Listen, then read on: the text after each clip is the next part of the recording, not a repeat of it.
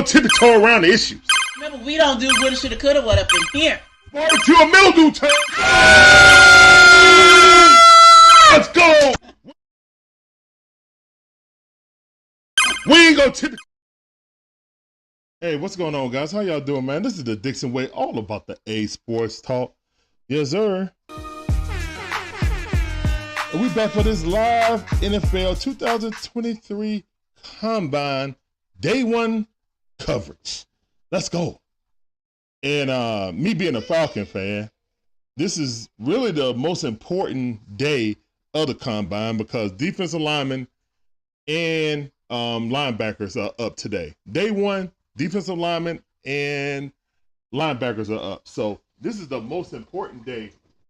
As an Atlanta Falcon fan, this is definitely the most important day because we are the worst pass rushing team in the NFL.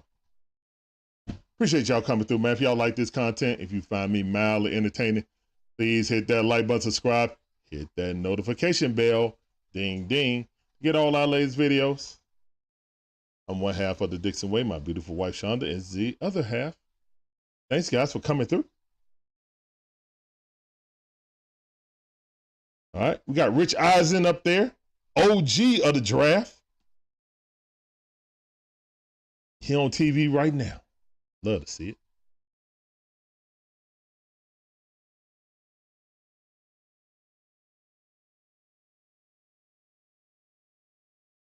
I see a dog fan in there. All right, I see you. I see you in there, dog fan. What's that, Phil? Yes, sir. I see you. Let me play this sounder for you. Appreciate you coming through. Let's go.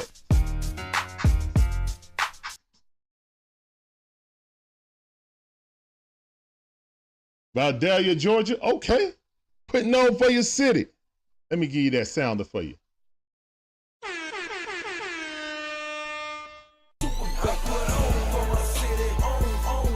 I'm lagging a little bit. Let's go ahead and I don't know what's going on. But yeah, that's a little laggy, so we're gonna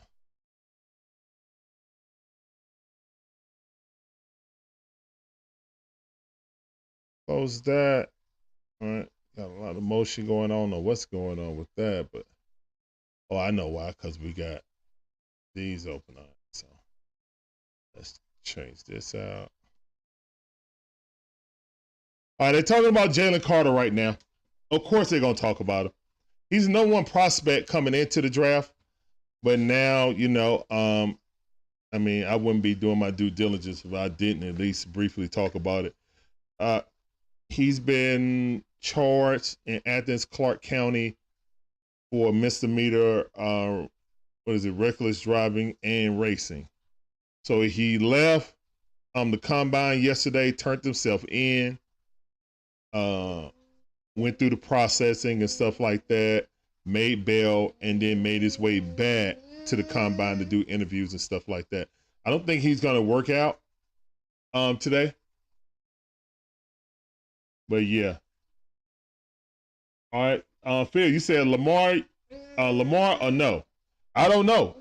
I heard what Terry Fontenot said. They're going to be very, they're going to not leave no stone unturned when they're thinking about future quarterbacks, and they're going to address it either free agency or the draft. So that's pretty plain and simple. They're not giving Desmond Ridder a ringing endorsement saying that this is his team. They did say that they like what he did. Larry, come back, please. Larry, come on. Larry, come on. Come on. Here you go. Here's your pad. There you go. All right. That wasn't really a ringing endorsement to say that Ridder's the dude, you know, but who knows? Who knows? Right now, today is all about these defensive linemen and the linebackers. The most two important pieces that need to be added on this team is some pass rush. Falcons are the weakest pass rushing team in the NFL by a wide margin. As a team, we had, let me give you the comparison, guys, if you're not familiar with the Atlanta Falcons and their porous pass rush. Atlanta Falcons as a team had 22 sacks on the season. 22 sacks on the season. Hey, appreciate that follow on TikTok. Welcome to the Dixon Way.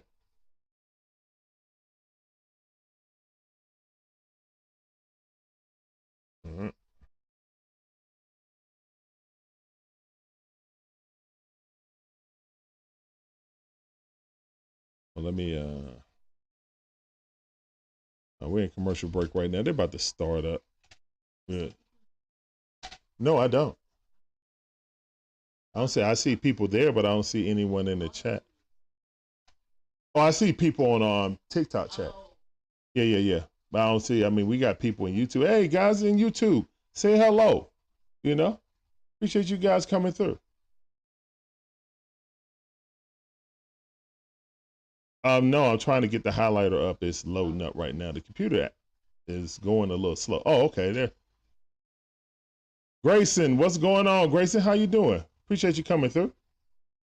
Let me get this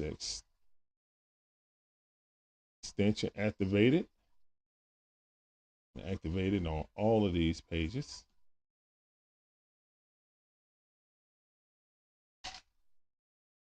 And this page also. Okay. That should be good.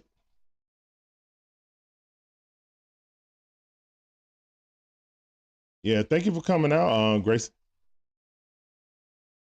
And right now, we're at commercial break. Of course, I don't think that Jalen Carter will pass the Falcons if he failed us. I don't think he's going to fall that far for misdemeanors. We're not going to lighten the situation because,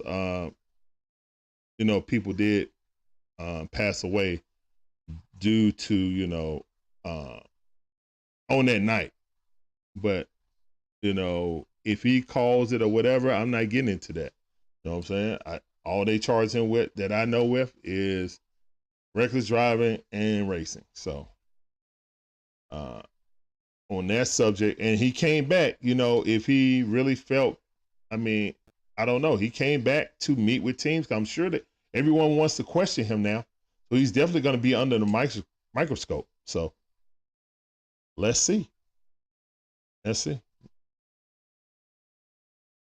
And they're in Indianapolis, Lucas Oil Stadium, as always. Looks like a lunchbox or a toaster. Family time, what's going on? How you doing? Welcome to the stream on TikTok. Said pass rush has always been our weakness. Grady needs some help. That's what he said, man. Different year, same old ish. All right, and we starting off with the 40. Who coming up on the 40 now? All right, and it's Keanu Benton. All right, Keanu Benton, defensive lineman. 6'3.5", 309 pounds. Are you running the 40? All right, big boy, let's go. I see you. He ran a 5.13, 10-yard split, which is really important for a big guy on the defensive line. That's his burst. So what is his burst and what is his full 40? He ran a 5.1 for an interior lineman. That ain't bad. I need to see him how he bench and how he do on the shuttle, and then his lateral speed and stuff like that. All right, Brian Brees, 6'5.5", 298. Yeah, these are all D tackles right here. Out of Clemson. Line it up. He run that 40. Go, big boy. I see you. Oh, 4.93. Okay. 4.93. I see you, big boy. Brian Breezy, defensive tackle or interior lineman, basically touching that 300-pound range. So, He ain't really pass rushing. He a masher.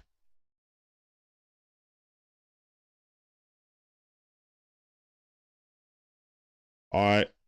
Matt Griney Jr. said we need to sign Sue to a 1-year deal. That wouldn't be bad, but normally players like that sign deals to teams that are, right on the cusp of a championship. Appreciate you coming through. Let me give you that sounder, man. All right. We got Gerard Clark running up. Oh, that's a big boy. Yep, 5.34. His 10-yard split was 1.8. All right. I don't even know what school that's out of. Oh, yeah, Jalen Carter up there, but he in sweatsuit. I don't think he going to run.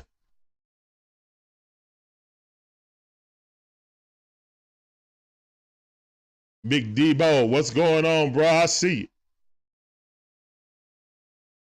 you. Miles Murphy, yeah. I was thinking if he's around, either Wilson out of Texas Tech or Miles Murphy. That's who I want. Either one, man. Either one. Good call. Welcome back to the stream, fam. I see you. What's that? Keandre Carburn, 5.26. These are all the D tackles right here. These are the D tackles.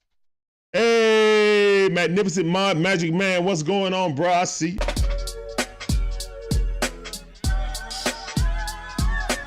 All right, they showing Pete Carroll right now with the Seahawks, overlooking the proceedings. All right, next up, DJ Dale, 6 foot and 7/8, 302 pounds, short and stocky. Defensive lineman, probably center or guard. We need a guard too. All right, he busting it. He busting it. No, he wasn't. My bad. He just was moving a lot of gyrations. 5'3". So the dude out of Clemson right now is the fastest interior lineman to date. Was at 300 pounds and still got a 4.93. So, hey, Lee Grant, appreciate that follow on Dixon Way. Welcome to the Dixon Way family. Yes, sir.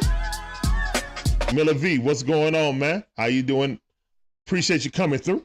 Let me give you that sound. All right, we got Javon Dexter Sr., defensive lineman out of the University of Florida. One of those lizards. All right, let's see what he got. All right, he got out the box pretty quick. He got some long strides, too. Oh, 5 flat. Okay. 5 flat. All right, I give you a little applause on that. That's the second fastest run right now to date on defensive lineman. That's their first. This is all the players' first attempt also, guys. Renegade, what's going on? He slowed. Yeah, he did slow up at the end, yeah. He burst all that energy, you know what I'm saying, running at the beginning, kind of like 2K. He was holding that R2 button, and then he ran out of energy. Hey, man, appreciate that sub. I'm just waiting on it. Welcome to the family. Let's go, big boy. See, Ika out of, what's that, Baylor? Yeah, Baylor University. Oh, man, he's been the slowest right now at 5.45. But he a big host in the middle, like he could be a big space eater. You know what I'm saying? Kalijah Cansey out of Pitt, 6'1", 281. Okay. Let's see what you got, young man. You know, the last great D tackle coming out of Pitt was Aaron Donald. Oh, man, I was salivating over that dude. I was like, Falcons, please get him. And then the Rams picked him 1 pick before us, man. I was so salty. All right. Oh, false start. You got to hold that hand, bro. You got to hold that hand. Appreciate that sub, though, man.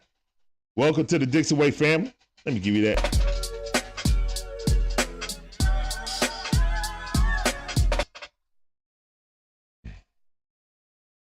Miller said that Miles Murphy 4.87. I'm calling it. I think he got 4.7 speed, to be honest. If he got 4.7, 4.6 speed, rack him.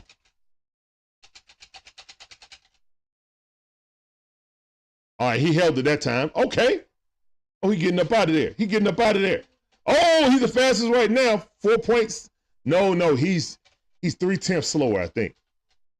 Oh, no, he's the best. My bad. 4.78.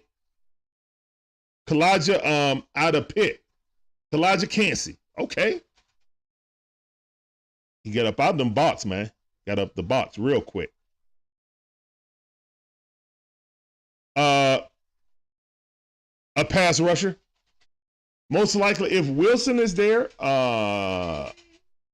what is it, T. Wilson? Or what is it, Tyrese Wilson out of Texas Tech or Murphy out of Clemson? Those two guys should be around the 8 position, in my opinion.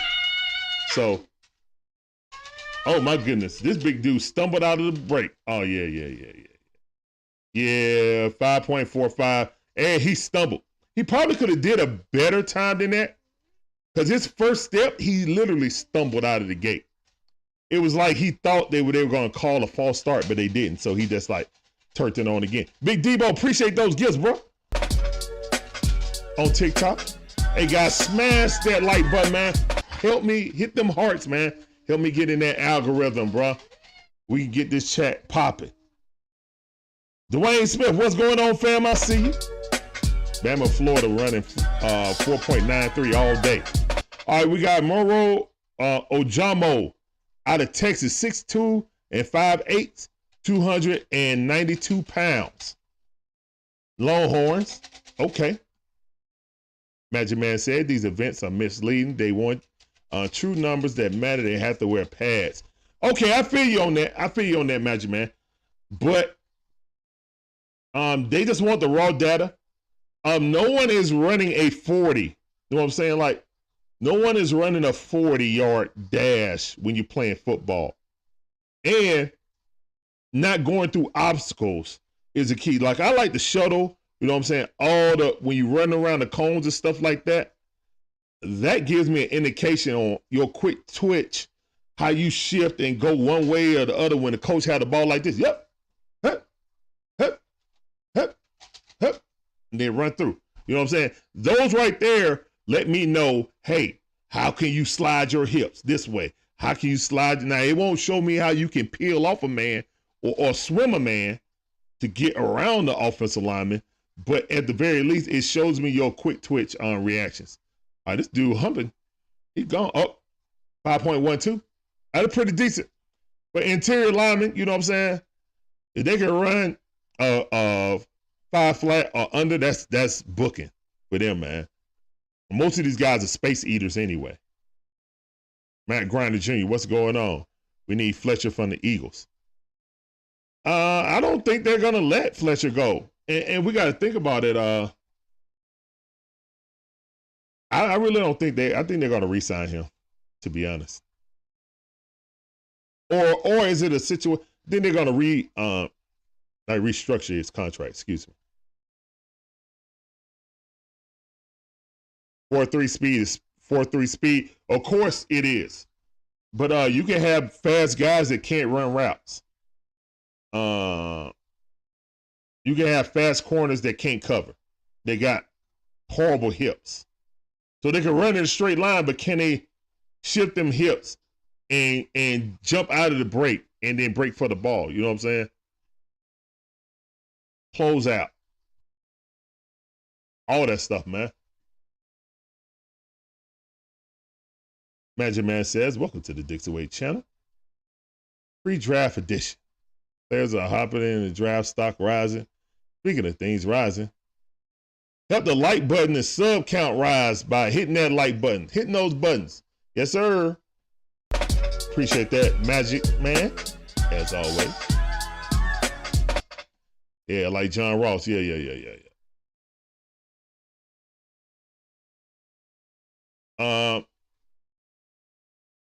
W. Hawkins, what's going on, man? I'm from here, man.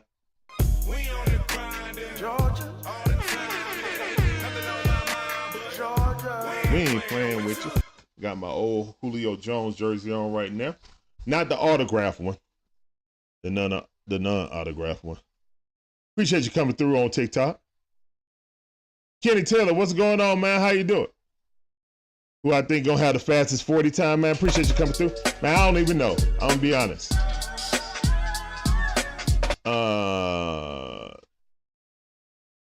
I don't think Quentin Johnson is the fastest wide receiver. I think Wyatt might be faster than him. Big Debo living in Charlotte, representing the A. That's sir. Putting on.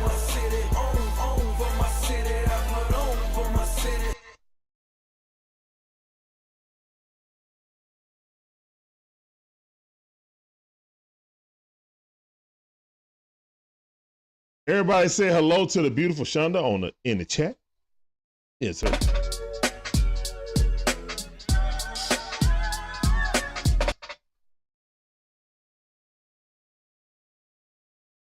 Are you for GA2? Cool.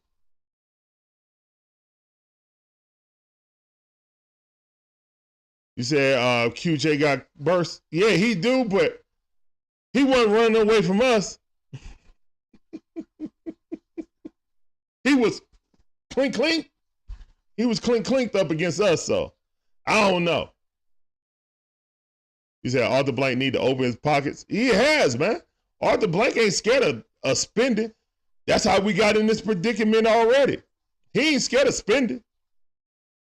Ain't no problem, Kenny. Appreciate you coming through.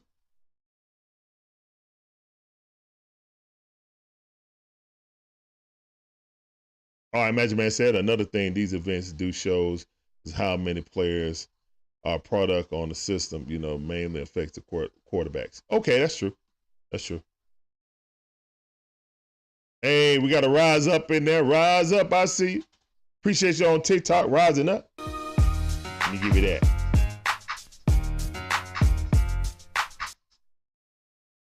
What'd you say, Kenny Taylor? He said after Georgia performance in the TCU versus TCU, the committee not letting Big 12 teams in the playoff. Oh, they gonna let Big 12 teams. All right, Nestor J. Severa out of Arizona State. His 10-yard splits was 1.77, but he ran a 5.44, so that ain't really good. All right, Dante Steele out of West Virginia. He moving. Oh, he ran a 4.92. Okay. His 10-yard splits was 1.72. Yeah, that's a burst. Cameron Young out of Mississippi State. Yeah, that's a big boy, but he getting it. 5.18. His 10-yard split was 1.8. Keanu Benton going for the second time. Oh, he ran slower. That's not a good look for you, bro. First, he ran a 5.13. Then the second one, he ran a 5.15. So he's about that type of runner. So that's what he is. Hey, I don't care about John Snyder, the executive of Seattle. I need to see these players, man. Come on, ESPN Network. NFL Network. Get them off of here. All right, let me upload. All right, now I got it on NFL Network also, so I'm going to pull this up. Guys, am I lagging a little bit? Seeing like my bit rate is kind of... Brian Breesy back. Oh, Brian Breesy ran the exact same thing. 4.93, 4.93 on both tries. So, okay. Best line, defensive lineman right now running is Elijah Cansey out of Pitt. Fastest time for interior defensive player. So, all right.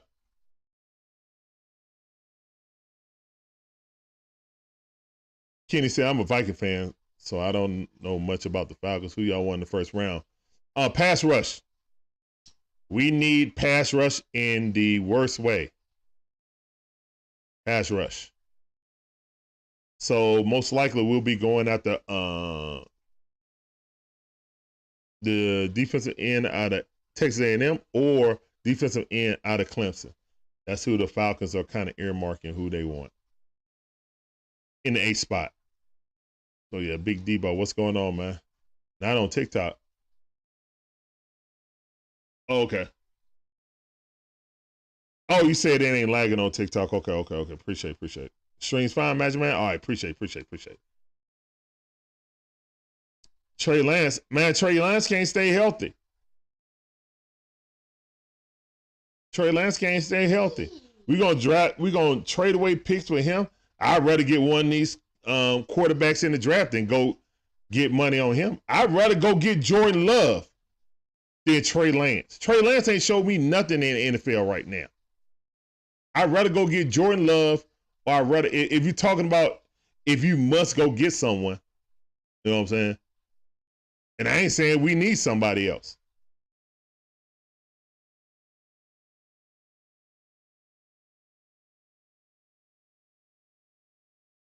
Elite Life, man, what's going on, man? Appreciate you coming through. I'm not sure if Ritter the future, man. You think we should tank for Caleb Williams? I like that kid, but I don't want to tank. If you were going to tank, you should have tanked this year. This year was a year to tank. You got over $67 million under the cap. You can drastically fix this team in this weak division.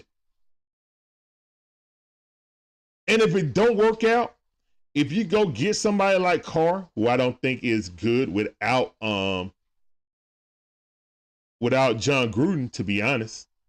I don't think David, is he an improvement of what we have? Yes. Do I feel like he would get us in the playoffs? Kind of like how Tampa Bay got in the playoffs this last year by default because they had the best quarterback. But will we do anything in the playoffs? No. Not with David Carr. No. Unless we fire Arthur Smith and hire John Gruden. Because that was the best version of Derek Carr with John Gruden. So I don't want to go that route. I don't want Tannehill either. Run, big boy. Carburn. You run 5.27, 5.26. That's who you are, bro. DJ D Smooth. What up, fam? I see you. Yes, sir. That rumor been going around, man, and Terry threw gasoline on that fire by saying he gonna explore all options to improve the quarterback position. He did not give a ringing endorsement to Ritter. So everybody that want Ritter, you know what I'm saying? Hey, he could be the dude, but our own GM isn't convinced.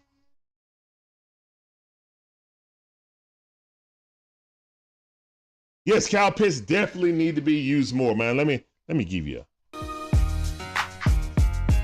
an applause on that. Yes, definitely. He needs to be used more. But again, I think when Cal was in there, we was wasting time on Marcus Mariota. And he is who he is. And my thought is that Marcus Mariota really didn't separate himself in preseason to being the undisputed starter. And if you got a 7-year guy and a rookie, and they dang on near the same, start the rookie. We wasted the entire rookie season messing around with Marcus Mariota.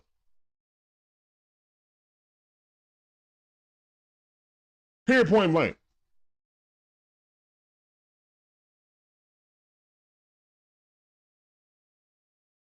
Hulk Hustle, what's going on the Twitch? On TikTok. Appreciate you coming through. That sounded for you. Welcome to the Dixon Way family, bro. Tev Gaming, what up, Tev? I see you, fam. Appreciate you coming through. Yeah, Derek Carr is mediocre. He's been mediocre ever since he left. Ever since Gruden left. Now Mariota and Ritter was below mediocre, to be honest. They were below mediocre, to be honest. But my point is that if you start the season, you come out of preseason, and there was no clear winner of who was going to be the starter. It's just coach that said, I'm going with the veteran. We see how that turned out. and really didn't play much better than Mariota if you look at the stats and stuff like that. Now, I didn't see no floating quack ducks in the air. And I saw a lot of missed throws. So instead of them being ducks, they were just well-thrown misses. But either way, he improved. He did improve. Some would say he improved against second stringers when teams were taking players out not to get hurt. Fair enough. But improvement is improvement. But it's not what we think. If Terry comes out in the press conference and say, we're going to explore all avenues to improve our position. We only got one quarterback on the roster. So we're getting another quarterback regardless. Now, he didn't say if we're going for another starting quarterback or not. But he did say we only have one quarterback on this roster right now. So we will be going after another quarterback, either in the draft or free agency. So you can take it however you want it. Byron Leftwich as head coach. I really wouldn't mind that. Decatur Gator, what's going on, man? How you doing? Appreciate you coming through.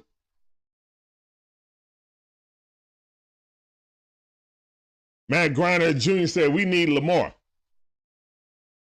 Normally when a team gives up everything for one player, they're usually that one player away from winning the Super Bowl. The Falcons ain't one player away from winning nothing. Maybe this division. Maybe some hope. But I mean, realistically, you know, he makes us a playoff team for sure. But does he make us a championship team? No, but guess what? You figure out how, if you get Lamar Jackson here, you figure out how to build around him. You get the player, then you figure out how to build around him. So, yeah. I see what you're saying. Bryce Young is Ty Detmer 2.0. Oh, my goodness. Oh, we got very conflicting energies on that one, Magic Man. I really like Bryce Young's talent. I mean, him and CJ Stroud have been the best quarterbacks that played in the Mercedes-Benz Dome stadium that I've seen. Yeah, they have been. So, I don't know, dude. We'll see.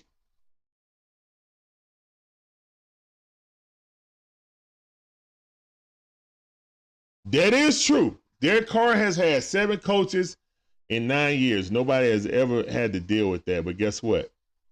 Derek Carr is in his 9th season. And his own team. Just like, yo. The last 2 games, they just basically did him like Indianapolis did Matt Ryan. Like, yo, it's done with you, dog. Done. You done. You are done. I'd rather play this unproven rookie than play you. That's what they did to Matt Ryan. Was just like, man, nah, this ain't working. And then old boy came in, Jeff Saturday, then brought in Matt, then they won, came back, and then they lost the remainder of those games. So when you really look at it, and then he cut him too. Elliger is not it. You know, so again, like I was saying prior to the, hey, Zach Pickens, hey, that kid can play, man. Ran a 4.96 the first time, ran a 4.98 the second time. So that's where he at. That's where he live at right now. They talking to the Detroit Lions head coach right now. But yeah, I just look at it as, I don't know who the caller is, but yeah. Sorry about that, TikTok. Somebody calling me. I wish they would switch draft combine to the draft lottery. Hold on, let me look at this. Jalen Redmond just ran a 4.85 interior lineman. Okay. Oh, you wish that they would switch the combine around like the draft to go to different cities.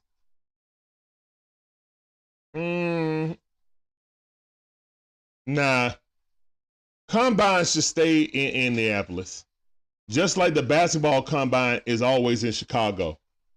Leave the combines where they're at. Now, if you want to do the draft in different cities, yes, I think the NBA draft and the NFL draft should be roaming. You know what I'm saying? It definitely should be roaming. All right.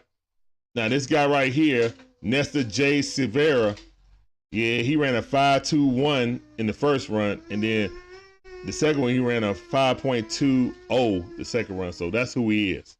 Big boy, stout. He look upset. He must have did better in practice. That's all right, bro. Your film will be better. Like a lot of these guys got great film because you don't get invited to the combine if you're a scrub. So if you come to the combine, it's usually the best of the best people. Sometimes people slip through the cracks, especially in this day and age. Okay, Dante Steels ran a 4.92 his first run, then the second one 4.94. So yeah, he's about 4.9. That's what he is, you know. Okay, good run. Yeah, you break 4 as a interior defensive lineman. Yeah, you're doing good. All right, Cameron Young out of out of Mississippi State. Ran a 5.18 his first run. Get up out that box. He ain't had that lean. All right, now he leaning back. He ran a 5.2 that time. So yeah, that's his speed. That's who he is. All right.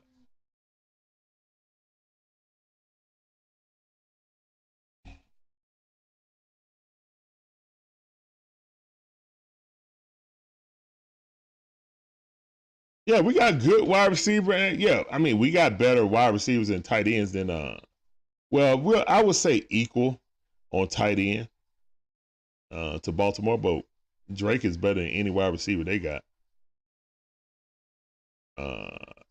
Bryce has great college talent. Yes, he do, and the system. His size would set him back for the NFL. Kyler Murray is the exception. Well, Kyler Murray and Russell Wilson, excuse me. Yeah, Russell Wilson. And Tua getting hurt. When Tua is healthy, man, Tua can throw that thing once he finally got some weapons.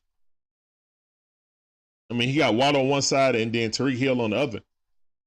No, like, I would say like Aaron Rodgers making wide receivers better or Tom Brady making wide receivers better is an outlier. You see what I'm saying?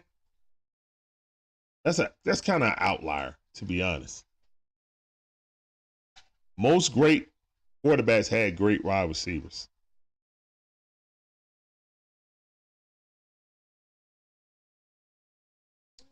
If we can get Lamar for future picks and get him on a long-term deal.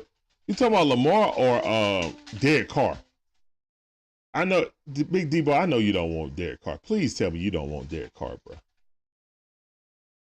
I mean, there's some people out there that want Derek Carr because he'll be an improvement. A team-friendly deal like Mahomes. Rico Suave, what's going on? Of course, man. I'm all ATL, bro. Yep. Die-hard Falcon fan. Yep. Yes, sir. Got to be after this season we had and still rocking our jersey like this. Jay Matters. What's going on? Bang, bang, Niner game. What's going on, Niner fan? I appreciate you coming through. Let me give you this sounder. Also, Rico Suave. Let me give you a sounder, bruh.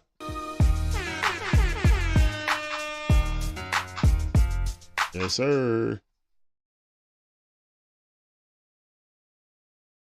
Kyler Murray Kyler Murray is bigger than Bryce, I think. Like Kyler Murray is 210. I think they're around the same height. But Bryce seemed like he got a cannon for an arm, though, man. Like, he got a cannon, and the touch is just, wow. I don't know, man. I don't know. Build up the offensive line. Protect them. Tell said, forget Lamar. I'd rather give Ritter than use most of that money in free agency on the defense and find a center in free agency. Okay. I used 3 out of the 7 picks on offense with the wide receiver and guard. Nah, the only offense I would pick is maybe a wide receiver if it's a value pick, and offensive line. Really, offensive lineman is who I'm picking. I'm picking the center, and I'm picking another guard. Everything else is straight defense.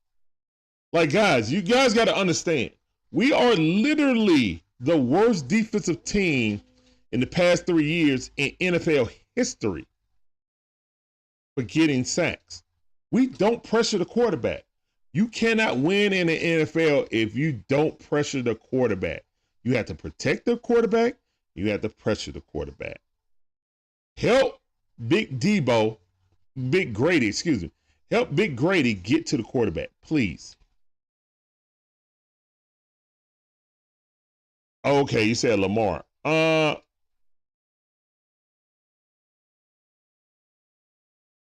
exactly.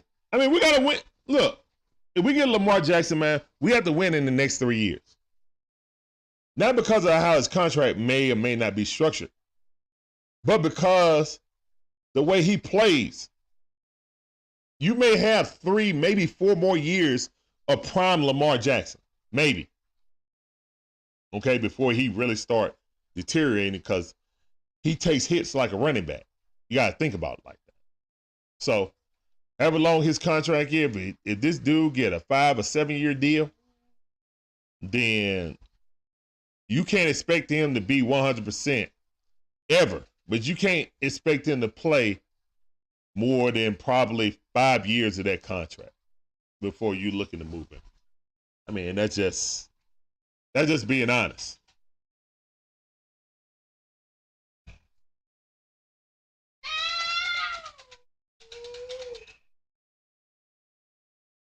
But yeah, I mean, look, man, we get Lamar, we're definitely winning the division.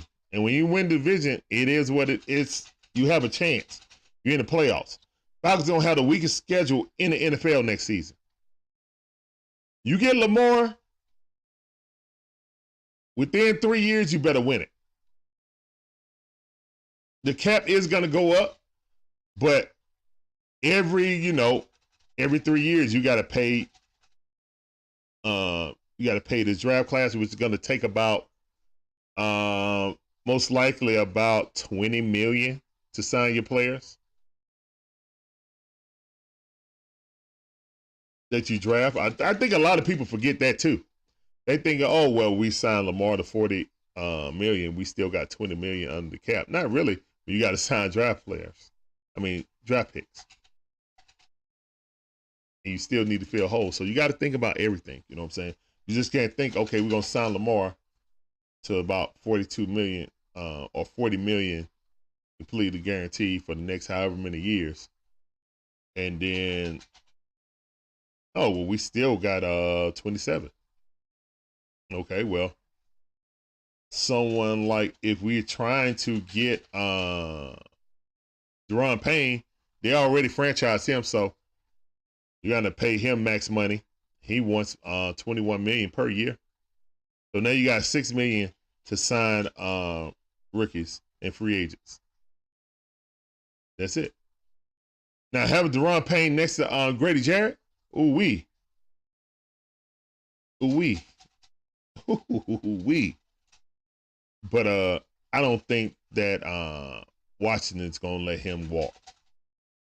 So I think that's an impossibility. I love these drills right here. They're going back for. Yeah, I love these drills right here. He's not doing it with the football though. Why you ain't doing it with the football? Do it with the football, dude. That forward, come towards, yep. All right. Hey man, I appreciate everybody coming through watching this. Kyler and Russell are bigger than Bryce weight wise. Yes, they are. Yeah, Bryce is like 189 pounds or something like that. Like he's really little, you know. So I understand the worries about drafting him, but I'm telling you, if the Falcons had the first pick, most likely they would pick Bryce. They'd either pick Bryce or they would back out of it and go to number 2 and then pick Stroud. Like that's what they would do. I don't know. I know people say draft a running back, but we have a strong running back room. Yeah, we do. I don't think. I mean, I think it's just people fell in love with Baji Robinson, Baji Robinson, however you pronounce that dude's name out of Texas. He seems like another Saquon, you know. So, dude, I don't think that Sue and Fletcher is gonna take a cheap deal to come to the Atlanta Falcons. Yeah, if it was like going back to the Eagles or going to San Francisco or going to the Ravens, who countlessly have good defenses, then yes, I can understand it. No one's coming here on the cheap. Now they may come here cheaply if we get Lamar. We heard the rumors about certain wide receivers and running backs wanting to come here if Lamar Jackson came. So those type of things can happen. But defensive wise, no.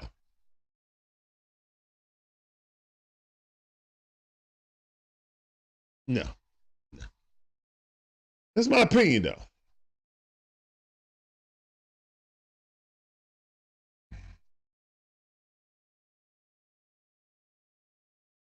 You said we don't need Lamar and spend all that money on picks and not win the Super Bowl is super. Well, the first thing to get into the Super Bowl, you got to make the playoffs. And Lamar instantly makes us a playoff team in this sorry division, period, point blank. He does. I have no doubt about that. Now, will we be basically the Tampa Bay Buccaneers and get blown out by a weak type of Cowboy team because they got better personnel overall?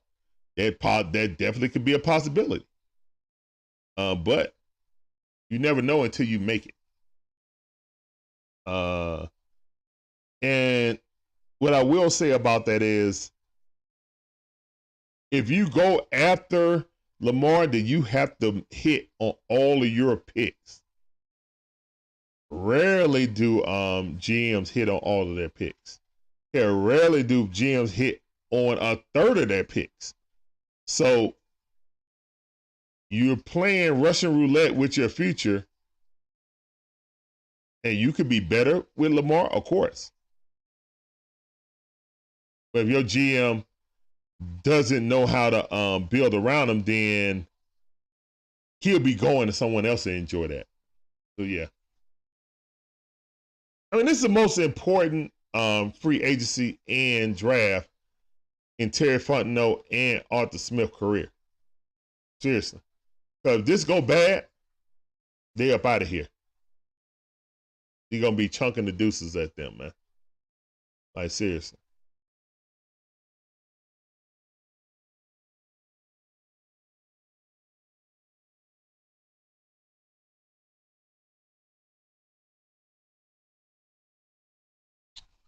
Hey, these are all things that front office and our head coach have to come to grips with. They feel like that they can make it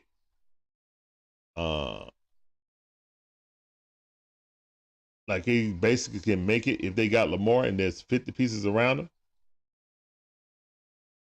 I mean, if you're looking at the squad, the Falcons need a lot of pieces. But I also don't get no, hey, Ritter is a dude. Now, this is a question I want to ask you, Tev. Are you conceding that next year this upcoming season is a rebuild season also? I mean, I'm just asking. anyone that wants to keep Ritter, I need to ask you, are you conceding that the Falcons are not making the playoffs next year? Do you, and if you concede that, if you feel like we're in another rebuild year, then why aren't you firing Arthur Smith and Terry Fontenot? Because you got a lot of people, you got a lot of people defaulting on PSLs and season tickets now. It's a business.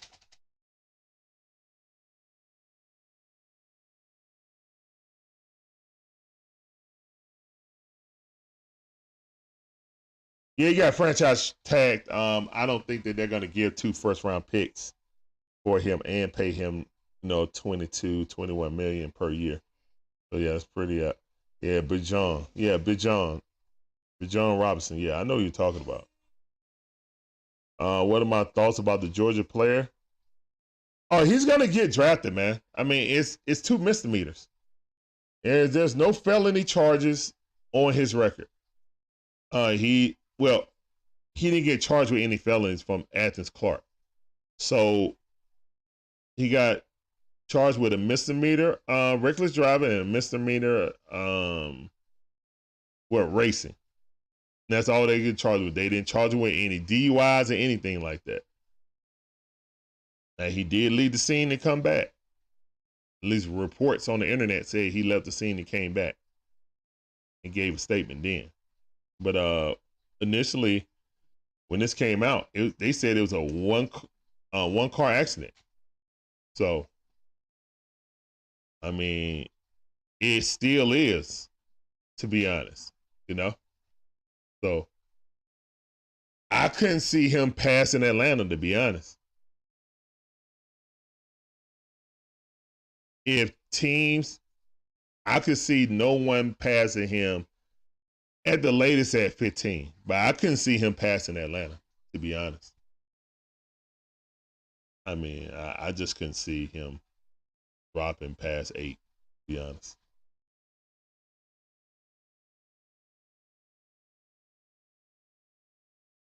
Chuck.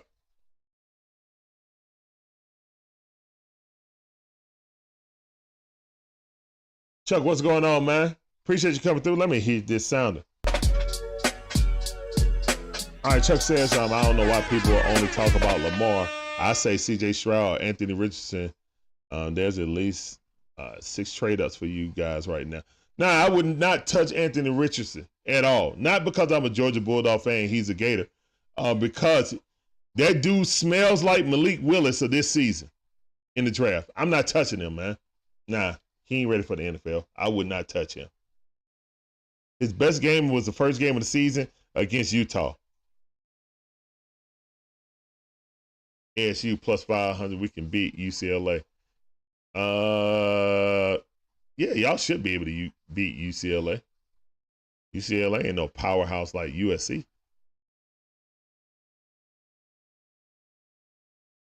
I'm a Dogs fan, man, and my wife. Well, hold on. You see Georgia Bear right here. I'm a Bulldog fan, and my wife is a Gator fan. So, yeah, we're house divided on that subject on college football. We love each other dearly. And yeah. Yep.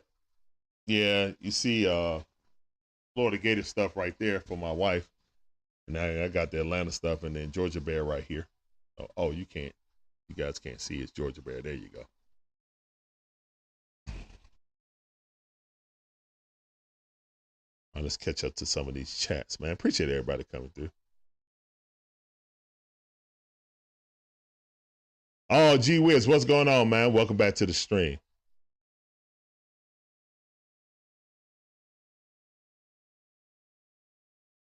$100% rebuild season.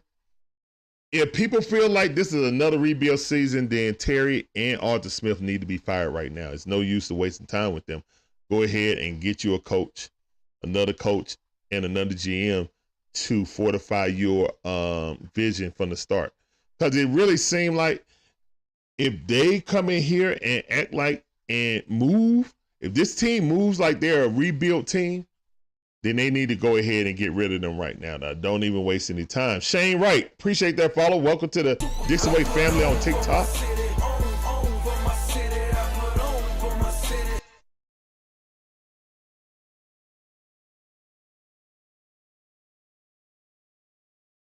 Chuck, you said we can't wait another year hoping Ritter is a guy. If the guy is in the draft, then go get him. Yeah, but Philadelphia did just that, and they went to the Super Bowl. To the point, Philadelphia didn't even know that Jalen Hurts was a dude coming into last season. I mean, they did not. Ritter's only had 4 games. My whole stance is that we wasted Desmond Ritter's rookie season, period, point blank. In the preseason, there was no big difference between Marcus Mariota performance and Desmond Ritter performance. And if you got a 7-year guy performing at the same clip of a rookie that ain't played 1 snap in the NFL, you play the rookie. Coach didn't do that. Now we're in a predicament where we got the fan base split down the middle. Oh, it's not fair to Ritter. Yeah, I'm not saying it's not fair. But our GM flat out came out and said, we only got 1 quarterback on this team. We're going to upgrade it throughout either the draft or in free agency. Don't miss words with it now. He didn't miss no words. He said, we are going to get better at that position. We only have 1 quarterback on the roster. And you can take that different ways. You can just say, oh, we're going to go get a backup. Or you can say that he doesn't believe that Ritter's the dude and he's going to go out and improve it, either through the draft or free agency.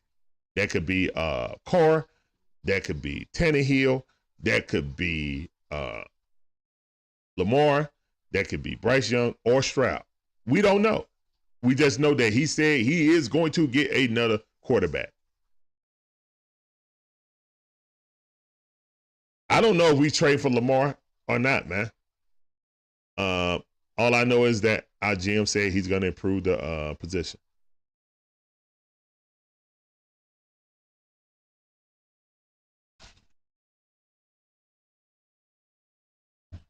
You see us getting in the playoffs with Ritter.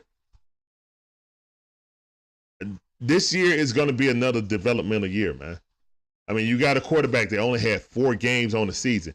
You got a line that may or may not be in the same, same vein next year. We're running the ball because you let go of Taylor McGarry if he asks for more money, which he's entitled to.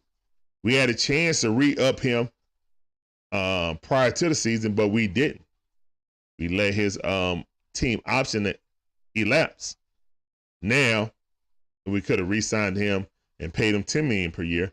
Now he's going to be asking for between 15 to $17 million a year. So,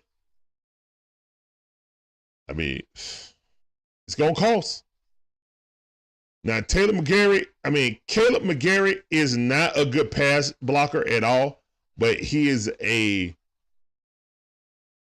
bulldozer on run blocking. So, kind of need him if you want to keep that same team identity. Julio Valencia, who do you think the Seahawks will pick in the 2nd round? I have no idea, to be honest. I'm strictly Falcon fan. You know what I'm saying? So I haven't looked at you guys' team needs and stuff like that. I would imagine linebacker, since Bobby Wagner left you guys last year. I know you guys got several linebackers in the draft, but I would imagine you still want to try to fill that side of the ball. That's just what my novice talk. AR-15 is closer to being ready than you think. Okay. Yeah, Lamar. Yeah, they still acting like playing team. They just super mid, man. They team was playing better with Joe Prunty, but hey, that's what it is. We got a new coach. Hopefully he can work it out. Hopefully him and Trey Young mesh and the rest of the team. It's Cash on. I invited me to. Huh? No, I did not. I don't even know who you are. So, no.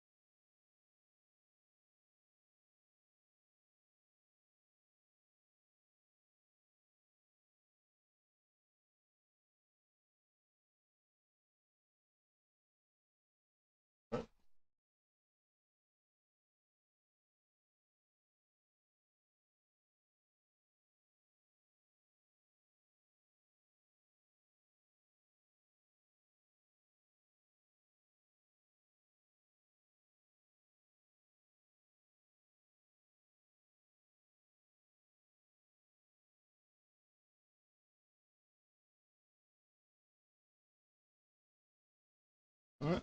Sorry about that. And Anthony Richardson.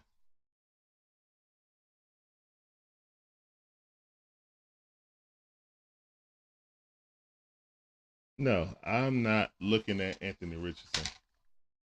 Oh, oh yeah, I was just trying to ban someone. That's all. Uh, I wouldn't touch Anthony Richardson, to be honest. I would not touch him.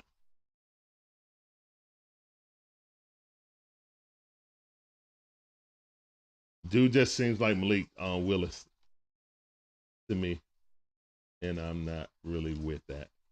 So, yeah.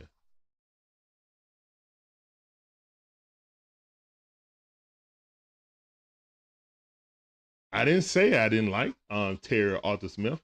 What I said is, if anyone thinks that this is a rebuild year again, then I mean, as an owner who hasn't had a playoff berth in the last 5 years, 6 years now, let's put up a shut up time. You're on the other side of being close to being a decade out from the playoffs. So yeah, you might want to get that handled. You know, these guys, they get paid to get results, coaching wise and drafting.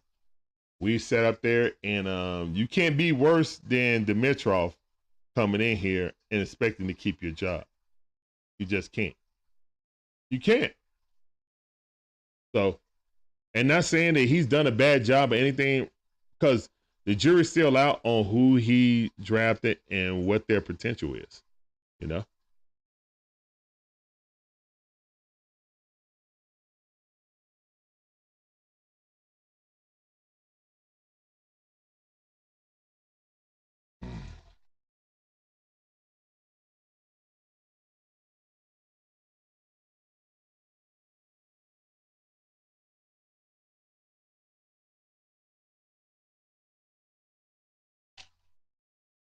Oh, we just got somebody else sub. That's 691.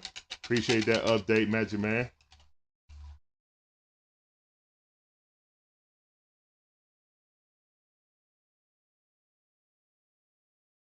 Appreciate that.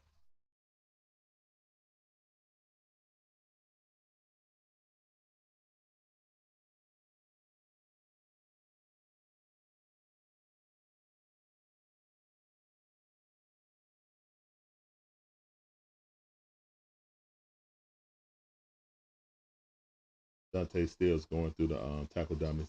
Slap it out the way. Bang. Roll. Slap. Dip around. Dip that shoulder. Stack. Okay. I like that drill. A little pass rushing deal. They smack. They spin off a guy. They smack. They dip around and then they run back and sack the quarterback. Okay. Anytime there. I like this drill right here.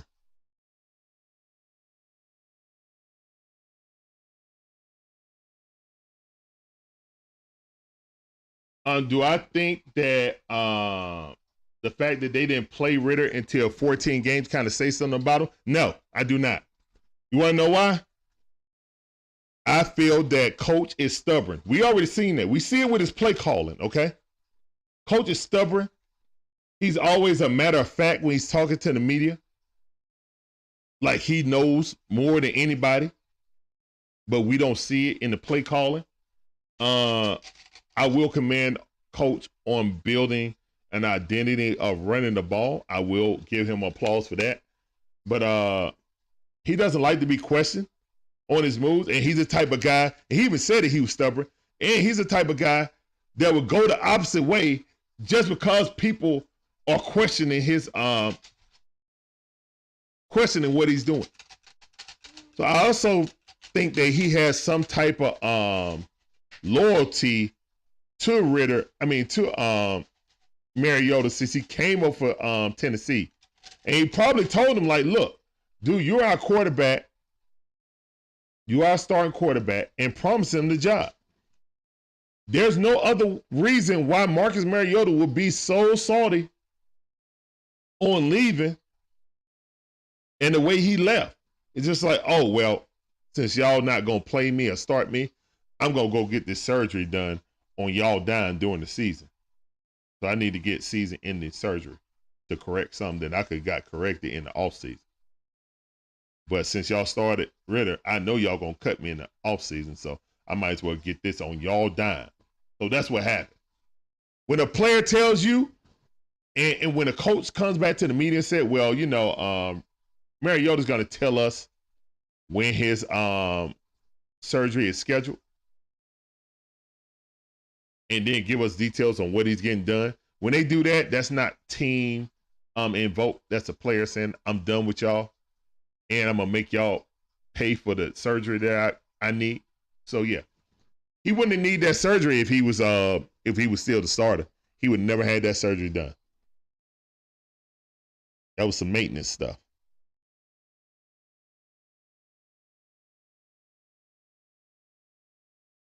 Oh, yeah, my wife is Team Ritter, and that's fine, and I understand.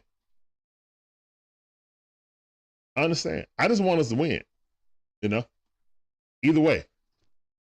If we keep Ritter and then build our defense and stuff like that, put more offensive weapons, give him a chance, build our offensive line, build our offensive line and build a defense and see what he can do.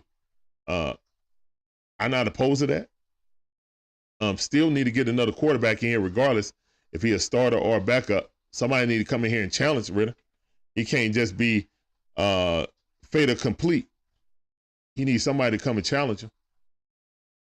And our GM said as much. It's not just other people that don't like Ritter saying it. Our GM and coach has spoken these words before the draft. So they're going to be looking at quarterbacks. Absolutely.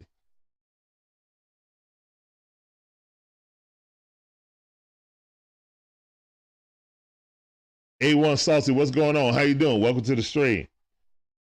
I mean, they said we need Lamar. We need some dubs. We need to win and not be oh, this dude just stumbled. That's not good for you, bro. They got two big hula hoops. Yeah, they just canceled. They just canceled his drill. They see slip. They was like, you gonna do it again. All right, that's cool. That's cool. They tell him to plant his foot so he won't slip. Look like he got on tennis shoes on this and he ain't got no grip. He don't want to slip, but he don't want to turn his ankle or nothing like that, having too deep cleats. So yeah.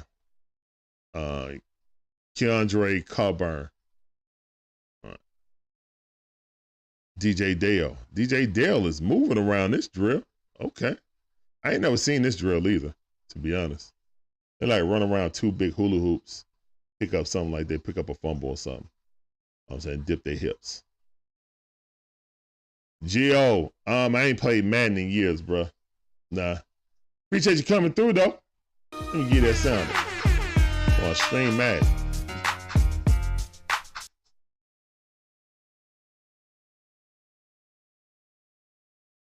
Yeah, I agree. If Ritter isn't the guy, then it's a 4-year, 4 different quarterback problem. Arthur could lose his job. Oh, yeah, he definitely going to lose his job. Arthur Smith up out of here. But I think Arthur Smith got more protection than Terry Fontenot because Arthur Smith personally hired him first before Terry Fontenot. Everybody's saying, well, you think that Arthur Blank would hire a coach, or do you think that Terry Fontenot wouldn't know about the coach that they were going to hire? They just couldn't talk to Terry Fontenot because they were in the middle of a playoff run. Dude, Arthur Blank hired an independent contractor to vet out coaches. They hired Arthur Smith first, and they basically dropped him. Was like, okay, well, we got Arthur Smith. Now we're going to get our GM. You know what I'm saying? And yeah, Arthur Blank, people could definitely be talking to Terry Fontenot's people doing a playoff run. But again, the Titans lost in the first round. So as soon as they lost, that following week we had an interview, and then I think we hired him on the spot. I think we had, don't stand up, son. That's dangerous. Don't stand up. I think we brought Bieniemy in for a courtesy interview. But yeah, I mean, really and truthfully, they were eyeing him the whole time. I think it was like the worst kept secret that they wanted Arthur Smith as the new coach because he was the new hottest thing. Meanwhile, he got that great so-called offense with just running it with Derrick Henry. Larry, get up here. Turn on Kids YouTube, please. Turn on Kids YouTube. Larry, turn on Kids YouTube. Thank you. Turn on Kids YouTube. Turn on Kids YouTube. All right. So,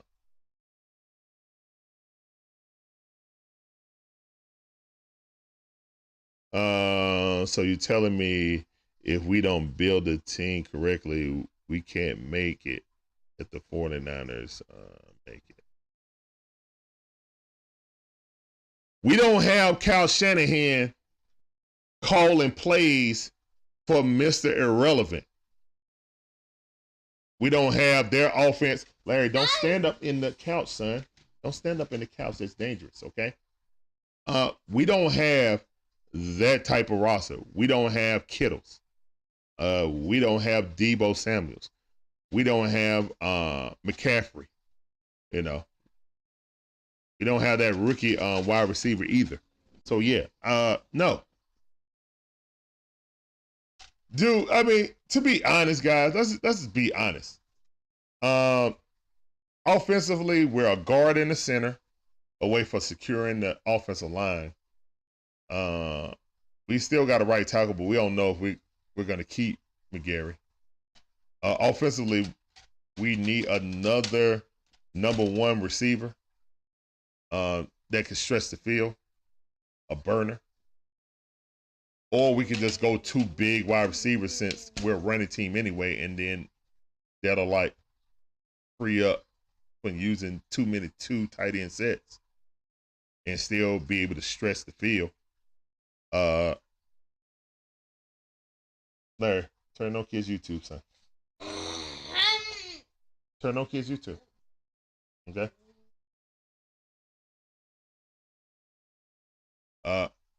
So I mean, it can be done, but the Falcons need a lot. You know what I'm saying? Like, quick fix is, well, the best scenario is Ritter is the dude coming in next season, but that's a crapshoot, man. That's rolling the dice. No, you don't know. I just think we did a huge disservice to the team and the organization by playing Marcus Mariota. I think that Arthur Smith was too stubborn to get out of his own way, wanted to play Marcus Mariota, had some type of loyalty to Marcus Mariota, and then the first time of adversity, Marcus Mariota bailed on him. Eric Morris, what's going on? How you doing? Welcome to the stream.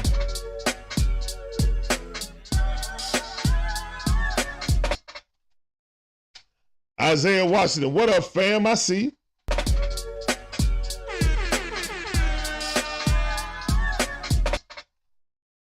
Magic Man, you wasn't saying that with Love a couple of years ago, was you? So, I mean, it's all relative, bro. Jordan Love looked pretty decent in the spot chances he got last season, but before last season, you would have never. That's why y'all were begging Aaron Rodgers to come back, because Jordan Love didn't look like he was ready to play football. And sometimes it takes players 3 years to maturate to be the player that you need them to be. And son, don't do that, son. Don't do that. Don't do that. You can hurt yourself, okay? All right. Yeah, so, yeah, I mean, you gotta, some players don't advance like that. You know what I'm saying? I just think that if you have a chance to get a generational talent, and Lamar is a generational talent, he's still a top 5 quarterback in the NFL, in my opinion. He just does it in a different manner. You get there and figure it out. Now, also, if you don't figure it out, you're going to be fired. If you get Lamar and then you put yourself in salary cap hell again and you don't win, you're going to be fired then. So, I mean, it can go both ways.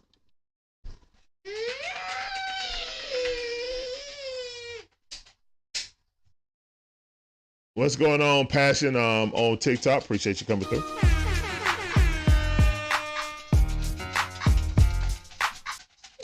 He said Carson Wentz just messing around. Carson Wentz, I mean, look, man, they put everything, they were building the team before that and building around Carson Wentz. They had to scratch that, go draft Jalen Hurts. Didn't even know Jalen Hurts was going to be the dude this year, but they built up the team. But that was a 3-year process with Jalen. Or people are going to be patient enough to watch Desmond Ridder, maturate to being that type of quarterback, or they want a quick fix now. If you're a season ticket holder, you're thinking, I'm paying thousands of dollars for my seats between PSLs and season tickets. But PSL is the right to buy season tickets.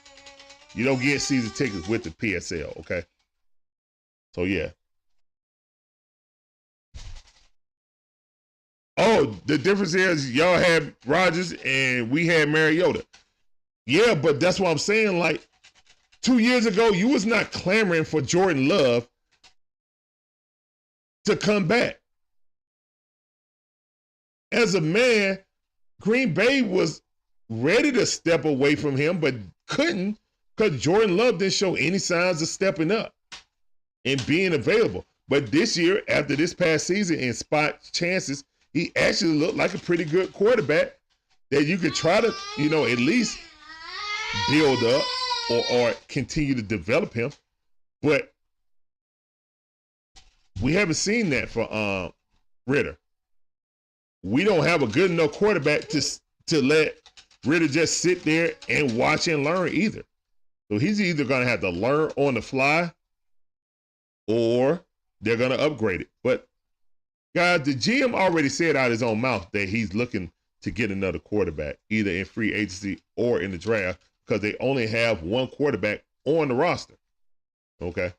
Thank goodness, excuse me, Felipe Franks is not going to waste another draft.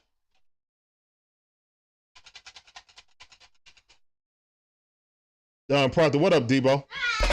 I hear you. I see you, fam. Now may pick, I'm drafting Wilson out of Texas Tech if he's there, or I'm drafting Murphy out of Clemson if he's there. I need pass rush. I need it right now.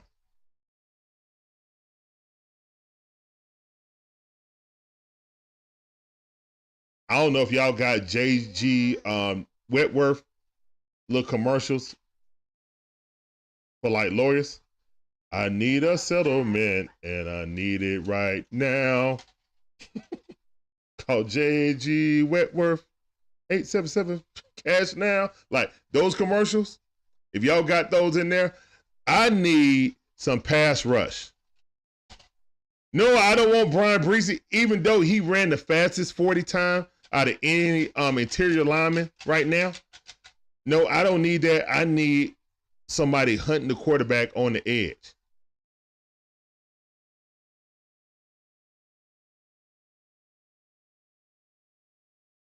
I need somebody who can hunt the quarterback on the edge.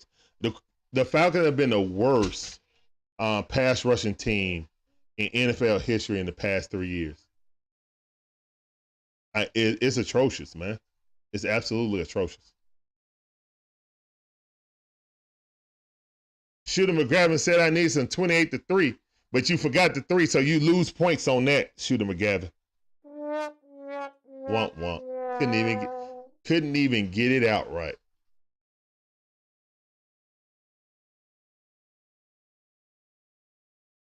Yep. And we got the AFC South, I think. I think we played AFC South also. That's too late, Shooter McGavin. You messed it up, bro. You messed it up. You messed it up. You just messed it up. Yeah, exactly. Debo, he messed up the punchline. You know what I'm saying? And he's supposed to come in here and be the first one to say it every stream, and he messed it up.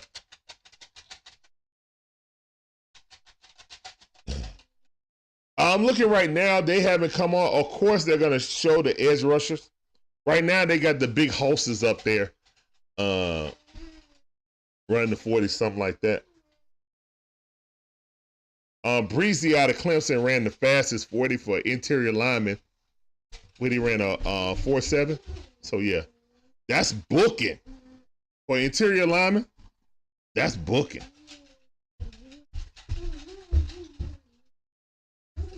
Never too late.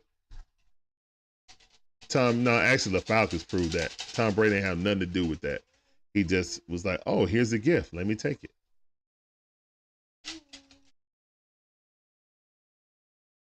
Now, most likely not, Lamar.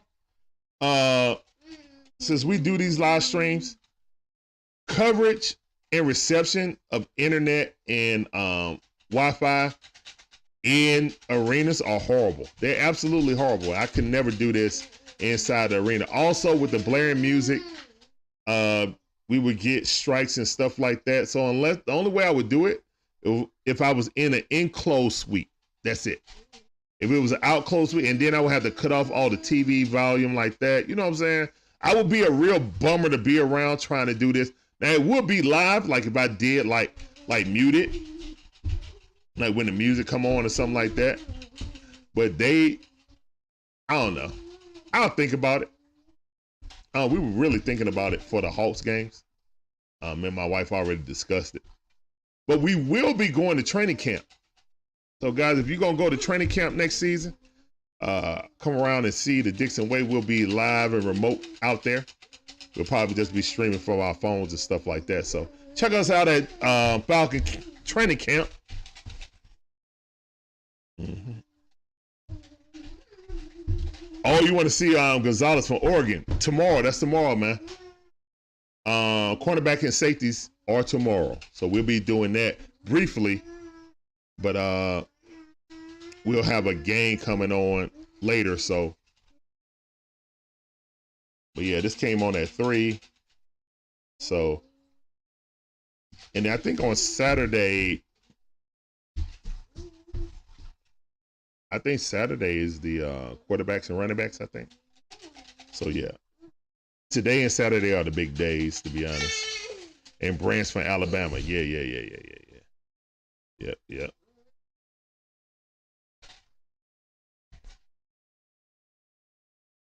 Oh, you mean if I'm just going to go to the game and not stream? Nah, if I go to the game, I would probably try to stream too. You know, so, yeah, I'll try to figure out some way to stream. Like, I'm thinking about maybe going, you know, we got a whole bunch of ideals, you know, flying through me and my wife's head. But yeah, if I went to the game, I'll try to figure out some way to stream it, you know.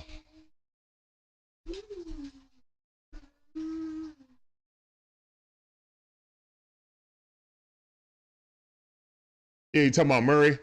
Draft Murray, get Sue, Grady, and Fletcher. Again, guys, somebody like Dominican Sue and Fletcher Cox. Hey, son. And Fletcher Cox are not going to take a cheap deal to come to Atlanta Falcons. It's just not.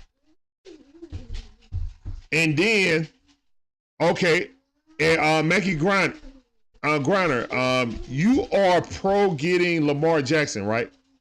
Is that correct? You'll never be able to get Sue and Fletcher Cox. And you won't have that 8th pick if you want to get Lamar. That's just an impossibility.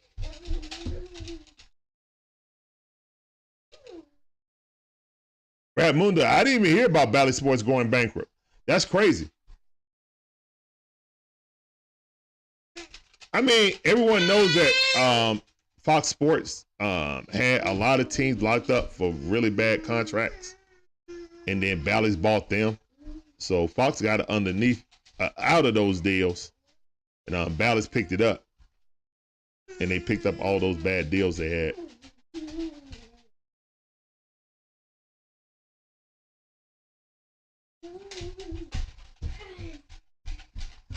You talking about Hooker? His name ain't Henderson. It's Hooker. Hooker, quarterback out of Tennessee. Yeah, I like him. He actually probably would have been the 3rd-rated quarterback if it wasn't for his injury. I like him. If he's there around the 3rd or 4th round, and we're not getting Lamar, I would say kick the tires on him and see. It all depends on how long he's going to be out, though. You know, I mean, we can't pick up a quarterback. We need a backup quarterback and him not be able to play at the start of the season. Most teams don't run 3 quarterbacks. It's like wasteful, you know? It's a waste of a roster spot.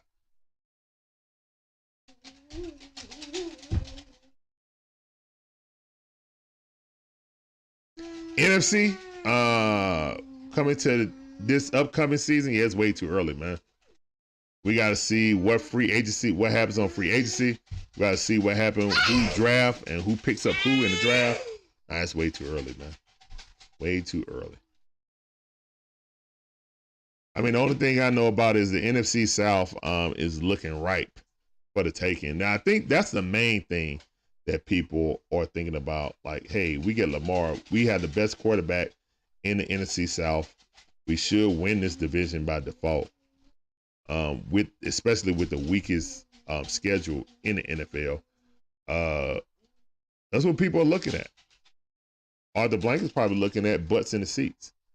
Word on street was that they were going to give up 3 first-round picks for the next 3 years for Deshaun Watson. If that's the case, then why wouldn't they do that for Lamar Jackson, who is, now mind you, when Deshaun was actually playing, I viewed Deshaun Watson as a better overall quarterback than Lamar Jackson. But with that being said, if you were willing to pay that much for for Deshaun Watson, who had some off the field issues. Lamar's never had off the field issues.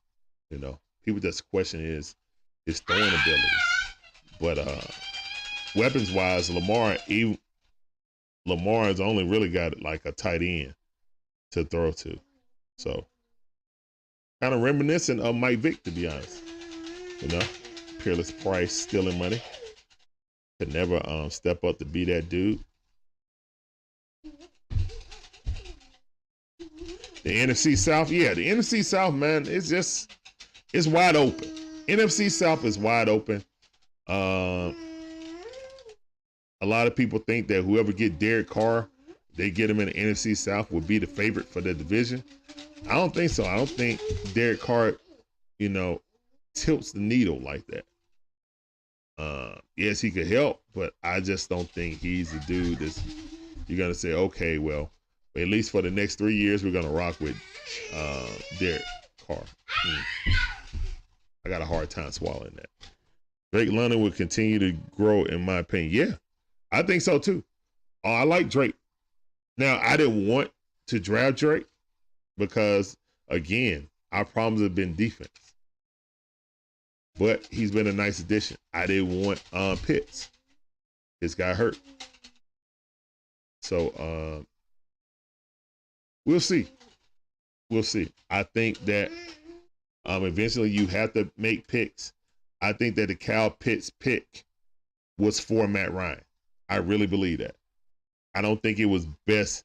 See, a lot of people think that Arthur and Terry wanted to get rid of Matt Ryan.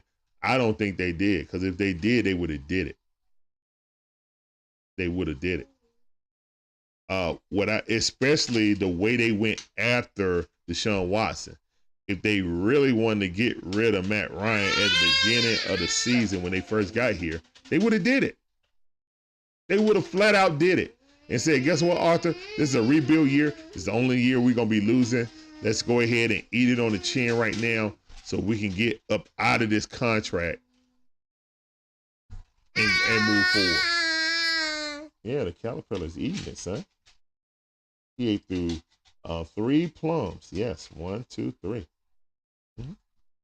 So, but no, they didn't. And then when they got Matt Ryan on the field, they saw what they had. It was like, okay, we got to make a move. We got to bust a move. So they went and bust a move. Hey, man. So they went, bust a move, try to get Deshaun. It didn't work. Deshaun gave the contract to the Browns and said, can you beat this? They said, sure we can. We'll give you more years and more money and guaranteed money. So, bam, there it is.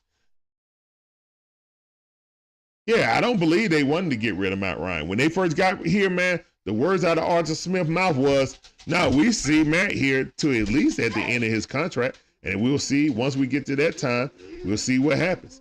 Those are words out of Arthur Smith and Terry Fontenot's mouth. They're playing, and to me, I felt like they just been making it up as it go, which could be good, which could be bad.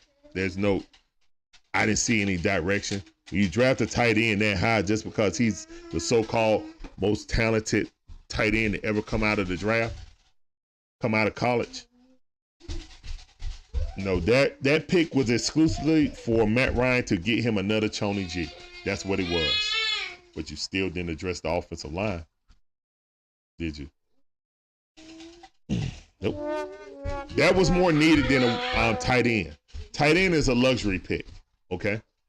Getting an elite tight end in the first round at number 4 is useless.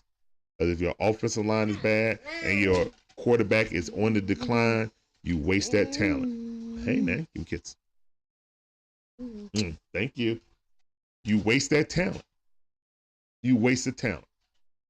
And mind you, he had 1,000 yards, but we really wasted Kyle Pitts' second season with Marcus Mariota. I would have rather Desmond Ridder start from game 1 than waste our time with Marcus Mariota. Period, point blank. If there's no huge difference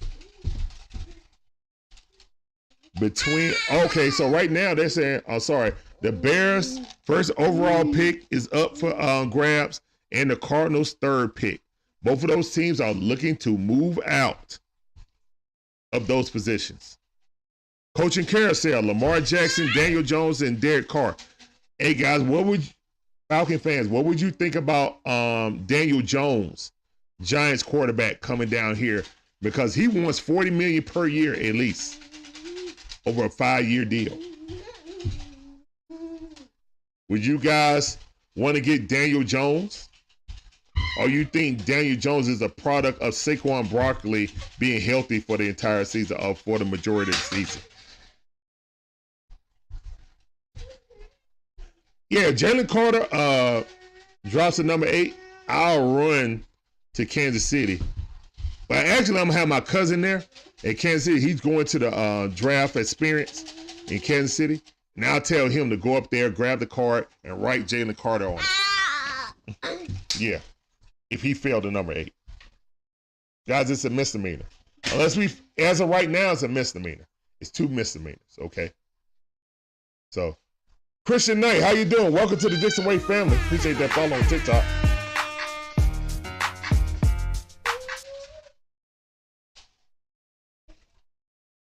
All right, we got some nope. Big Debo said nope on Daniel Jones. John Alexander said no on Daniel Jones. Okay. Big Debo said I'd rather work something out with Chicago and bring in Fields. Okay. Outside of 3 games where he rushed a lot, I mean, the jury's still out on Justin Fields, guys. And I did want us to draft him. Now, I do think he would fit amazing in Arthur Smith's system. But Arthur Smith didn't want him for a reason. So, I don't know. I'll be really upset if we trade away our 8th pick to go get Justin Fields when we could have drafted him 3 years ago. Well, going on 2 years ago. But the next season will be going into his 3rd season. Yeah, I would be kind of upset about that, especially when he's coming up. I think he got 1 more year after that, and then he'll be into the extension time. So, yeah. Jimmy G could be a good backup in the ATL. No, I don't want Jimmy G. Jimmy G was made by Kyle Shanahan. Sorry, no. I don't need those injury problems. He ain't going to be there anyway. He's going to be injured because that's what Jimmy G does. Is he an upgrade from Ritter? Of course he is. Of course he is. A lot of quarterbacks are. But if they got a huge injury history and they're not really a top quarterback, why would I bring them in here? You know? We already wasted 1 year with Ritter. Let's don't waste another one. You know? I just want to make sure that we have a clear-cut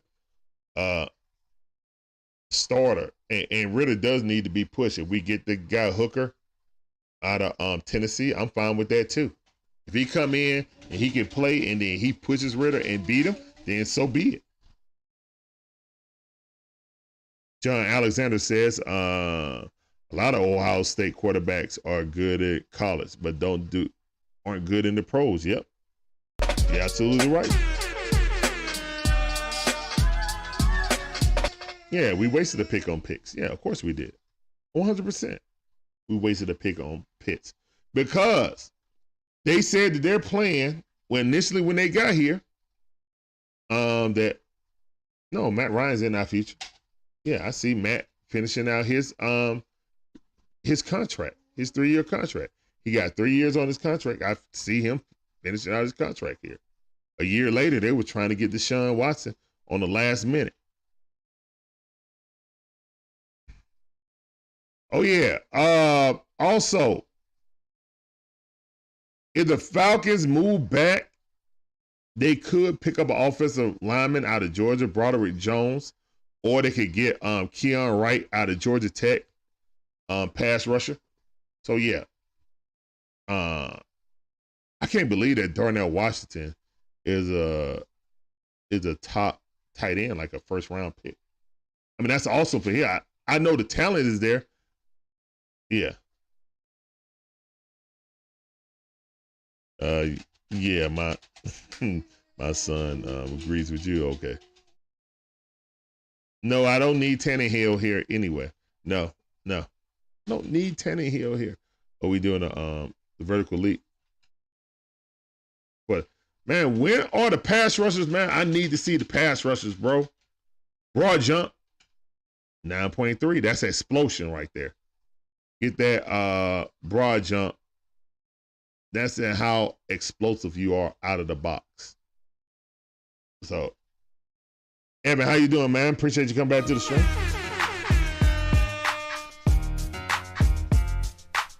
All right. I'm just waiting for these our fast guys to come in.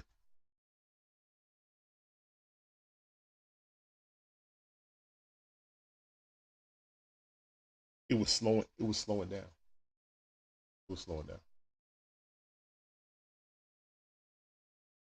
All right. Actually, that's a good idea, babe. You just reminded me. I had this up, but now I have ESPN and really didn't have anything up on it, like something that we could follow. But I went to NFL Network.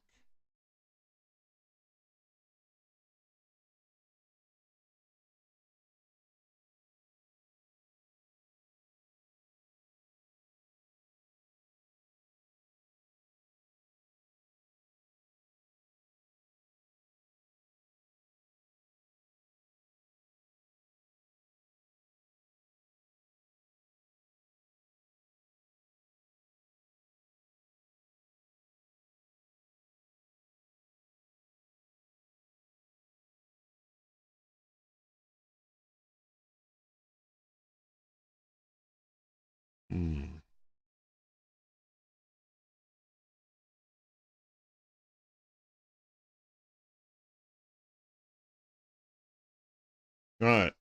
Linebackers didn't even came out yet, man. Like, I guess they're really waiting for the linebackers and all that stuff to come through. That's crazy. Interesting. Interesting. Hey, Magic Man says, his public service announcement. Thanks for hanging out with the Dixon Way today. Stay for the sports, discussion, and hit that like button. Also, stay for the vibe. That's a vibe. She wanna vibe. Yeah. That's a vibe. Yeah. Yep. Hit that like button, subscribe. Hit those hearts on follow and hearts on TikTok and YouTube. Help us get in that algorithm. Appreciate everybody coming through. Yeah, we got a nice stadium. When the team get right, it'll be that place to be jumping again. Yeah, we do got a nice place. It's more like Alabama or UGA home than the Falcon home, to be honest. They don't look better.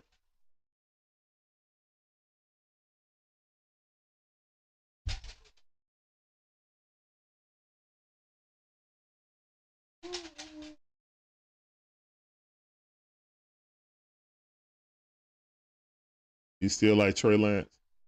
I haven't seen him play. I don't know what Trey Lance is, to be honest.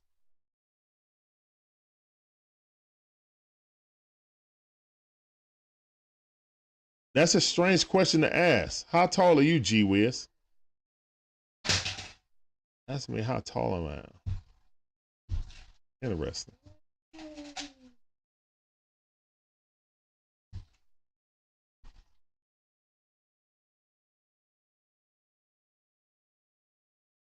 Mm-hmm.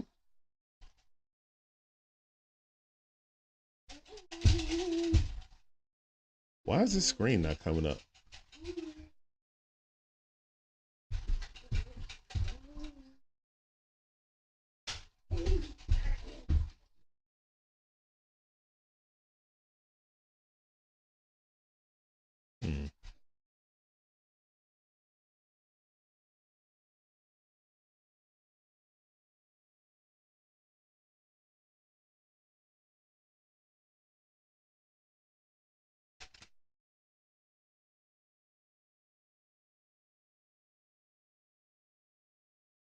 All right, so we got some 40 times. I can just look at them all. Right now, Kalaja Chauncey out of Pitt ran the fastest 40 for defensive tackle. He ran a 4.67. Oh, wow. He was booking, man. Yeah, that's a kid who ran that 4.70 at first now. He ran that 4.67. So that's linebacker speed. That dude. Hey. And they showed a picture of him and Aaron Donald before Pitt game. Because, you know, Aaron Donald was from Pitt. And the Rams picked him one pick before the Falcons. And I really wanted that dude, too, in the draft.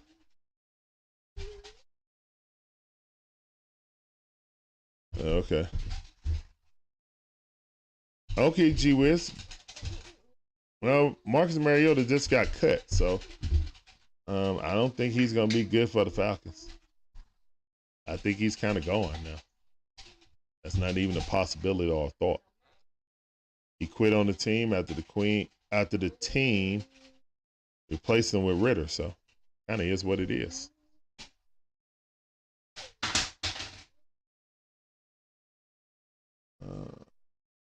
All right, so our 40 times is Jalen Redmond had the second highest. He's a D tackle also. And all these guys that ran at first were D tackles. So they really stretching this out to have, you know, the fastest guys come in later. So I understand.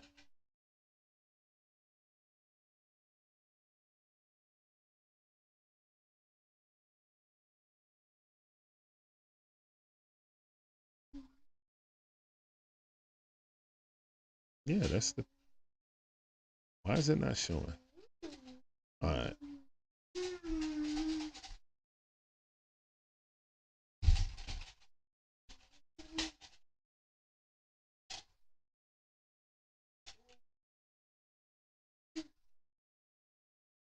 Nah, I need to smooth that up, I guess.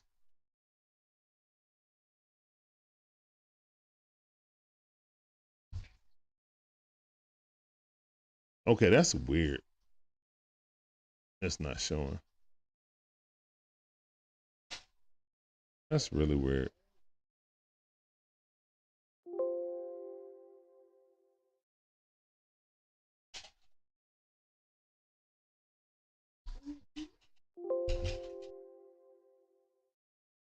Mm-hmm.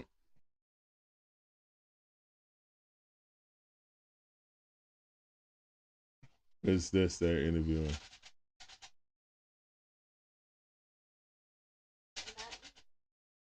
Oh, Calais Campbell. Okay. Yeah, Calais Campbell. Oh, yeah. He had a good draft. I mean, good combine. I remember that.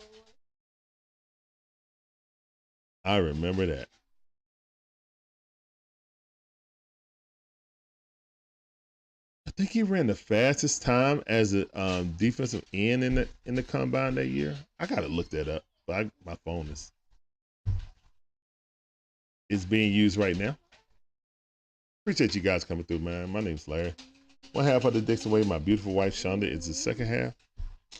This is Dixon Way. All about the A Sports Talk, man. We watching this draft combine action. All right, so we got the numbers on that. So let's try. All right, then the next one is, yeah, DNs ain't even ran yet because when I go to DN on the 4-yard dash, it's like empty. So yeah, only D tackles. Have linebackers run 40 times. Nope. They really stretching this out to get the faster guys at the end. All right, so the DNs are probably coming in next. And then once they get these guys to go back and bench press, once they get the guys off the field, the big interior guys, and then the other guys will probably come out on the field. No, they'll come in waves.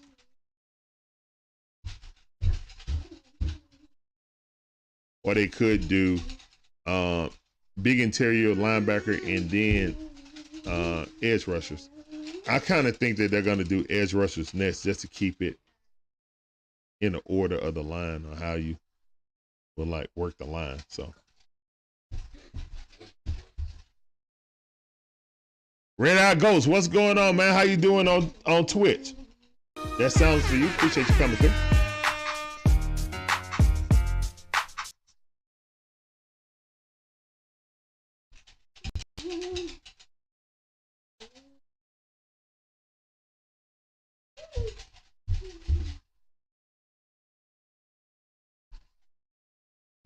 They talk about Lamar Jackson right now. The subject of everybody in Falcon Nation, whether you want him or not. It's just a hot topic right now.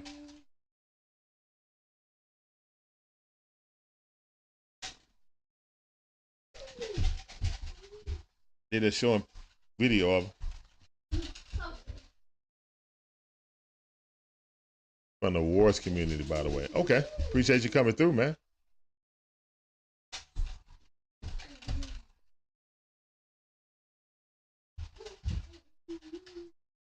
Zero Doubt Life. What's going on, man? How you doing? Welcome to the stream. This sounded for you.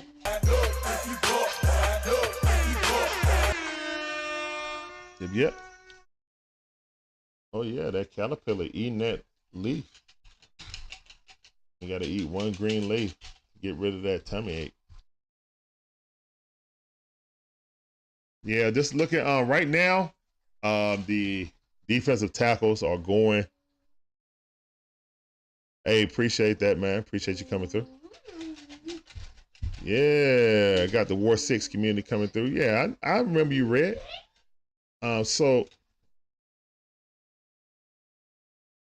hold on. Let's look at other, because I did the 40-yard dash. The splits, yeah, Kajai Casey is #1 in splits also. Of course, since he ran the fastest time. But Brian Breesy is the second best. Jalen Redmond is the third best, with both tied 1.71 off the line in 10-yard sprint. So that's basically showing their explosiveness off the line.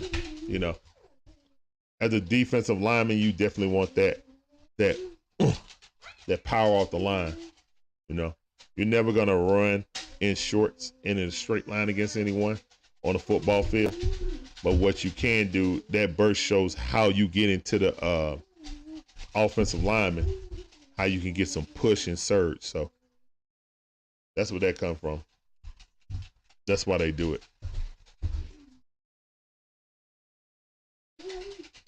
Appreciate that love, Ghost. Red.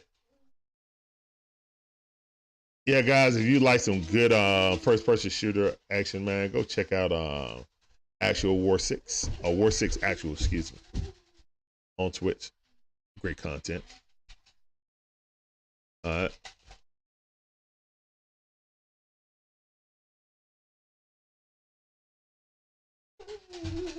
Zach Henderson gonna have a nice 40. Plus, he has the longest wingspan, like in 10 years. Okay.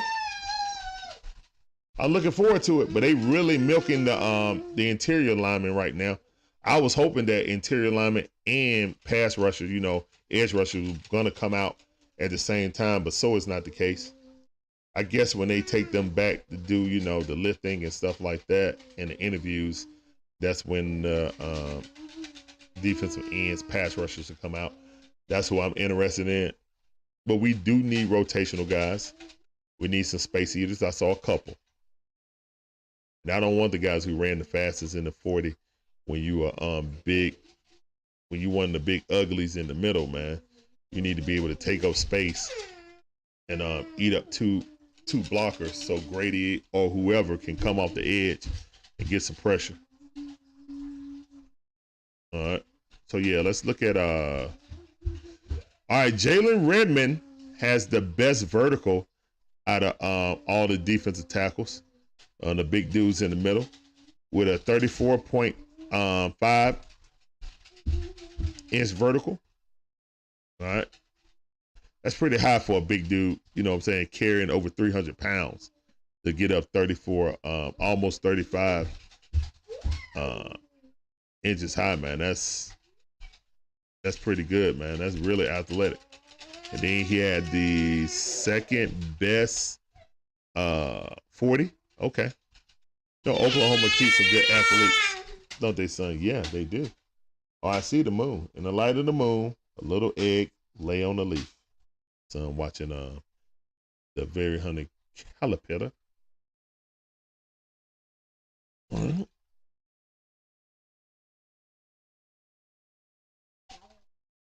Zero Doubt Life. What's going on, man? How you doing? Appreciate you coming through.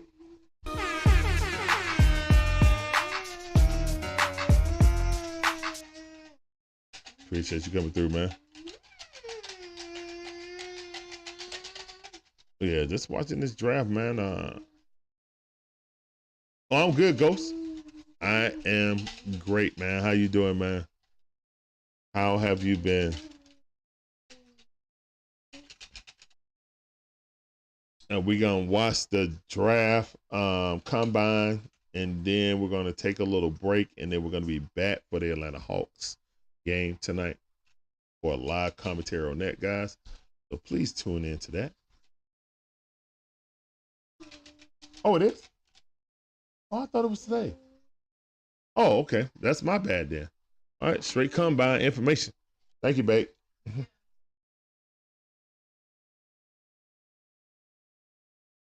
Oh, that's right, dog. It is tomorrow. It's Friday night. Yep, Tyree Wilson's. I want Tyrese Wilson on the Falcons. Hopefully he can fall to number 8. Yeah, that dude, he's showing his wingspan. So that dude wingspan is crazy.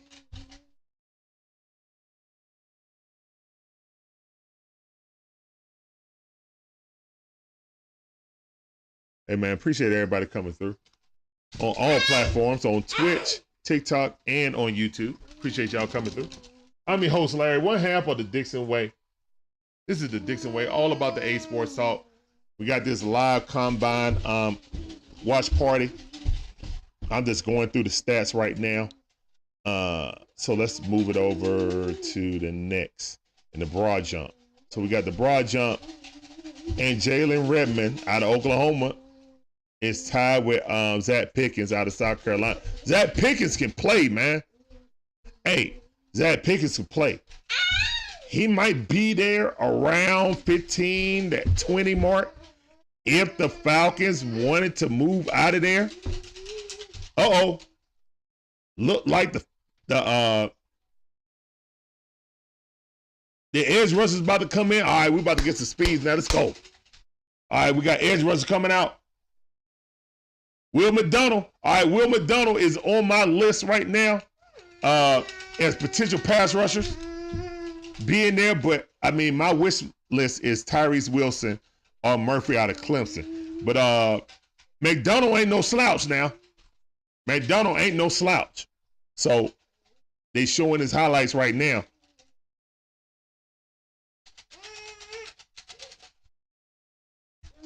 Oh, was that Senior Bowl? So he a senior, okay. Yeah, Will McDonald the 4th. So yeah. Oh, they just went to the broad jump. I saw a lot of dudes, like the coach looked like he was starting to talk to these guys. Oh my goodness. Oh, he already there. Okay, so they coming in and populating. All right, they finna show a highlight of Will. Is he about to jump over a car? Yeah, he did. But he put his hand on it, so that don't really count. But yeah, his vertical is crazy. Hey, young man, I don't want you jumping over cars. I need you to jump over the defensive line. All right, so they compare Will McDonald the 4th to Bruce Irvin. Okay. Yep. Twitchy, loose hips, productive. Okay. I like that I like that comparison, actually. Nah, ain't no way Will Anderson or Carter gonna run. They just gonna be doing interviews, most likely. I highly doubt those guys run. Anybody that's supposed to be like top 5 or something like that, I doubt they run. I'm just gonna be honest.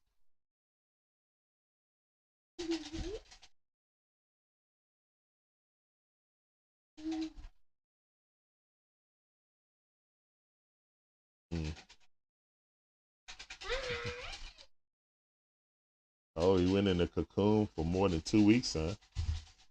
Look like they about to run the 40. You got the coach explaining what he want to see out of these defensive linemen. Edge rushers. So, all right. Yeah, we about to get some speeds in here now. Let's go. Do they show highlights on the background of players before they run? Just for people, you know, they'll make packages, you know what I'm saying, for different players and stuff like that. If they gonna run or not, they have all these packages. Like pre-production is crazy, man. Like, you know, just for little things like I did, like tournaments and on FGC wise, like fighting game tournaments, and the pre-production of people getting like information of the players and showing highlights and little cards and stuff like that. Not even showing like a highlight of their gameplay or something like that. You know, a lot of stuff like that. That's like expansive. But I'm sure that NFL Network got a dossier on everybody that came there. There's normally no surprises coming into the NFL draft. with people. They select everyone. All right, 40-yard dash with the DNs. Let's go. This is what we wanted to see right here, at least me. Appreciate y'all hanging with your boy. Oh, no, I can't even try to say this dude's name. It started with double A. Double A out of Northwestern. 6'1" and 5'8", 282 pounds. Edge rusher. Let's see what you got, bro. I'm not even trying to mess up my tongue saying this dude's name. False start. Adibaba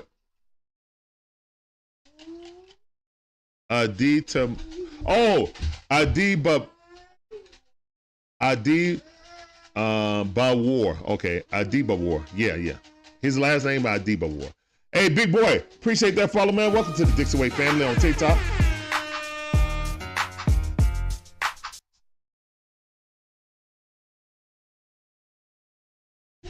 Let's don't get two false starts.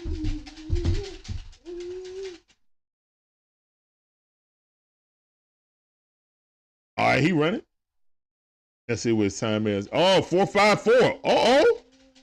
He ran a 4.54, and his 10-yard splits was 1.61. Okay. Abedwar. Got to remember that name now. Double A from Northwestern. All right, got it. Badano.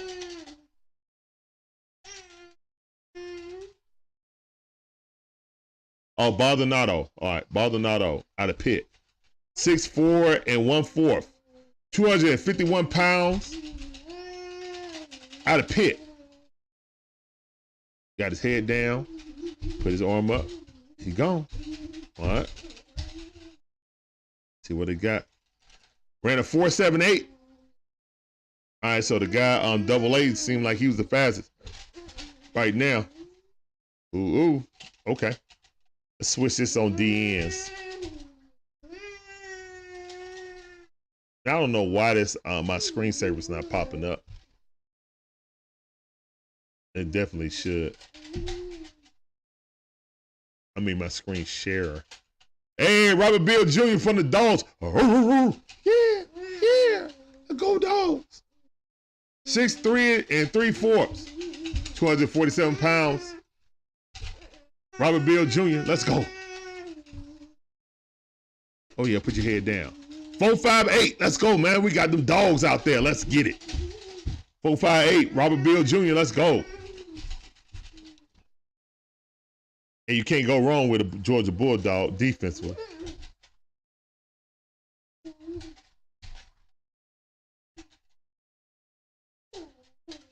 Yeah, Montez still running a 4.41, still wild to this day. Yeah, that is wild. It is. Brandon Cox Jr. 6'3", out of the University of Georgia. 6'3" and 7'8", so almost 6'4", basically. 250 pounds. He getting in that stance.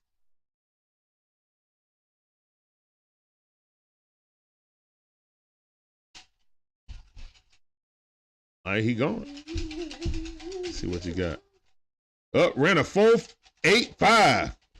4.85. You had defensive tackles running better than you, bro. Now, one of y'all couldn't beat the Dogs. Y'all was too slow.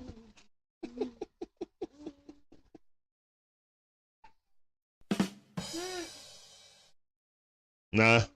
But hey, it's a decent run. You know what I'm saying? But hey, Yaya Dabi out of the University of Louisville. 6'3" and 3/8.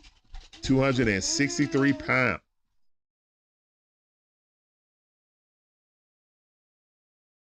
All right, he got long strides. Yep. 4.56. Ooh, 1.56 out of splits. The fastest guy in the 10-yard sprints. Right now, he got some long strides. That's a good run. The explosiveness up out of the box. Oh, he was juking it too.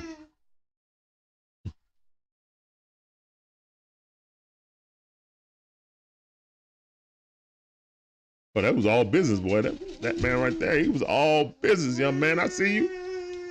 Run a 4.56 as a defensive end, edge rusher. Okay, you getting there.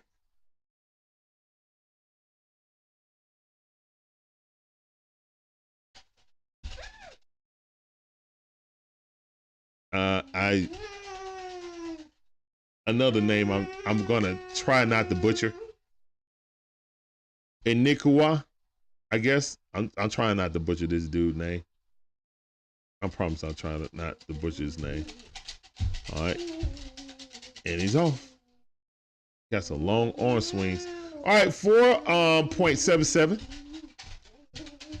Pretty good. Pretty good run. 4.77. All right.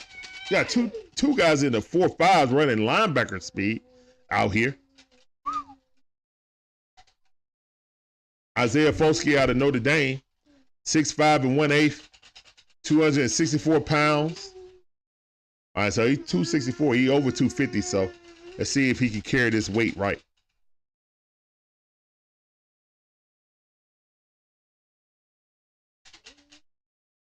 It's a tall dude right here. I look like he kind of stammered out of the block. Ran a 4.64. That's a good run, 4.64. All right, they're updating this on NFL.com, guys. So if you guys want to follow along, you can.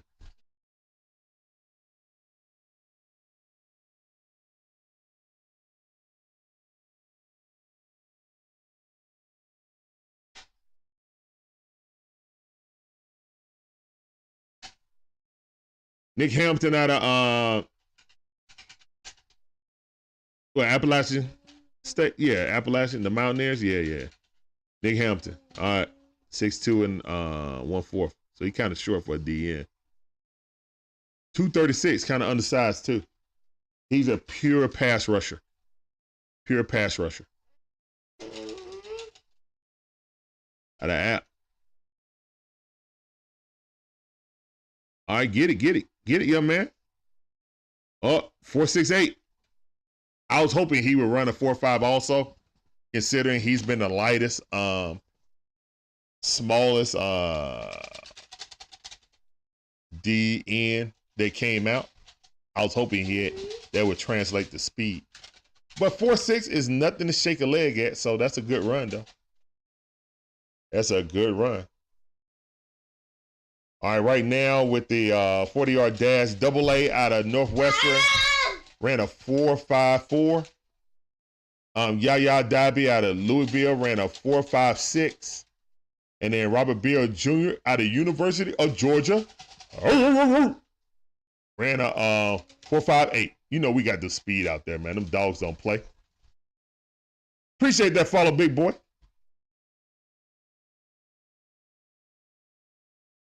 Hey, Lucky Borgans, what's going on? How you doing? Welcome to the stream.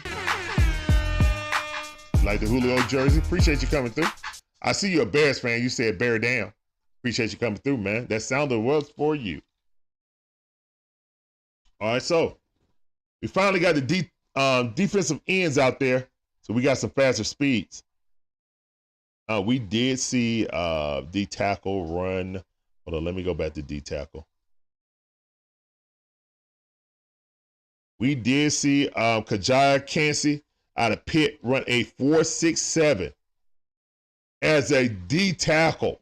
Now I think this dude was like 298. So pretty much 300 pounds, running a 4.67. Okay, you turned my head. You got my interest. You piqued my interest. I need to go and look. I'm gonna look him up some more footage because I didn't look at many Pitts games this season. I'm gonna be honest.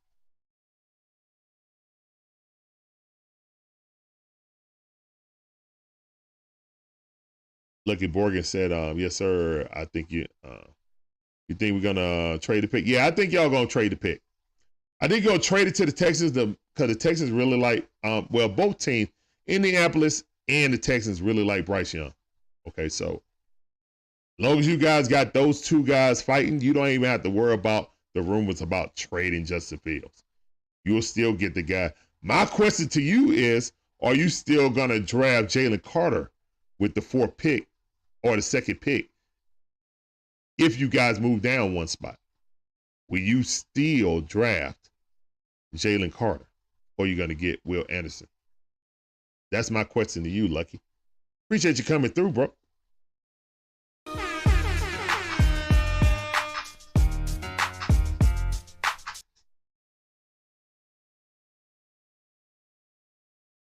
Okay, so you say you love Fields, you'll want Will Anderson. Okay, I respect it.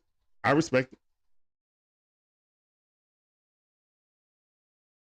Yeah, you can't really go wrong with either Will Anderson or Jalen Carter. I mean, me being biased and being a Georgia Bulldog, you see Georgia Bear right here. I would pick Jalen Carter, and if he falls to number 8, I will drive to Kansas City and hand in the card myself. All right, KJ Henry running right now. Got some long strides. He ran a 4.71. His 10-yard splits was 1.6. All right, these guys, Thomas. What is that, Charleston? College of Charleston? Okay. Incoon. Tyler Lace out of Oklahoma State. Oh, he got a block real slow. Yeah, he ran a 5.15. Dude, you're supposed to be running with the D tackles, bro. Who is Isaiah Land? Dude, you better run fast. This dude look like he like a buck. This dude don't even look 200 pounds. If he's 200 pounds, he's right at 200. Isaiah McGuire out of Missouri. 4.8. 4.84. All right. Big tall dude. Mike Morris out of Michigan. Big Blue coming up. Let's see what you got. Up, false start.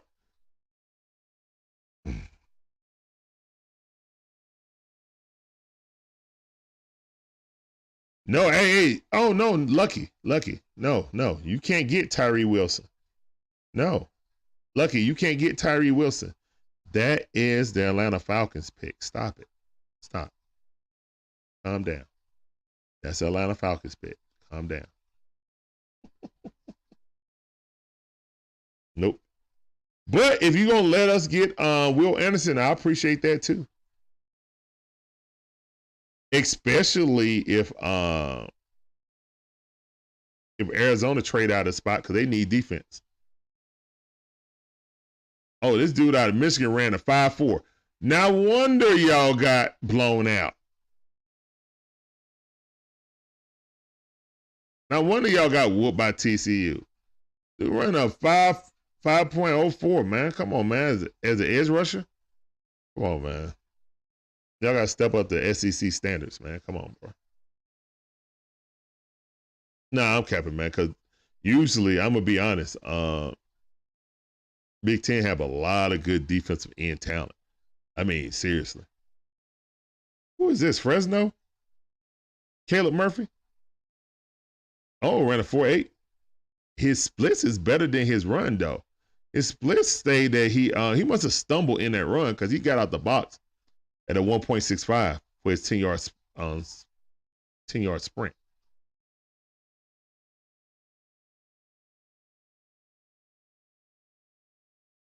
Jose Ramirez, D lineman. I don't know what team this is. A big old E.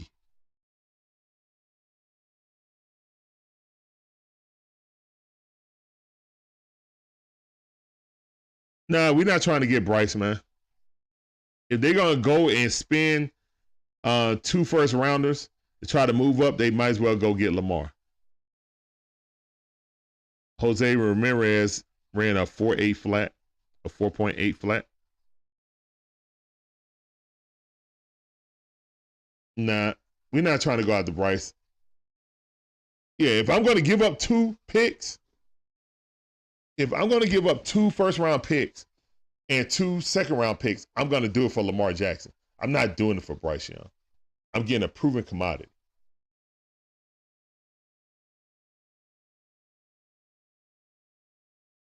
Magic Man do not like Bryce, man. But look how long it took Jordan Love to, and Bryce had a way better college career than Jordan Love. Jordan Love starting to look like he can be a starting quarterback.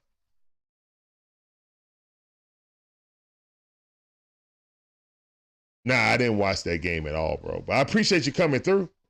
Obviously, you're a Suns fan, I see, or a KD fan.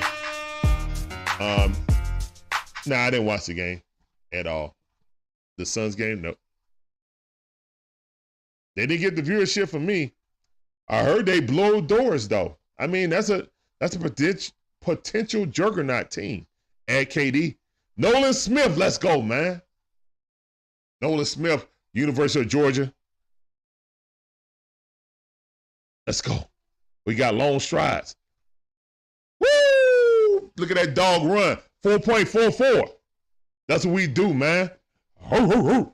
Georgia Bulldog got the quickest time right now of 4.44. How you think you can't get away from us? Because we put players like that on the defensive line. That's right.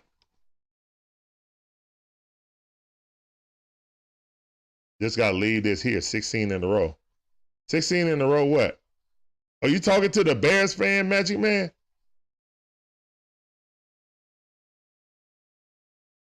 Lucas Van Ness. Lucas Van Ness can play, man. I don't know. Oh, Lucas Van Ness ran a 4.64.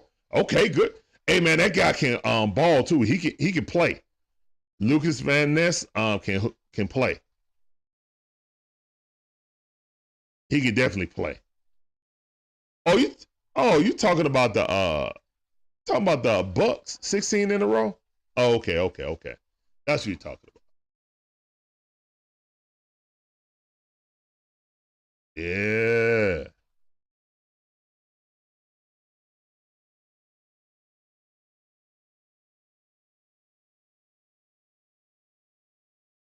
Hey man, the Big Ten overall, it don't matter if they white or black, man. Big Ten has some defenders, like edge rushers, man. It's crazy. Kobe Wooden ran a 4.84. That's defensive lineman range right there, bro. You got to make that up.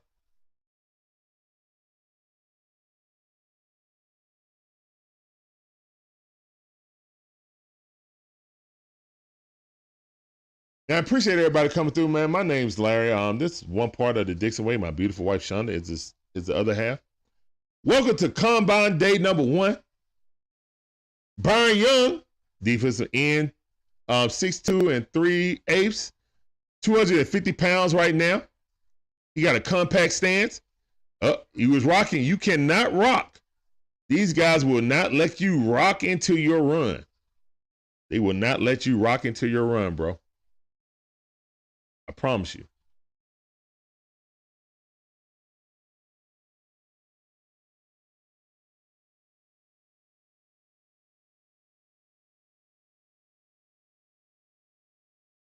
All right. Now, you know, Tennessee wasn't known for defense this season. But this was one of their better defenders.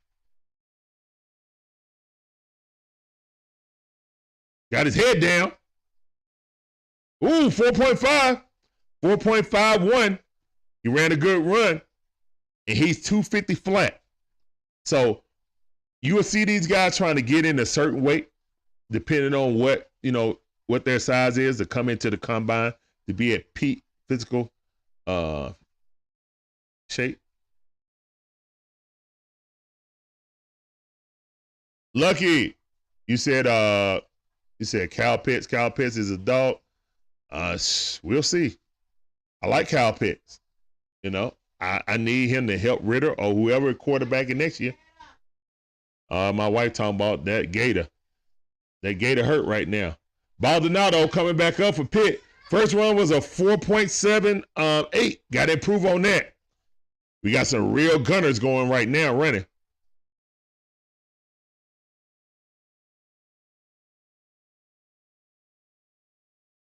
You got to improve on that, bro.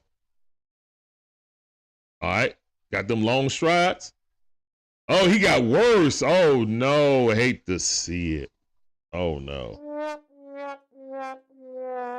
4.83. Want. That's you, bro. That's you. You're 4.8, dude. You are 4.8 flat. Robert Bill Jr. Let's go, dogs. It's a good old dog. Ran a 4.58. See that Georgia on his arm? Fold. You see that fold tatted on his arm? Yes, sir. Yes, sir.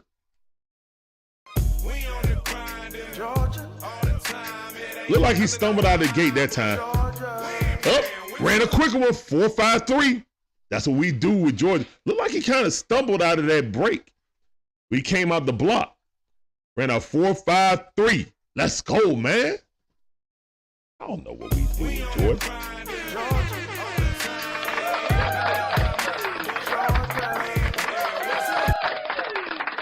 Yeah. Y'all know what them Georgia Bulldogs. That's why y'all can't outrun us. That's why that defense everywhere. We got defensive linemen running back speed. Where you going? Where are you going? Come here. Shout out to Kirby Smart. All right. Bryson Cox the third got a gator out here running. Oh, he ran a 4.88 the second time. Now one of y'all couldn't catch us. Yeah. Yeah.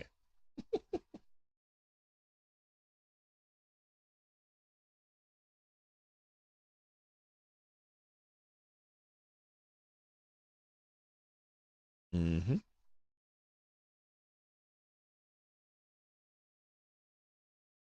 So yeah, right now, man, double A is running the fastest defensive line run. He's way faster than Nick Bosa, you know. But I mean, Bosa is a beast, man. So I mean, we know Bosa got all the moves, the spin moves, the hump move, the you know what I'm saying, the forklift move. Yeah, Bosa's a beast, man. So ain't trying to compare him to Bosa, just saying that he's faster than Bosa. Hey, Troy Anderson was the fastest linebacker in the draft, but he looked lost at middle linebacker. So this season for the Atlanta Falcons. So I would move him to the edge and just give him one thing to think about: either get on the running back or the tight end on your side coverage wise, or hunt the quarterback. That's what I would do. Greetings from Mexico. Adrian Perez, what's going on? Representing your country.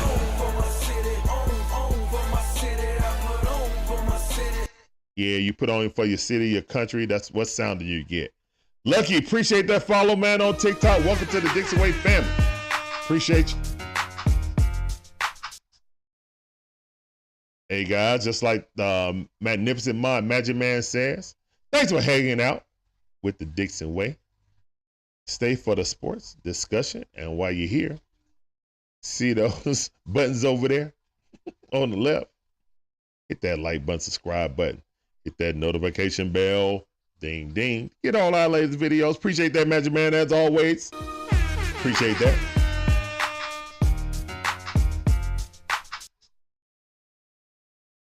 Oh, yeah. We got silence for everything, man. Like, if it's a bad pick, like, we get to the draft, and I don't like the Falcons pick, I'm going to do this. Big dummy. Yeah, that's what I'm going to say. If they pick something wrong, like if we pick another tight end in the first round with number 8, you're going to hear this. Big dummy. Okay, so just know, if we do something great, like we get Will Anderson or Jalen Carter, and he fall to us, and we pick him, I'm gonna give him applause. You know what I'm saying? So yeah. Oh yeah, we got stuff for every situation. If it's funny situation, we got several different laugh tracks. We got the fireworks. Got a lot of stuff, man. But I appreciate you guys coming through. Glad you found us, man. Hopefully you subscribe. You tell more people about the show. Me and my wife do live commentary during the game when she's not working. She joins me. We together. We both love sports. And basically I did this was like, man, I'm going to watch this stuff anyway. Might as well put a camera in front of me. So, hey, and we here building our own community. and going forward. Trying to do it the right way, positive way.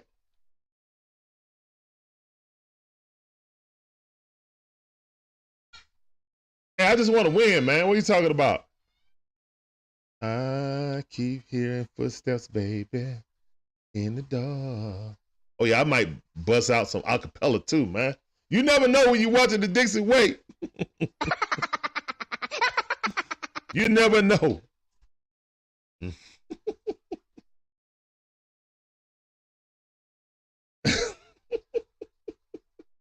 You never know, man. You watching the Dixon Way, man. I might just bust out acapella on you. You know what I'm saying? Hey. I ain't never scared.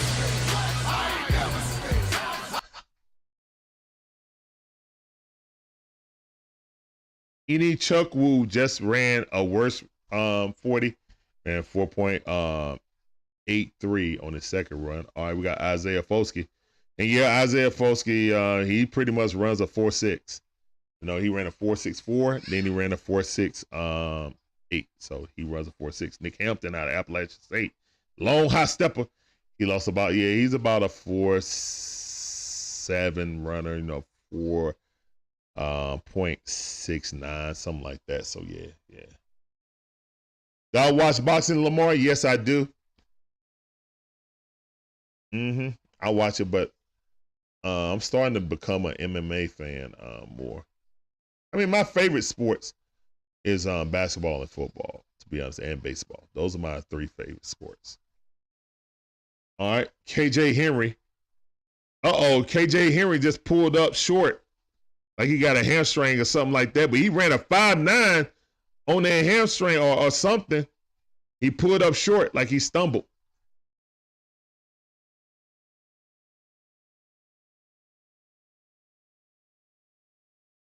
Thomas Nkoum.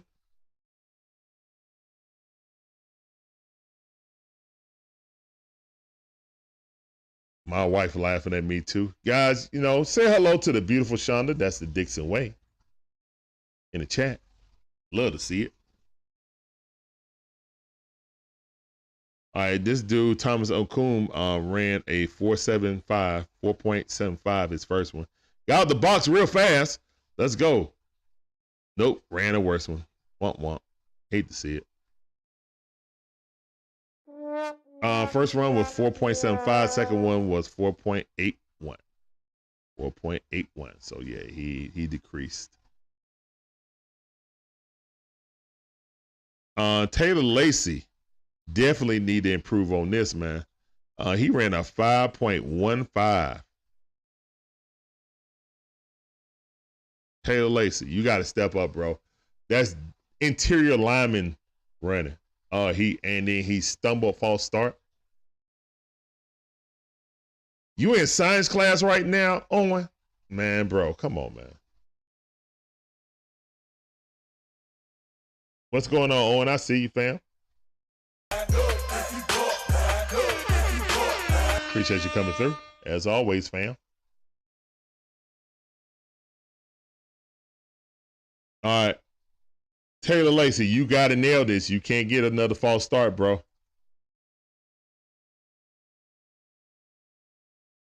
There you go. You got out the box slow, though. Yeah, he's a 5. Oh, my goodness. Oh, my goodness. Well, they're going to move you to defensive line, dog. Like, interior. Yeah. We're in a 5.15 the first run and then 5.19 the second one, so almost 5.2.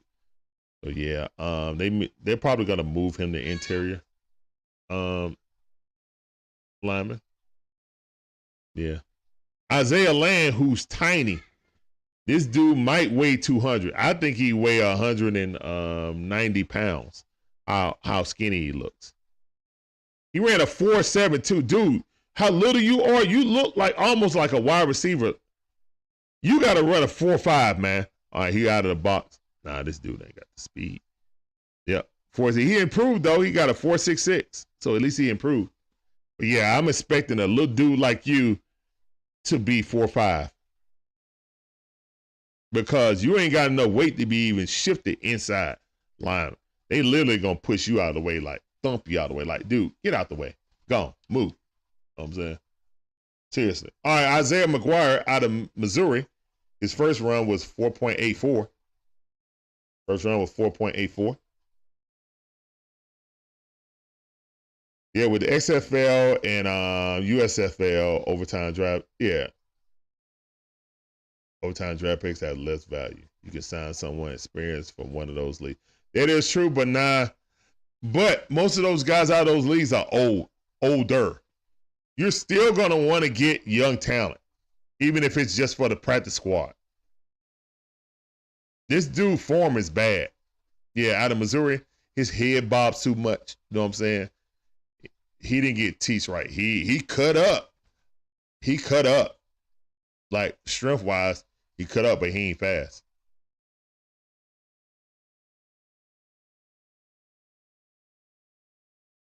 All right. Gus Bradley out there right now, defensive coordinator for Indianapolis Colts. Just showed him. Mike Morris ran a 5.04. Dude, you got to dip your toe in the fours, man. You got to be at least a 4.99 or something like that, dude. Come on. I'm rooting for you.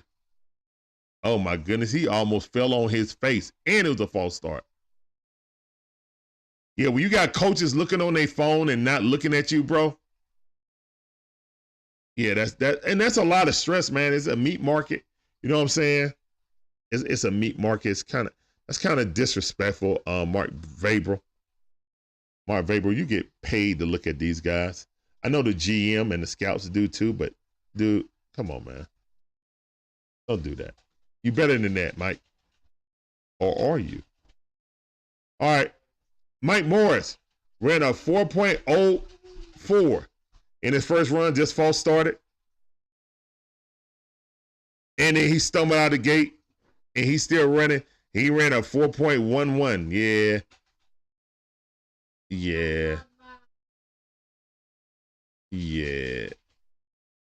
Right now, Nolan Smith out of the University of Georgia, the number one runner right now, ran a 4.44.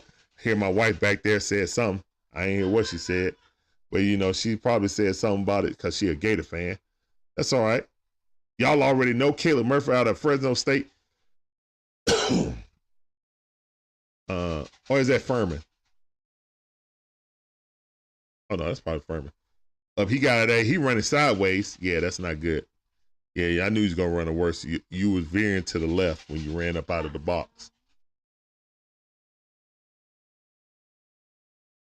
Speaking of XFL, their ratings dumped by half this week.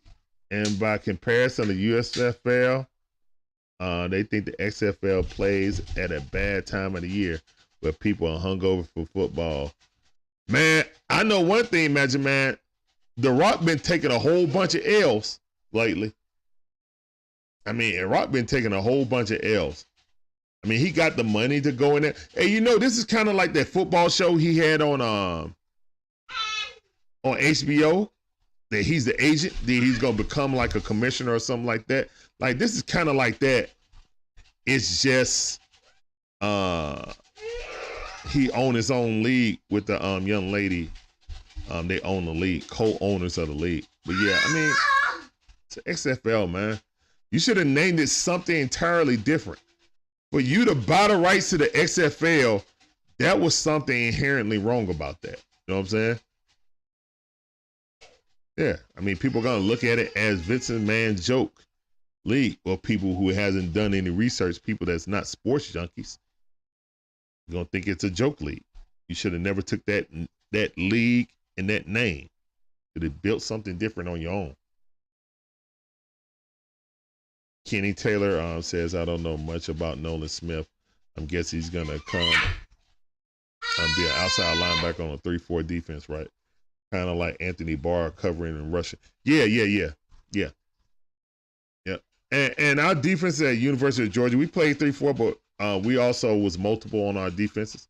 You know what I'm saying? So, yeah, he can definitely play 3-4 outside linebacker. But, I mean, he's a DN. He gets after it, you know? That's what we do at University of Georgia. We get after it, man. Why you think we won back-to-back championships, you know? We got some dogs over there. Oh. Tell them, Georgia Bear. That's right. Y'all already know. Stop playing with my dogs.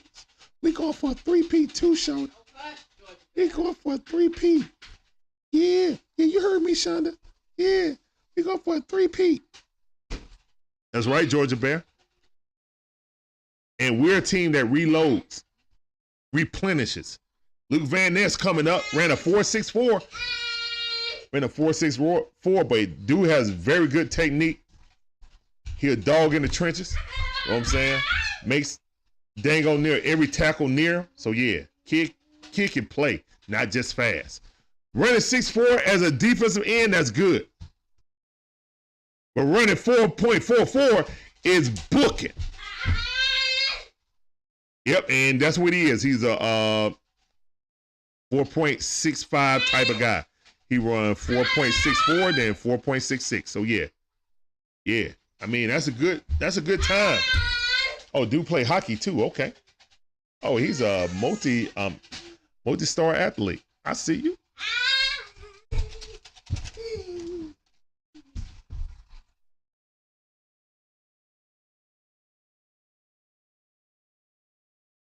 All right. Kobe Wooden ran a 4.84 in his first try. Getting up out the box kind of slow. He kind of stumbled. Got his head up fast too. Yep, ran a 4.86 this time. So 4.84, then 4.86 his second run. Okay. You missed the Eric Ziegler days for Georgia? Okay.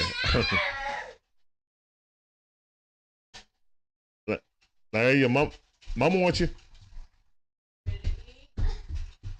Oh, yeah. Going back to mama.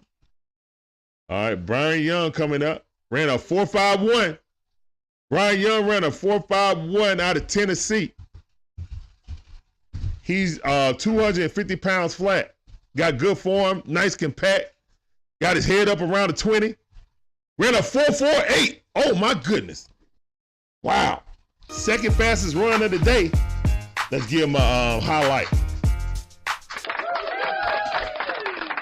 Keon White about to come in on defensive drills. Okay. Then I ran both of their 40s. Now they finna go out to the other drills. XFL is a zombie company. Still here for a third time. Yeah, I mean, yeah, he should have changed the name. Should have never did that.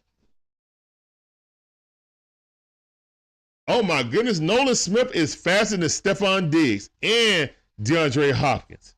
But DeAndre Hopkins is borderline Hall of Fame wide receiver. So I mean, it ain't always about speed, but yeah. That's what we do at the University of Georgia. We got some greyhounds out there running that thing, hunting quarterbacks. That's what they do.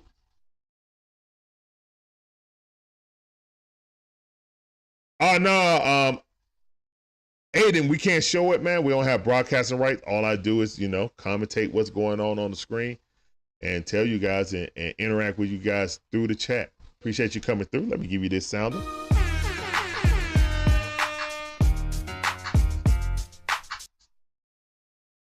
Kaylin Moore, what's going on TikTok? Appreciate you coming through. Nah, I doubt Will Anderson or Jalen Carter run. They're just gonna do interviews. They'll be doing most of their stuff during the pro days, in my opinion. They're not gonna run or jump. Yeah, I appreciate you coming through though. Magic Man said, Florida quarterback Anthony Richardson will meet with at least 7 teams during the NFL Combine: Panthers, Falcons, Colts, Ravens, Raiders, Saints, and Patriots via Schultz. Okay. I mean, you got to do your due diligence. You got to interview these guys, but I wouldn't touch Anthony Richardson. I just wouldn't. I wouldn't touch him. He looked real good against Utah. Not so much against the University of Georgia. So. Oh, my goodness. Really? Is it not true? Really? Babe, what's the fastest defense? What's the fastest defense in college?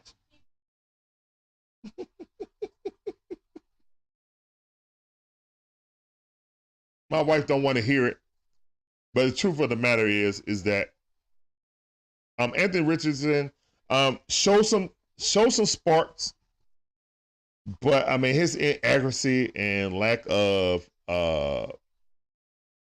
adjusting to certain defenses, I just wouldn't do it. Especially when if you got, I don't think he can push Ritter at all.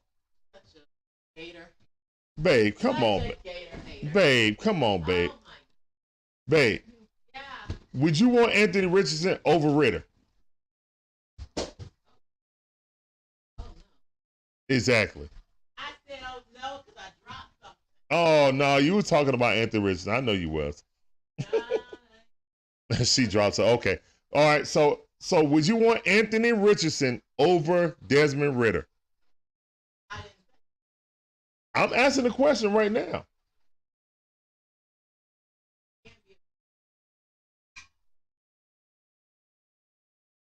Okay, fair enough. If Anthony Richardson had to come in next season, I look at Anthony Richardson just like I look at Malik Willis. Was not worth anything higher than a 5th round, 6th round pick, in my opinion. Looking like I was right, too.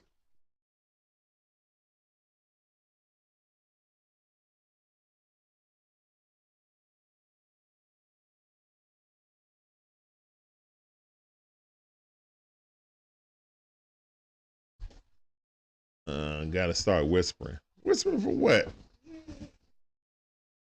Oh, be careful, son. Don't hop on this couch. Okay? All right, report. Magic Man with the report. Chicago Bears are starting to draw significant interest for their #1 overall pick in the upcoming draft. Teams showing interest, including Houston Texans, Atlanta Falcons, Colts, and Panthers. Uh-oh!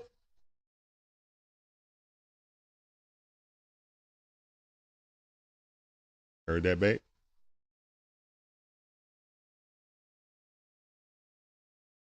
Falcons are in the mix. The Falcons are in the mix. They said Nolan Smith comparables are the Hassan Riddick for the #7. If you don't know who that is, Hassan Riddick on the Eagles. Ooh, wee!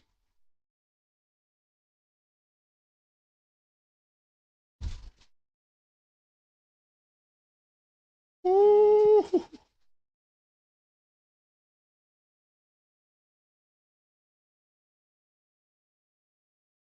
What you gonna do about it? What they gonna do? Exactly.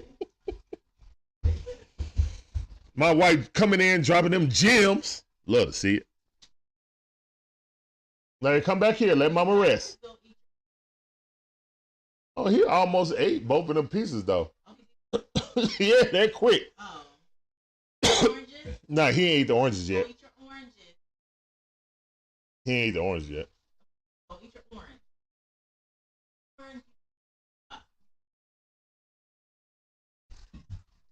Eat your oranges, son. Eat your orange. Eat the lollipop, okay? Give it to me, babe. Oh, give me the lollipop. Oh, that's already too. He already had it in his hand. Let's get it to him. Yeah, let's get it to him. Already had it in his hand. You about to have a fit. Exactly. Yeah. All right. But you have to eat your okay? I'm about to lick this lollipop. Go Falcons. All right. Uh-oh, somebody fell. Baldonado just fell from Pitt. One of the faster players, though, on defensive lineman.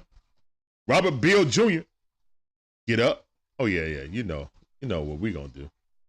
Yeah. Back. Forward. Get out. Let's go.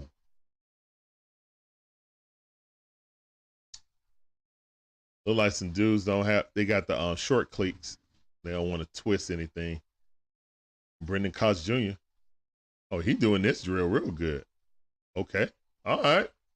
I see you, little gator. Little baby gator.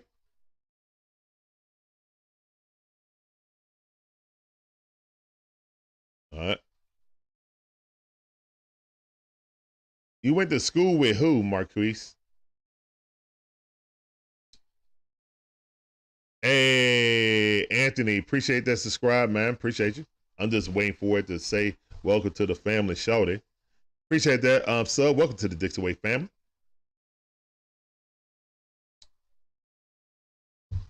Appreciate you, bruh.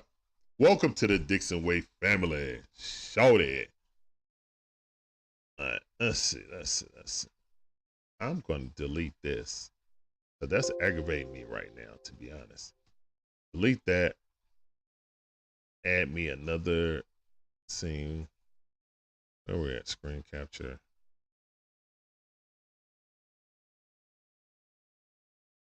Add source.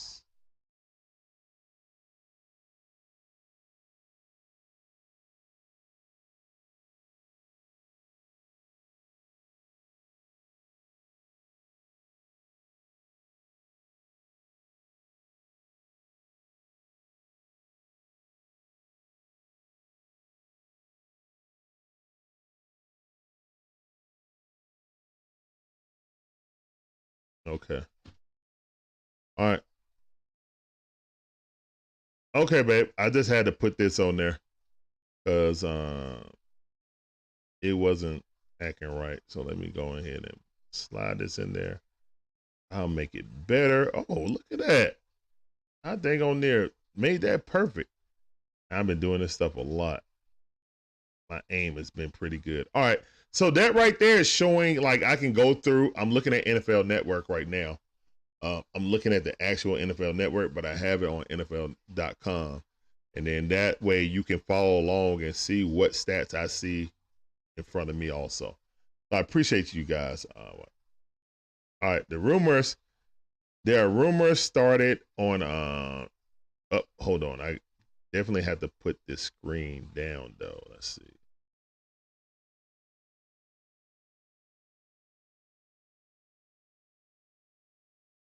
All right. So,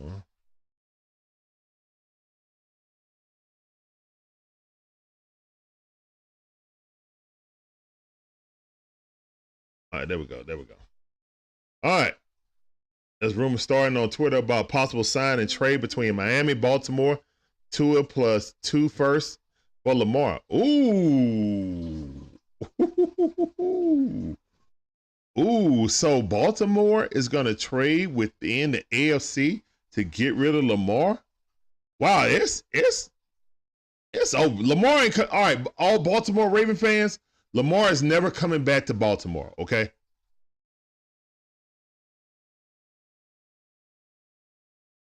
Ooh.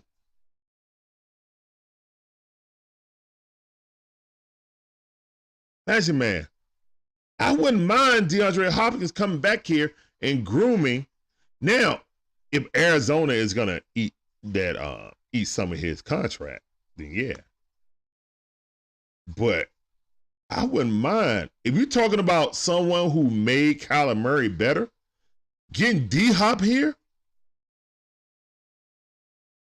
I wouldn't mind it to be a mentor to Drake and Pitts. I wouldn't mind it. I wouldn't mind it more if we had Lamar, though. But yeah, that would definitely help Ritter.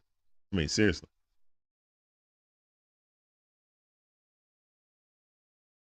Anthony said, in your honest opinion, what is the more scary proposition?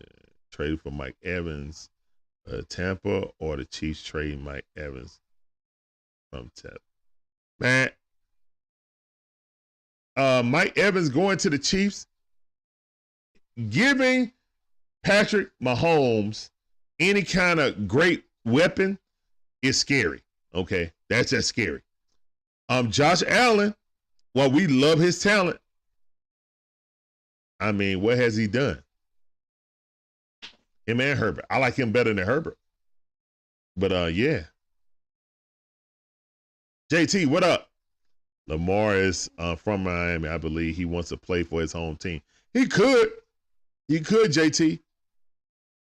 If that deal's going down, definitely his people, him and his mama are doing that. You know what I'm saying? That would be a huge draw for the city of Miami. You know what I'm saying? Yeah, a huge draw.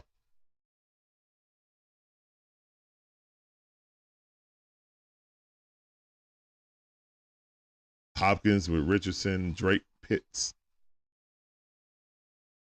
Yeah, that offense right there. Ooh. And then running back with Algiers and CP. Come on.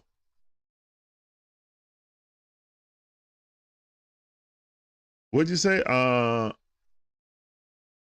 Ritter and a draft lineman early. I don't want Richardson, I know that much. You can keep Richardson. Richardson is just like Malik Willis. Nah, I'm good on that, bro. I don't want Richardson at all. No, I would get Hopkins. Why do people think getting Richardson would be good and getting D-Hop, but not get D-Hop with Ritter? Like, I don't get that. I wouldn't touch Richardson. That's Malik Willis 2.0. I'm good on Richardson.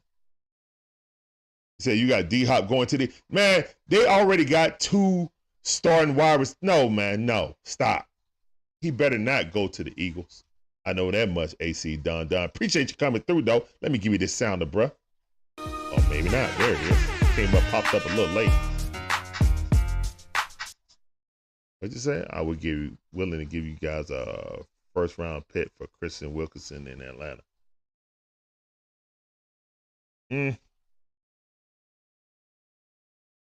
Who's your team, Anthony? Who's your team?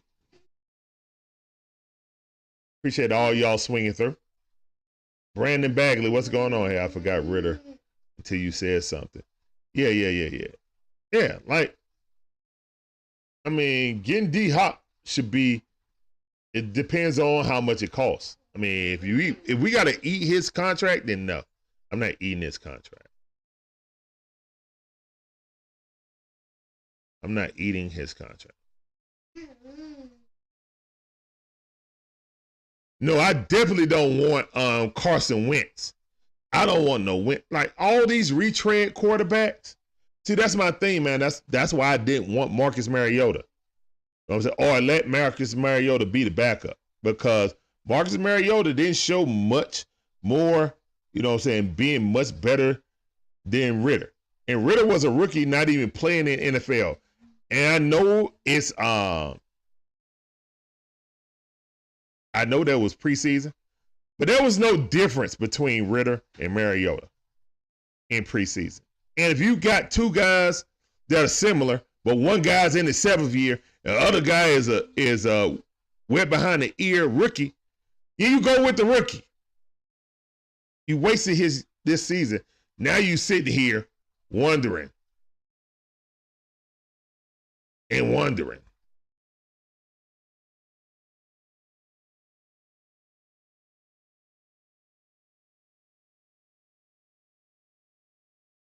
Oh, my bad. I'm in the wrong thing.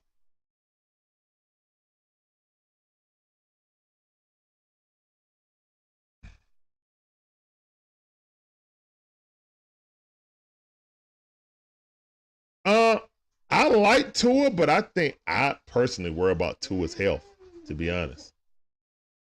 As a player, when he's healthy, he's one of the better quarterbacks in the league. He showed that once he got some weapons, you know. But name me a quarterback that was very successful that didn't have great option at wide receiver. And I would say probably Aaron Rodgers and Tom Brady. Other than that, name me one. Brett Favre? I don't think Brett Favre had a Hall of Fame wide receiver. Sterling Sharp got injured. So Robert Freeman, close, but no cigar. Never be in the Hall of Fame. Being a Hall of very good.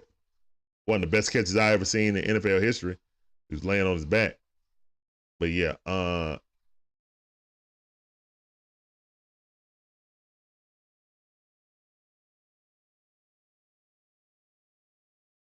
hey, we got 2 more subs, almost to 700, guys. We at 693. Let me update this sub goal list. Thank you, guys, man. Thank you. You're Dolphins fans. Okay. Appreciate you coming through, man. Representing the Dolphins.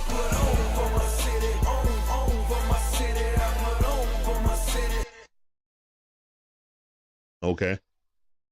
So yeah, you're gonna be picking at number 51. What corners? I don't. Yeah, you guys need corner help, right? To deal with Diggs, because the Bills are your biggest adversaries in the East. Is it the East or the North? Excuse me, I'm sorry.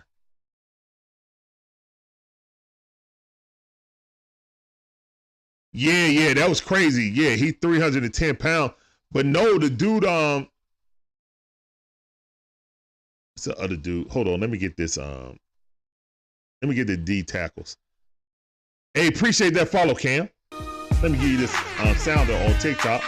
Appreciate you. Everybody say hello to the beautiful wife, Shonda, one half of the Dixon Way. She says, thanks y'all so much for subbing. Welcome to the Dixon Way family. Yes, sir. Yes, sir.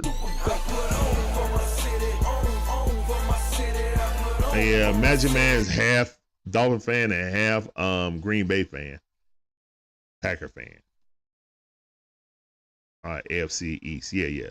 We still have Xavier Howard, but we're gonna lose Byron Jones. Okay. I got you.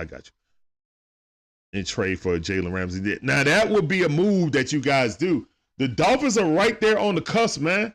They right behind the Bills and taking that division. So yeah, you guys definitely should be a candidate to get Jalen money. But how much are you guys under the cap? Are you next to the cap? Because I don't think Jalen's gonna be cheap. He might do a little sweetheart deal for you guys to try to win another championship. Because guys like that, if they start going and try to win championships, they want to go somewhere where they have a chance. And then that builds their legacy so they can get in the Hall of Fame. You know? So you said Miami needs linebacker, safeties, and tight ends. Okay.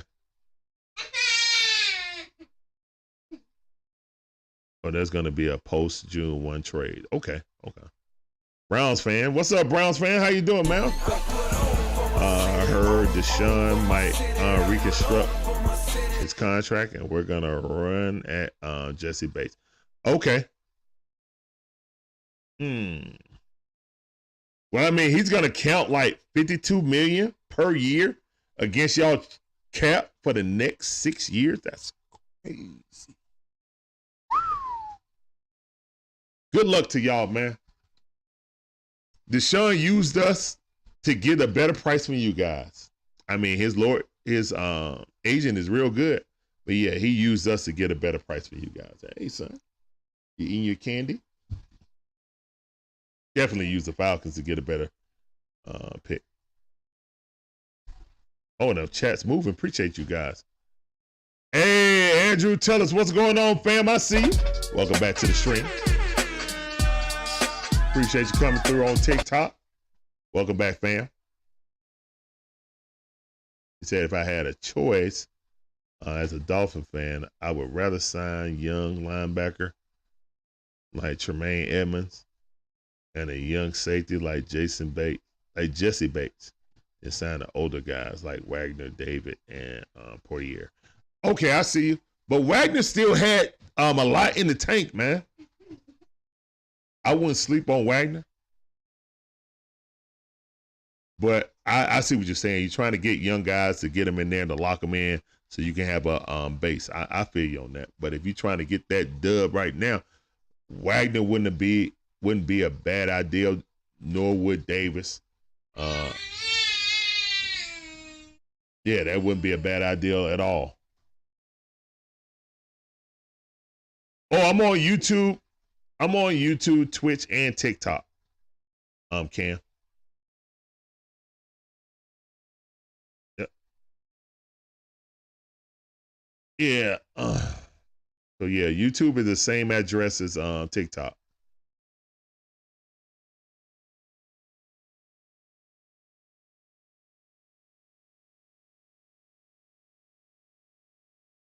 How much do you think the team had to give up for Antonio Winfield or Tristan Wirfs from Tampa Bay when they're in salary cap hell? And they can stay there. As a Falcon fan, Why am I gonna help them get out of cap trouble? Now,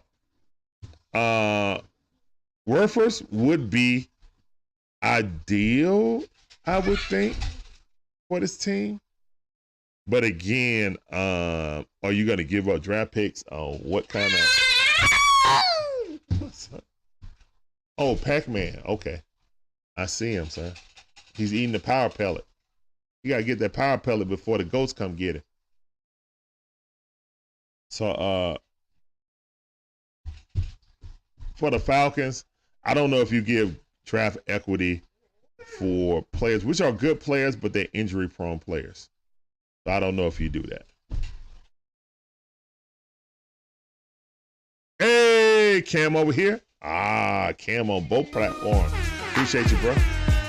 And if you see in the scroll, you will see on YouTube, you will see the other. Hey, I see it, son. My son's excited. Leviathan, what's going on, man? How you doing? Appreciate you coming through. Yeah, I keep hearing that we the favorites to get Lamar also, but because we got a lot of salary cap, and Arthur Blank want to get the Mike Vick fans back in the stands. So, you know, that's a part of it too. It's a business move more so than anything, if they do it. Either way, I just want it to happen or not happen. I want him to be in. I want him to sign with someone. I'm tired of talking about Lamar Jackson, to be honest. No, especially, I mean, even them on the broadcast are bringing up Lamar Jackson. The Falcons are going to go after Brandon Cooks or somebody. I would prefer D-Hop, but D-Hop costs a lot. I don't know how much Cook's going to cost. Welcome to the Dixon Way, Cam.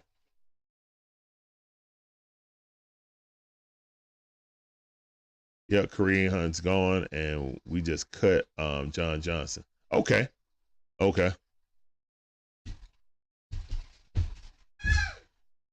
You should have a little cap to play with. A little cap.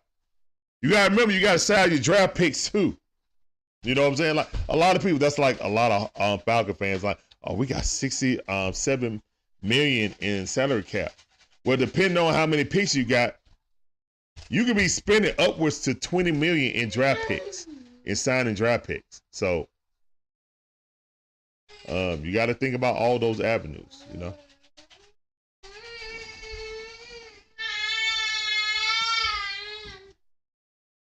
There's a rumor about D-Hop going to Cleveland to get back with Deshaun. Yeah, they could. Yeah, him and Deshaun just met up this weekend. That definitely is a possibility. And if D-Hop was going to go anywhere, it would be Cleveland. But what assets do Cleveland really have to give away?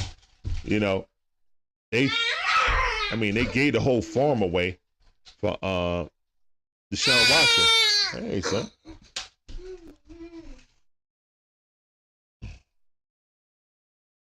Yeah, y'all got no picks. So, yeah, how can you get him? Exactly. Y'all just going to basically give. If y'all going to give away y'all whole entire draft for the first 3 rounds, you know, it's most likely it'll be second and thirds that you guys will have to give up to get D-Hop. That's a second and a fifth or something like that, or a third and a fifth, something like that for D-Hop, considering his contract situation. But yeah, that's a lot of scratch, man. And to be honest, Deshaun didn't look good when he played. Looked like he was still trying to work out the kinks. Since he ain't played in a year and a half. You know what I'm saying? He really didn't look that good. Potential signing and trade with Anthony Walker Jr. as well. Okay. Hey, I want Cleveland's center. Hey, guys. Hey, Cameron. Would you be upset if the Falcons stole y'all center again?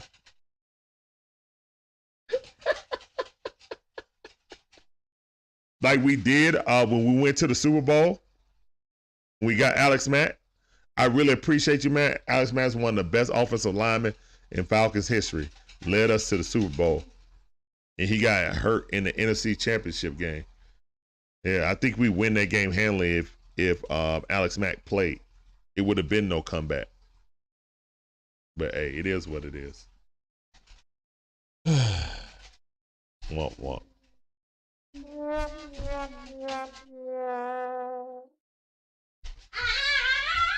Right now, I don't think we're gonna re-sign Caleb, only because if he's asking for $17 million, he's a great run blocker. He's a horrible pass blocker, man. He's a turnstile on pass blocking. I'm gonna be honest. Amari Cooper Hunt and a 3rd round pick for D Hop, that's not gonna get it. Because Amari Cooper got a big deal. Yeah, I mean, money wise, it matches up. But no, I don't think they'll do that, Leviathan. Right now, Caleb McGarry is rumored to be speaking back with the Falcons and with the Chicago Bears. He's a great run blocker. Was one of the reasons why our rookie Algiers had over 1,000 yards. Great run blocker, horrible pass blocker. Horrible. Hey, my wife said we 6 away from 700. Appreciate everybody for subbing today. Thank you, everyone. If you didn't sub today, if you subbed before, or you just in here lurking, thank you guys for watching the channel, man. My name's Larry, one half of the Dixon Way. My beautiful wife, Shonda, is the second half. And yeah, we got this draft watch party right now. Well, not draft, the combine watch party. Day one, we got defensive linemen and linebackers. Linebackers ain't even came up yet. Let me check.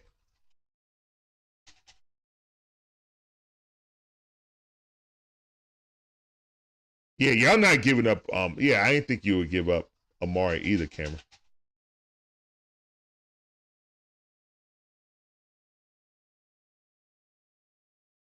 All right, so you predicted that we pick up Myles Murphy.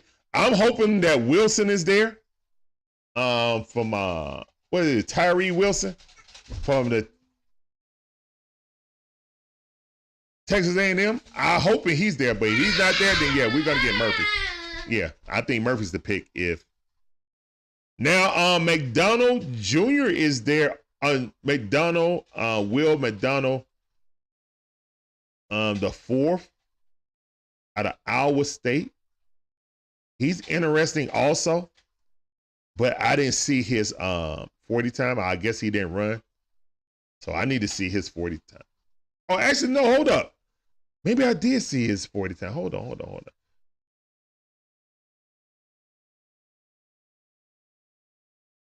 Yeah, Tyrese Wilson. Yeah, that dude got on like a wingspan, like a basketball player, man. Like, I need him coming around the edge, coming up and swiping at the balls, knocking the ball out of players' hands.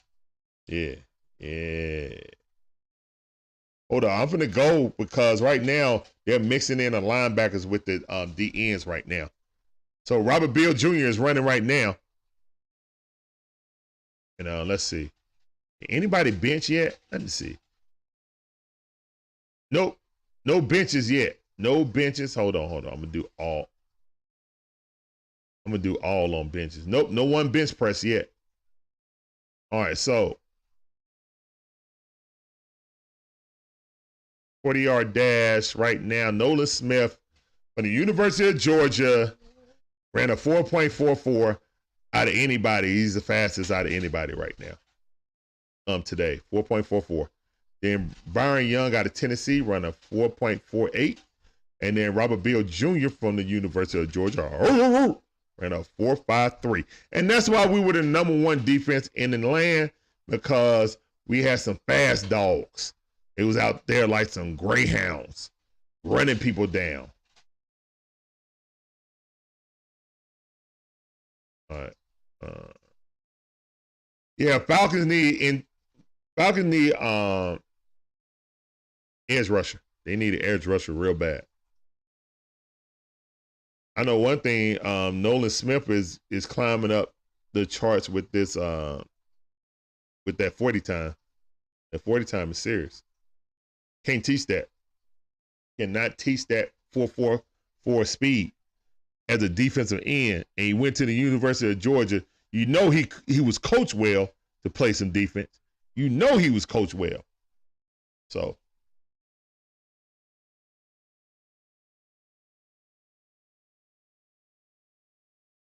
Oh, no, these are confirmed, man. I'm on NFL.com right now.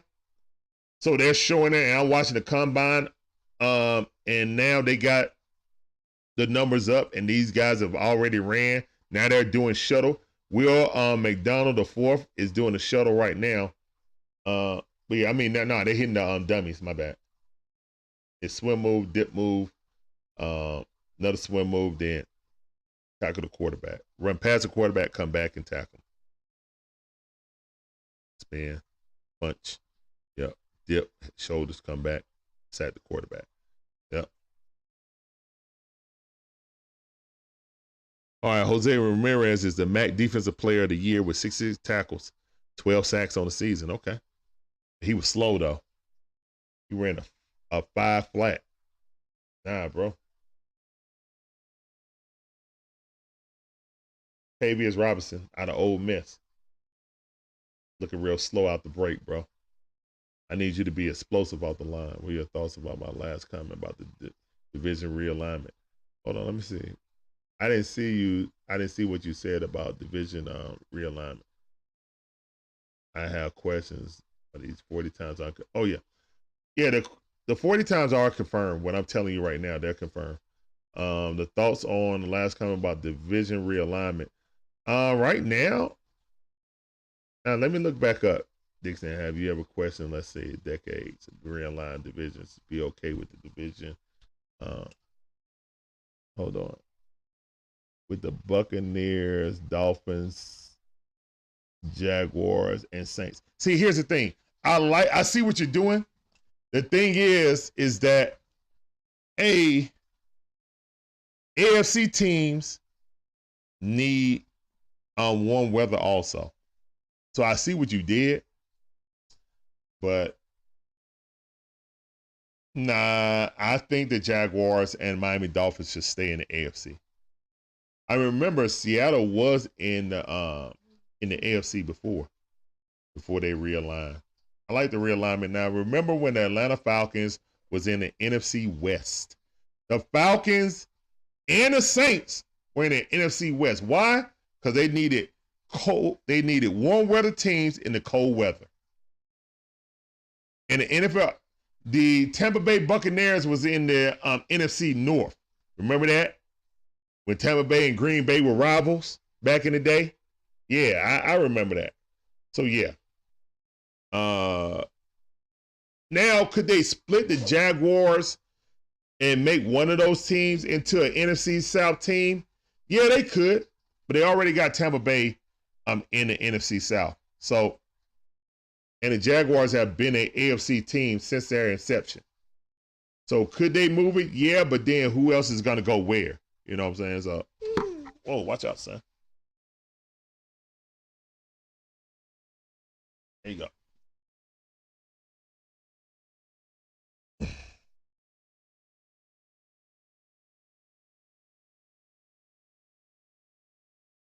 Yeah, I see what you did on that, but yeah, the NFC South, we got the Texans, the Jaguars, the Titans, and the Colts. Now, I think right now alignment is pretty good, to be honest.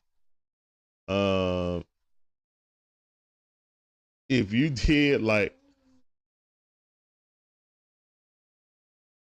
if we trade up to 3, Leviathan, I'm gonna be honest. If the Falcons trade up to 3, they're going after Stroud or Bryce Young.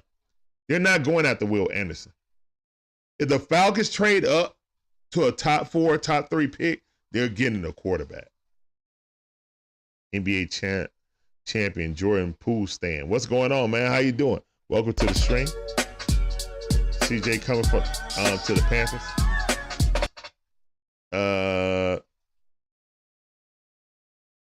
What are y'all gonna trade to get up past the Colts and past the Texans? Because that's who you got to get past. Like, to be honest, the only way Atlanta would, if the Atlanta traded the Arizona Cardinals to get the number 3, they're gonna pick either Stroud or Bryce Young, whoever's there. I promise you. I absolutely promise you. 2 firsts and a second round.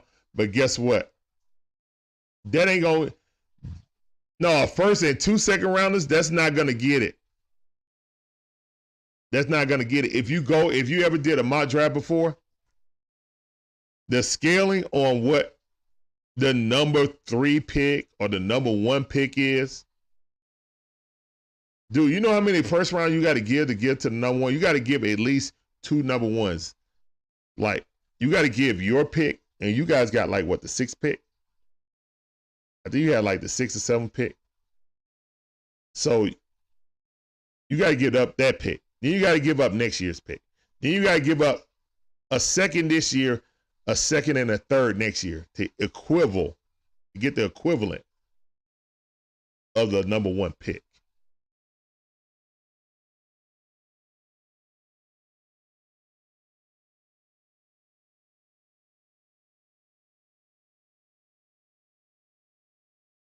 Yep, that's absolutely right, Anthony. And that's one thing. That's another underlying thing that I'm saying. If you give Ritter a chance and he doesn't work out, then that means you have a bad season and you'll be able to draft Caleb Williams. Okay. Now for Nolan Smith out there, super fast, ran a 4.44. Yeah, he called his agent. He threw his phone down. He thought he was going to run a 4.3. He thought he ran a 4.3. That's what them dogs do. They try to strive for excellence.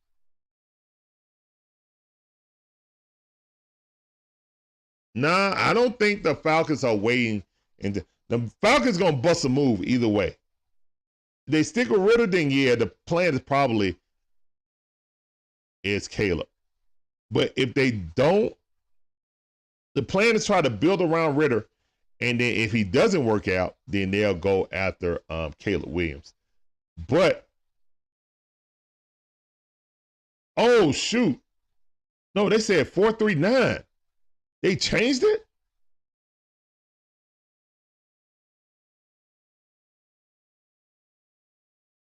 Oh, they showing, I guess his peoples were watching the game, and then they showed it.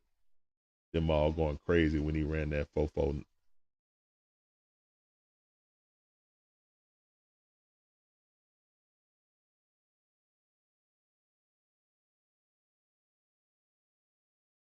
Okay.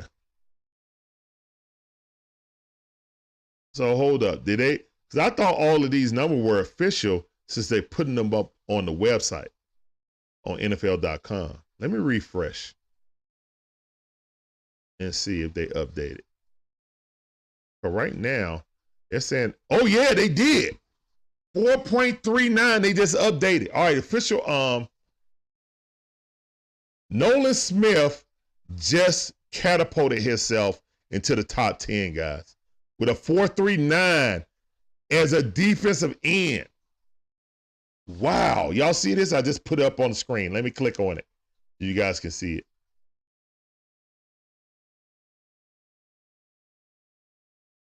Nolan Smith.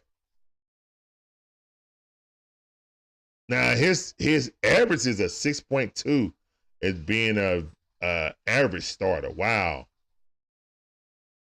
And this probably was made before he said next gen he was a 78. With a 4.39 speed officially. Oh my goodness. I know they're about to change this. I see what they have it right now. I promise you he's a top 10 pick now with a 4.39 speed. I promise y'all, man. I promise you he's going to be a top.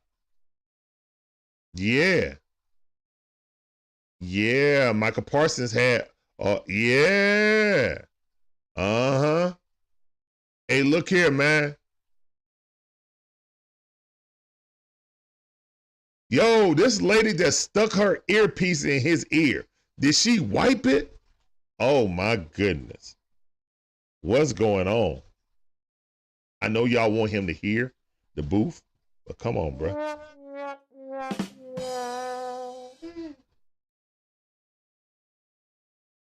Yeah, but I'm just saying.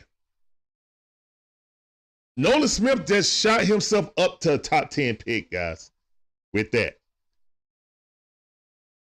Kenny Taylor, yeah, I mean, come on, bro. If you watching this coverage, she literally took the earpiece out of her ear and stuck it in Nolan Smith's ear. Hygiene. Did someone give her a wipe?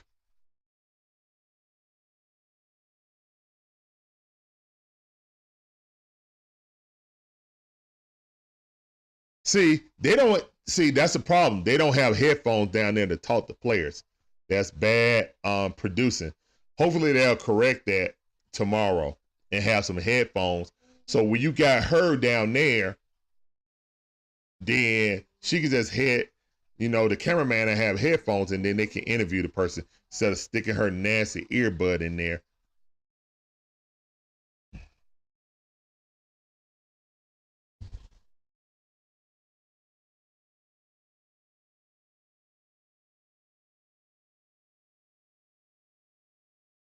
I mean, yeah, but he already had the tape. Nolan Smith was already a baller on tape, bro. But that speed, look, he already had the tape. Nolan Smith already had the tape. He's a baller. You didn't see the highlight what they just showed when he ran down Bryce Young. Nolan Smith can seek the quarterback, but running a 4.39, bro,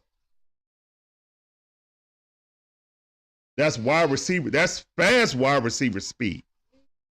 That's faster than Julio Jones. Julio ran a 4.41. Somebody look it up and correct and see if I'm wrong or not. I think Julio ran a 4.41. Nolan Smith just ran faster than Julio Jones. It's on NFL Network. It's on NFL Network. But I'm looking at NFL.com and they just updated to official times now. Now the times are official. And they actually put like registered numbers beside them too.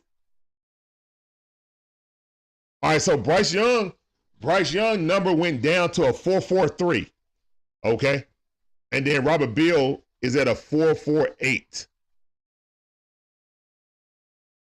Double A for Northwestern ran a 4.49.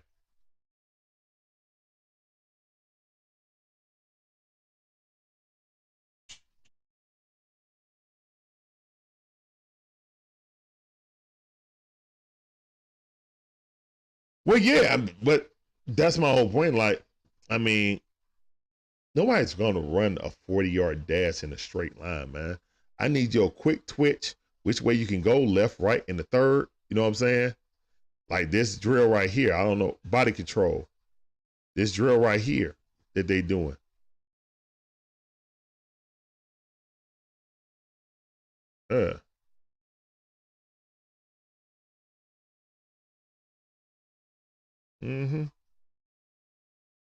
Hey, appreciate that. Follow Cal on TikTok. Welcome to the Dixon Way family, man.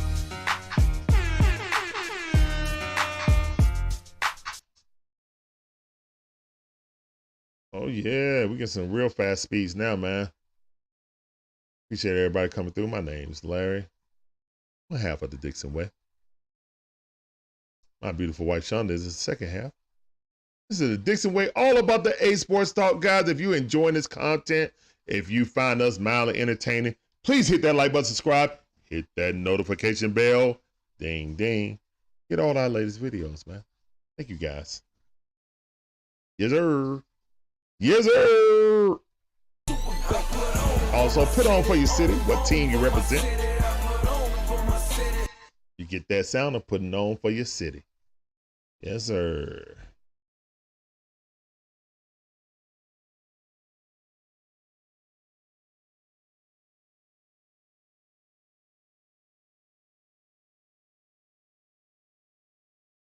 You think the Panthers get him in a 4-3 edge? I thought you said the Panthers about to go up and get Bryce or CJ.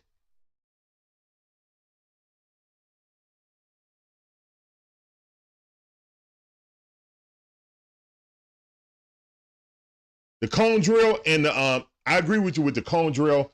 When you change the pace and when the coach is telling you go left, right, forward, back, because that's your change of speed. I need to see how you're able to rush forward and stop on a dime. If somebody go get behind you, then change direction.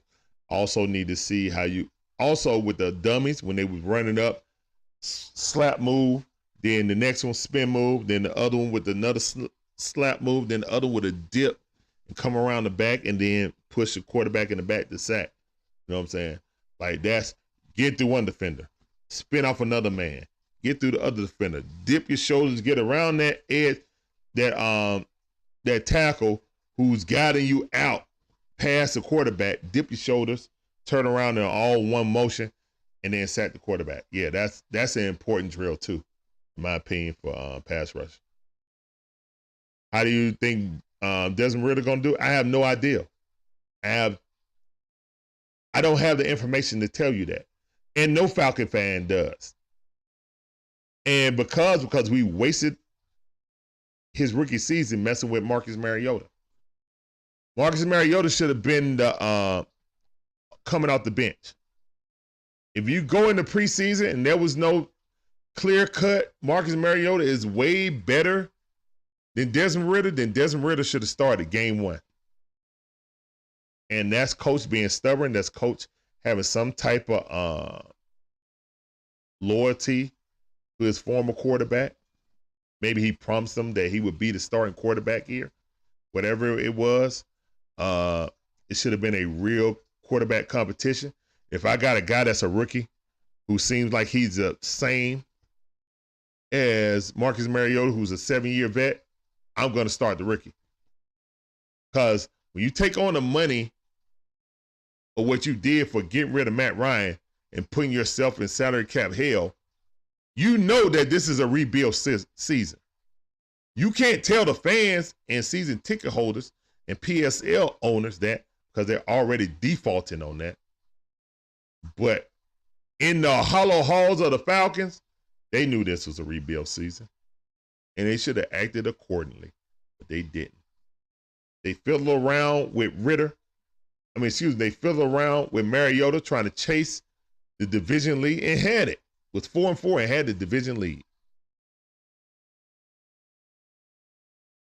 But in my opinion, you could have had that same record with Ridder. We'll never know. But Ridder and Marcus Mariota pretty much look the same, except for Marcus Mariota threw a lot more ducks. And Ridder didn't throw a costly interception or fumble, you know? So, no, he did have a fumble, but he didn't have a costly interception. He had 2 fumbles. He didn't have an interception. So, to me, I just look at it as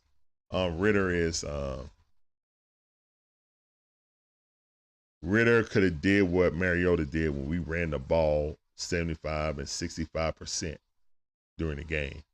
He could have did that, but threw a more accurate football. Well,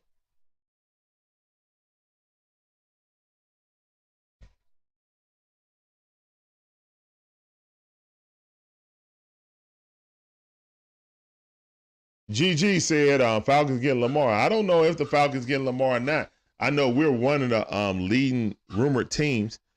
Today, some rumors are the Dolphins giving up Tua a future first and 2 second rounders for Lamar in the sign and trade. That's a rumor right now. So I don't know. It's going to get hot and heavy now, man. NFL Next Gen Stats has Jackson Smith and Jahmyr as the 14th best wide receiver in this class. Okay. Yeah, I would pick wide receiver later. Lions getting Jalen Ramsey. Oh, okay. Is that official? Or you just hoping, GG? D'Angelo Bennett says, go Chiefs. Kansas City Chiefs won the Super Bowl. Yeah, you guys did the thing, man. Y'all got the dude. Appreciate you coming through. That sounded for you.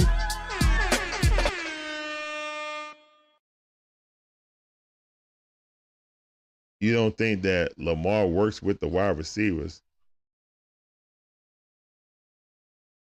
No, I don't think it's that, man. They really ain't had no wide receiver talent. Oh, they out there trying to catch balls now. Okay.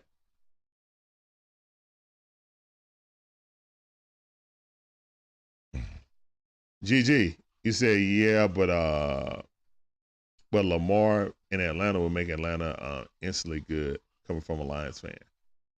Well, we will have the best QB in this division. That means we get into the playoffs. Definitely make it instantly better. You know what I'm saying? He's a generational talent, Lamar Jackson. How you gonna build around him? Ain't my problem. They're gonna have to do it. They're gonna be up out of here, you know. So I just want it to be over. I'm tired of talking about Lamar, to be honest. I don't blame Myles Murphy and Nolan Smith for not having pass rush versatility in terms of what they can do with their moves. Their schemes really didn't ask them to do much. Okay, that I can see that. You know, Kirby runs a simple system. He runs some complex systems, but you know, I would say put the guy in the best position to succeed. Nolan is a fast guy. Pass rush, get him out there, seek the quarterback. That's what the Falcons need.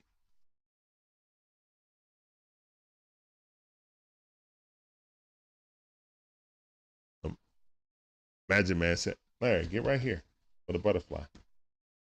Okay, there you go. He said Lamar doesn't work in the ATL. They are not winning now. Yeah, see, like, here's the thing. A lot of people want Lamar. Keep it a buck. A lot of people want Lamar because of the Mike Vick experience. A lot of people want Lamar because instantly we will have the best quarterback in this division. We will win the division. Thus making the playoffs. But are we a championship team next year with Lamar Jackson? No, not even close. We're a playoff team though, but you got to make the playoffs to even be considered, you know, about a championship team. So yeah, if you got a chance to get a quarterback that's still probably top 5 in the league, with the decline of Brady and Aaron Rodgers and stuff like that. I mean, he's only 26 years old. He's already been an MVP. I just think that Lamar Jackson, if you got a chance to get a generational talent quarterback like that, and basically if you're going to spend 2 first rounders to get a quarterback, are you going to get Bryce Young, which I like Bryce Young a lot, or are you going to get Lamar Jackson? That's what you're asking yourself. Are you going to get a proven commodity, or are you going to go for the future? And then basically if you get Bryce Young, which is going to be much better than Ritter, but you're conceding that next year is a rebuilding year also. So, because you got a rookie. And no matter how good they are, rookies usually struggle. Even Joe Burrow struggled in his rookie season before he got injured. So yeah, all rookies struggle. There's very few rookies that came in and lit the world on fire.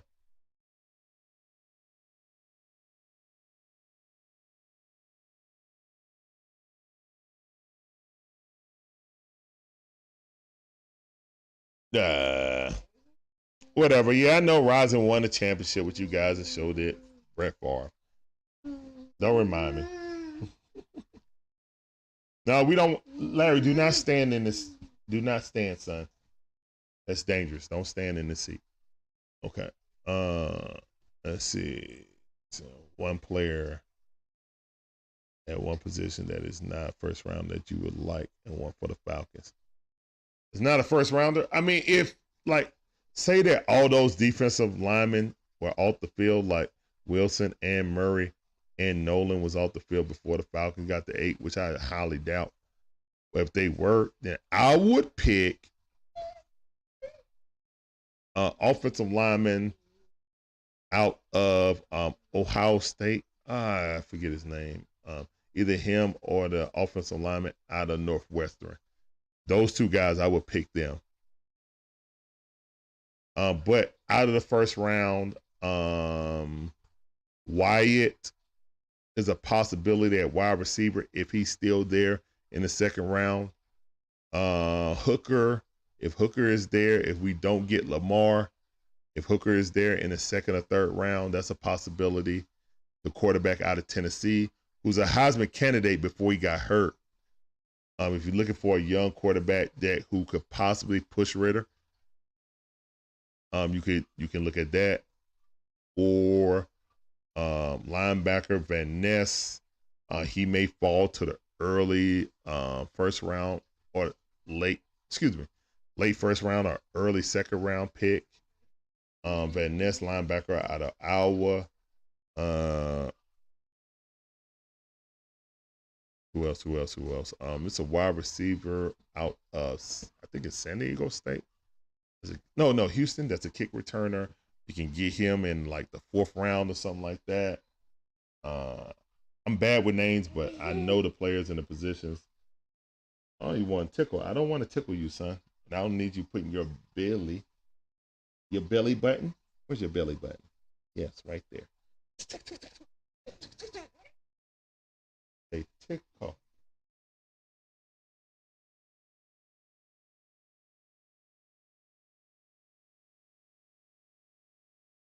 All right, appreciate you guys coming through. Oh, no more tickling, okay? No, I would not get Bijan Robinson. No. I don't think Bijan Robinson is going to be a first round pick first and foremost. He's a running back. Yes, what? No, I can't tickle you right now. He is a second round pick, but I would not pick him as a Falcon. You want to be tickled. But tickle. I wouldn't pick Bijan Robinson. I know he's a Saquon type, but I already have a 1,000-yard rusher on my team that was a rookie in Algiers. Why would I pick another running back? Running back is not what I need. I got CP and Algiers. I do not need another running back. I just don't. Appreciate the comment. All right. Hey, give daddy a kiss. Larry, you got to eat your oranges, son. Go eat your oranges. Go over there and eat your oranges. Go eat your oranges. Put your shirt down. Go eat. Put your shirt down. Go eat your oranges, okay? Go eat your oranges. Stand up right here. Here you go. There you go. All right, well, sit on my lap then. There you go. All right.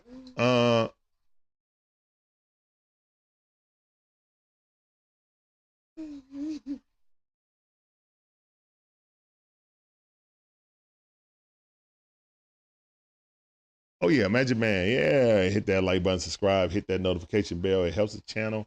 Helps us get out in the algorithm, guys. If you're on TikTok, hit those likes.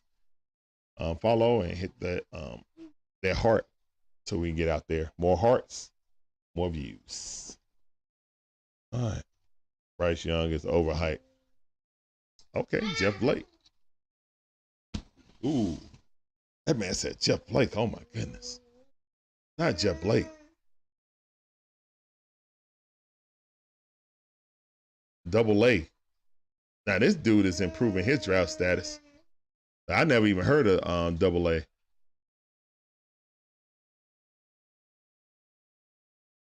Oh, and then they catching it, going across the middle, intercepting the ball. Okay.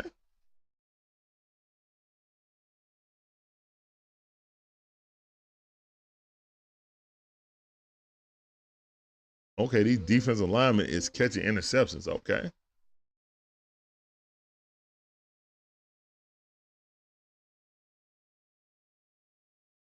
Catch that. You know, the dog's gonna have some good hands on that.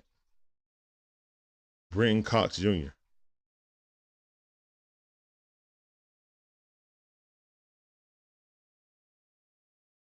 Okay. I like this little drill. You know, they go out in like a a zone blitz. They drop out to the zone, to the flats. Then they cut across. They see that ball coming across. They break on it. Big Yaya Dabby.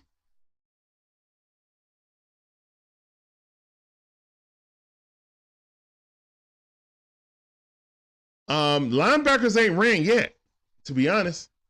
So the only people that haven't run yet are linebackers. All the defensive linemen have run now. Let me check, because they could have had those guys running and not showing it. So let me check. Let me go to linebackers on here.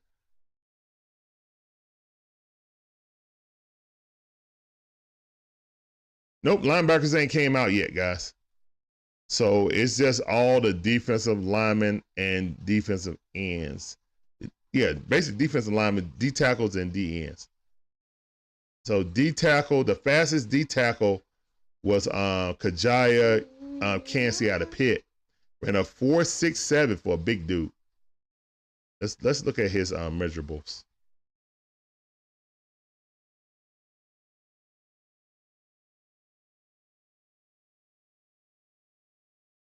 (6'1", 281. Okay, that explains it. He's a little dude. He's short and kind of stalky. Okay, but he got them wheels though. Okay, he got those wheels.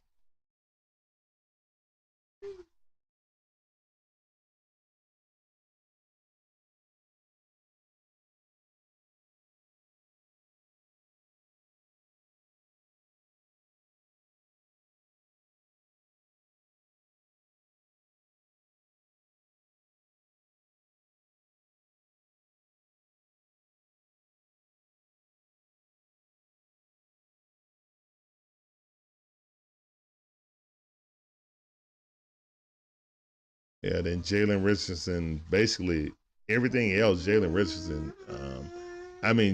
Redmond out of Oklahoma was like the pure athlete out of, oh, watch out, son. Be careful. Be careful. You don't want that to fall and hit the floor, son. All right. So, yeah, let me go back.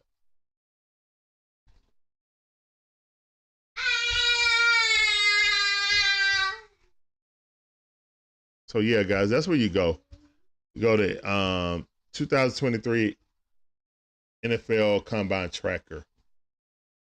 Larry, come out of that room, please.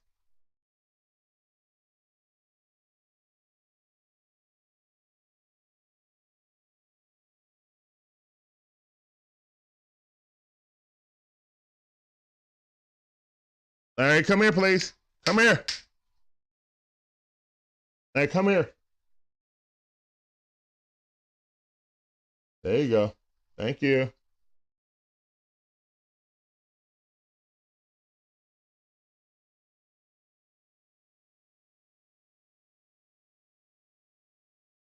No, I would not do that, Leviathan, at all.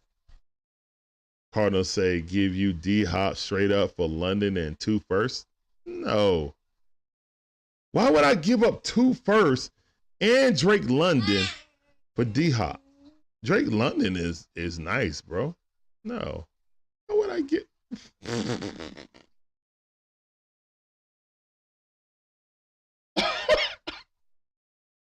No, man. No. Drake London is like a Mike Evans type of wide receiver. Why would I give up my young stud wide receiver for often hurt? I mean, he's great. He's going to be a Hall of Famer, but contract way too high. And no, that would be a horrible trade for the Atlanta Falcons. And then they just drafted Drake, what, number 6 or 7 last year? Like, no, that would be a horrible pick. A horrible draft. Trade. That'd be a horrible trade.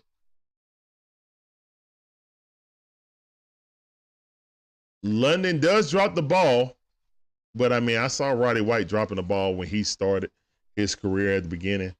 He was a rookie. Also, those balls was coming in like this. Them balls were coming in like this with Mariota. It wasn't no spiral. It wasn't no tight spiral. It was coming in like this. So, good luck catching those. What, son? What are you looking for? It's not over there. It's not over there. Oh, the pad went out. Okay, okay. Let's get that. Hey guys, hold on. Let me get this phone for my son.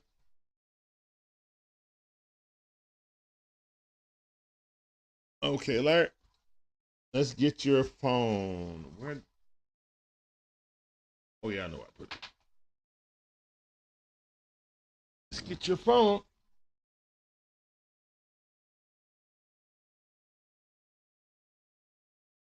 Larry, come right here. Get your lollipop. Your lollipop. Okay.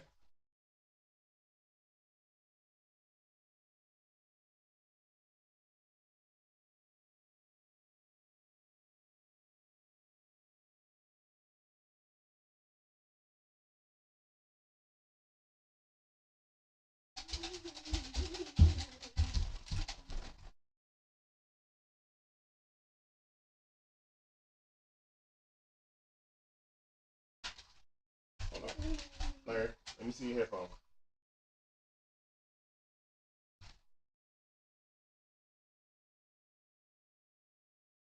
Let's put this out of the way, son. Right here, please. Okay.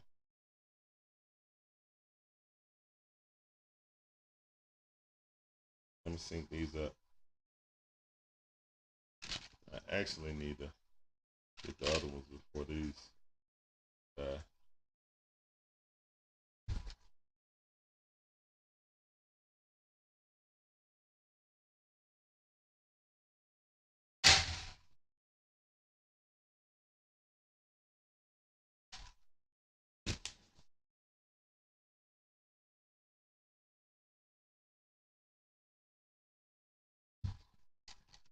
All right, here you go, son. Here you go. It's synced up now. There you go. Oh, you don't mess. Get out of that. Hold on, son. I just want to make sure that you're on what you need to be on. Yeah. Yeah. Here you go. Here you go. All right. Mark Badger, what's going on, man? How you doing? From Phoenix.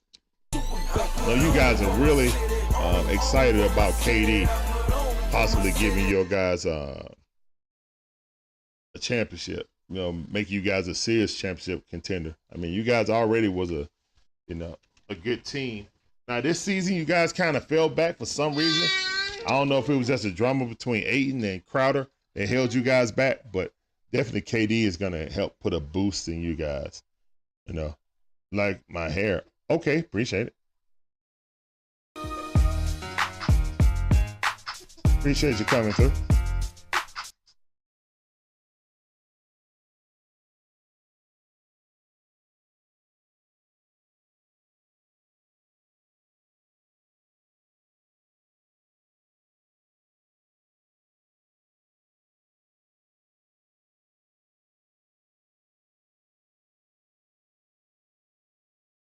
The Lions could be. I mean, you guys went into the end of the season with momentum. Lions went into the season at the end of the season with momentum. But anybody like Green Bay fans or Bears or Viking fans aren't going to believe it. They're going to be like, you got to show me. And I understand that. You definitely got to show it.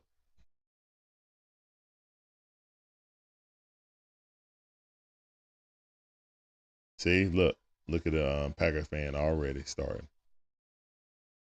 You know, so.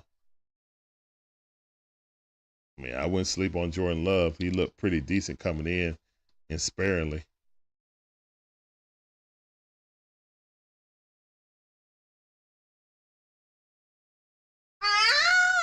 Yeah, they got the 6th pick. Let's see what they do with it.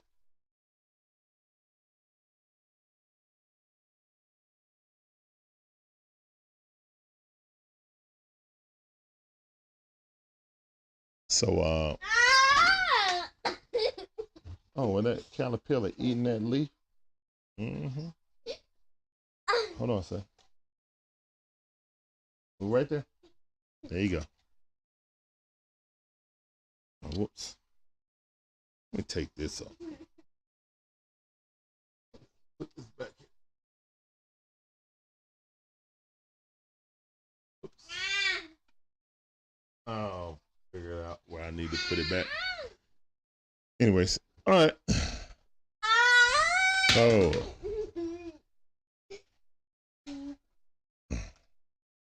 Alex Wyman, what's going on? How you doing? Welcome to the stream. Said the Lions was 2-0 versus Packers and 2-0 versus the Bears. 1-1 versus the Vikings. Should have been 2-0 with a better management, better clock management.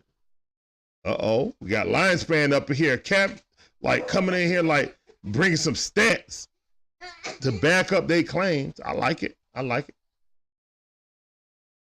Yeah, that is true. That's a shame. Two of the best players in their position.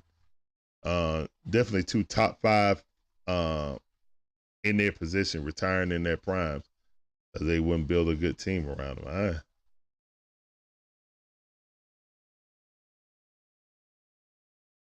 I mean, yeah. I mean, like Barry Sanders, man. That guy was amazing. Like, that's still the best running back I ever seen. Yeah.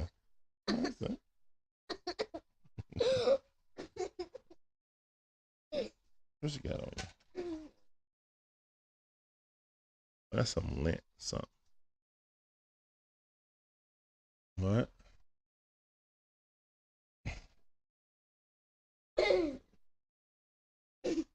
Yeah, I see it. Caterpillar said, Dan Campbell is a great head coach. Great head coach? I would say he's good. If he gets you guys to like a NFC championship, then you say great. I think we start throwing around great too much, too often these days. But yeah, he's definitely a good head coach. Definitely a good head coach. Like he's gonna turn around the Lions. Looking better than my coach, so I can't even say nothing about it. No.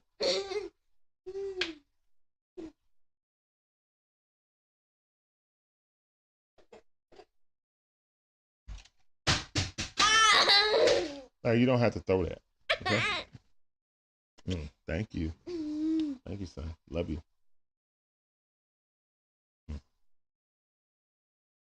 Okay, I had to put some chapstick on.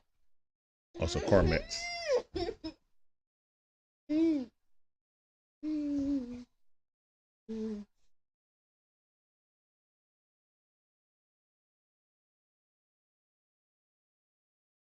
Join us for the.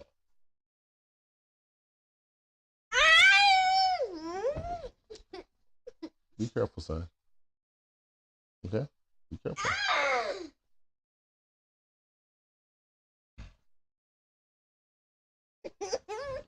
Be careful, son. Be careful. Yeah. All right, so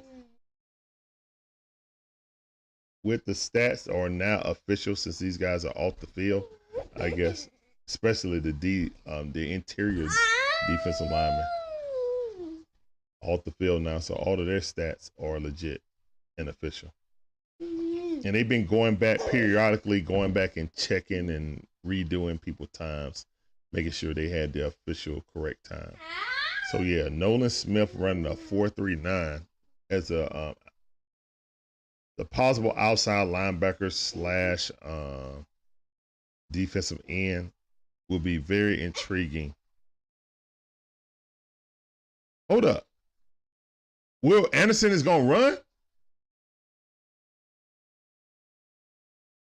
Because they got him as edge rusher or linebacker. So I think he's going to run with the linebackers. Yeah, that dude hands, man. Like they showing it right now. That dude hands. He gets through. Son, do not stand up. That's dangerous. Don't stand up in this couch. Okay? Put your legs down like that, son. Don't stand up in the couch. But yeah, they showing him playing against Georgia, shedding the block, running down the line, running down Bajar, Robinson down. Yeah. Yeah, I mean, I didn't think he was gonna run, but he don't have the hoodie on like Jalen Carter had the official hoodie on, so I knew he wasn't gonna run. I didn't think he was gonna run before he got charged.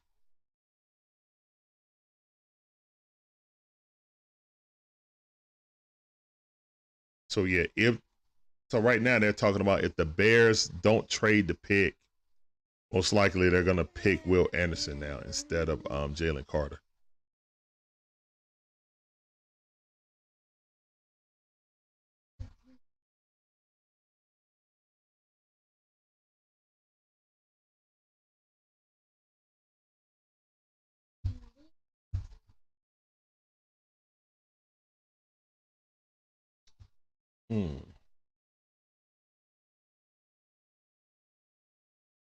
Well, they got Van Ness going at 19. Okay. So Miles Murphy is rated as number 20th prospect. And here I'm thinking we were gonna pick him up in the draft. And they got who's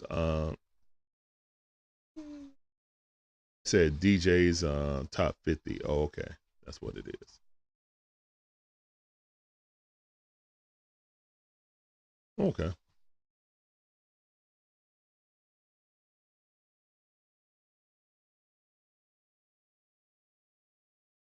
What is no bull? I keep seeing this no bull. Do anybody know what no bull is? Like it's apparel? Is it a drink? What is no bull? N-O bull.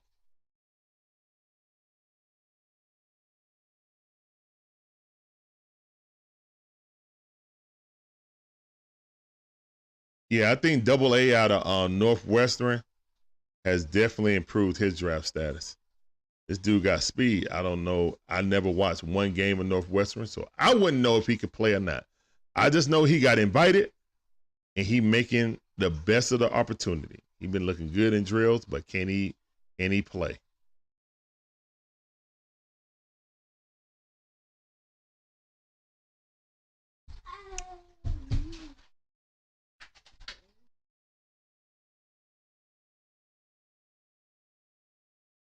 Yeah. Oh yeah, they talking about Double A right now. Indeed Bawar joined Elite Company. Mario Williams, that was a good draft. He was decent. He wasn't really earth shattering when he got to the league, but they just talking about what he did in the combine compared with his size and speed. The dude is not a small dude.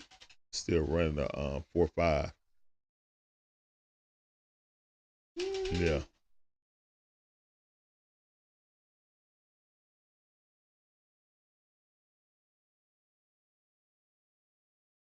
Mozzie Smith. Oh no, they're talking about top D tackles. Okay. Jack Campbell, Henry Tutu, Noah Sewell.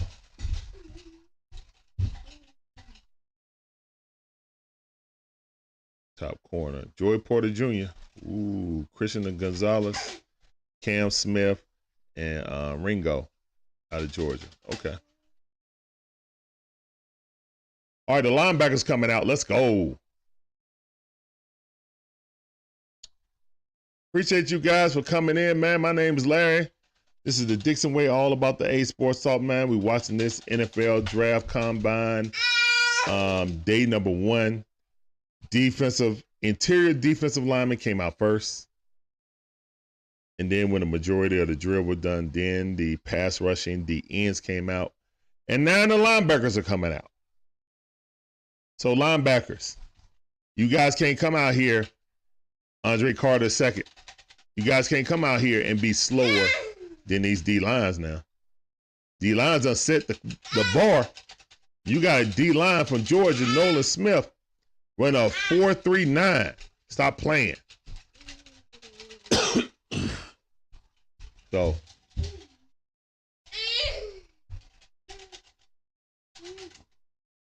y'all gotta really pick up the pace.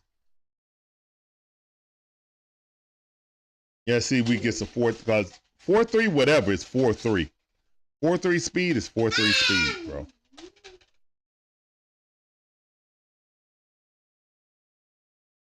Plain and simple.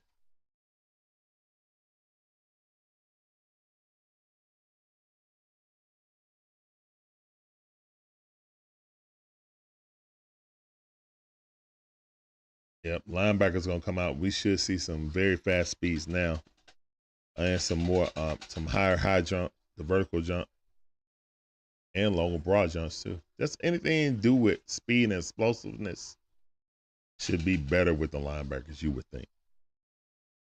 You would think they should be more athletic, but in my opinion, Nolan Smith definitely shot himself up near the top 10 with that speed. You can't coach that. Can't coach 4.3 speed. There's a difference between you chasing somebody and running them down. Oh, Will Anderson is going to run. Hey, hold up. Applause to Will Anderson. Applause to Will Anderson Jr., dog. He ain't scared of no competition. He about to run. Wow. Usually these guys, they be like, nah, I'll wait till my pro day, dog. I'm just here to interview with all of the different coaches and that's in the top, you know what I'm saying? Top 5, top 10. That's what I'm doing, man. But now this dude is a pure football player, man. A pure football player. The Falcons be lucky if he failed us. No way he falls to us, man. He's most likely going to the Cardinals. And if the Falcons trade up, they're going for a quarterback. And number 3, they're going for a quarterback. So I think the Colts can give a better package than the Falcons can. So, but I know we had one Cardinals fan saying that the Falcons going to try to trade up to get to that spot. Trent Simpson. It's about to run, I guess. Oh, that's some good closeout speed by Trent Simpson. He looked little, though, man. He looks like a safety. He looks like a safety, man. He don't look like a linebacker. Yeah, he looked kind of smallish. He can get to the quarterback, though. Oh, he got a hoodie on. Trenton Simpson, you got a hoodie on, bro?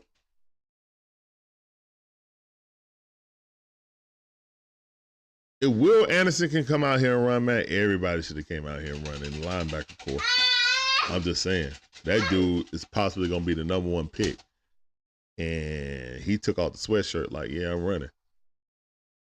That's crazy.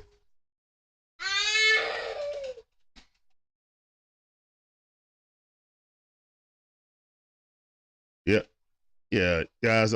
We try to keep it PG in this chat, so let's lay out the swear words. You know what I'm saying? Language. Yeah, we try not to have a whole bunch of profanity in the chat. I appreciate all you guys coming through, especially with the new rules of YouTube that's about to be implemented. You know, they're gonna start not promoting people's stuff or pushing it out if you do a lot of cussing and stuff like that. So just got to be careful. We don't want to stun our growth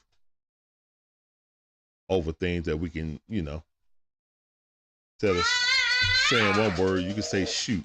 You know what I'm saying? So yeah, you know, simple things like that.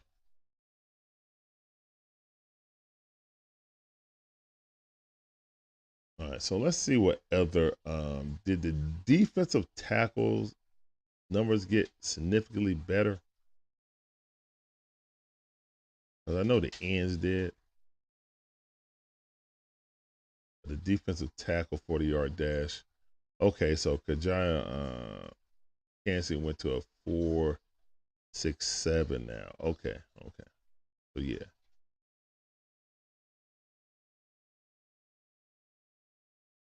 Who's on the vertical, man? Well, let me do all on vertical. Nolan Smith had the highest vertical too. By 3 inches.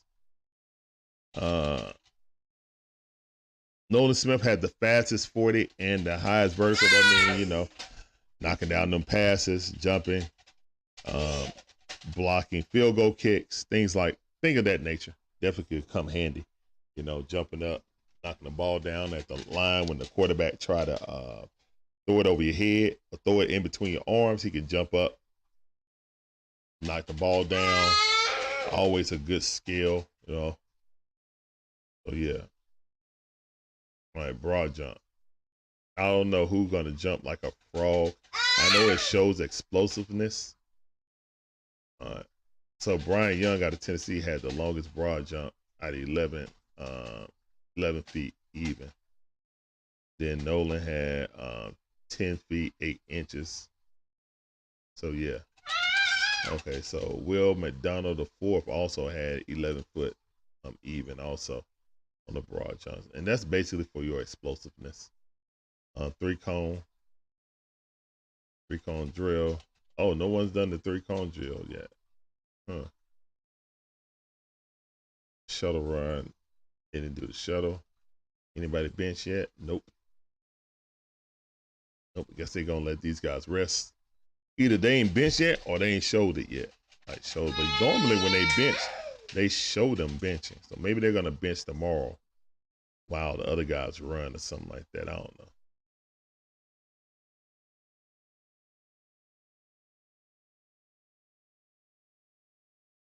A 10-yard split. The Nolan Smith coming out there, and that's about as far as the DN is gonna run mostly, unless they break on the other side or run away from them. Then you're gonna run about 20 or 30 yards down the field, 20 yards across the field. Okay.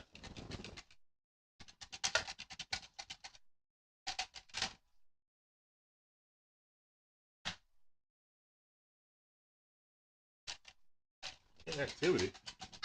Okay, my youth. What? Okay.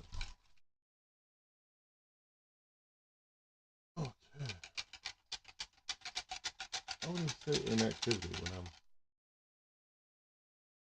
clearly on. Okay. Here. Hold on, guys.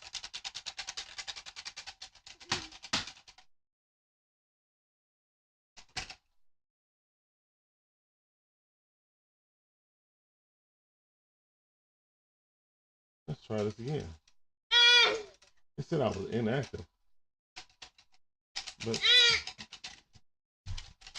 okay, they were saying I was inactive, but I was sitting there talking. Maybe it was frozen on my day one feed.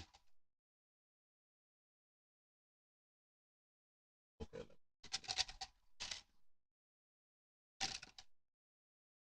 All right, guys, welcome back to the stream. I don't know why it kicked me off of TikTok.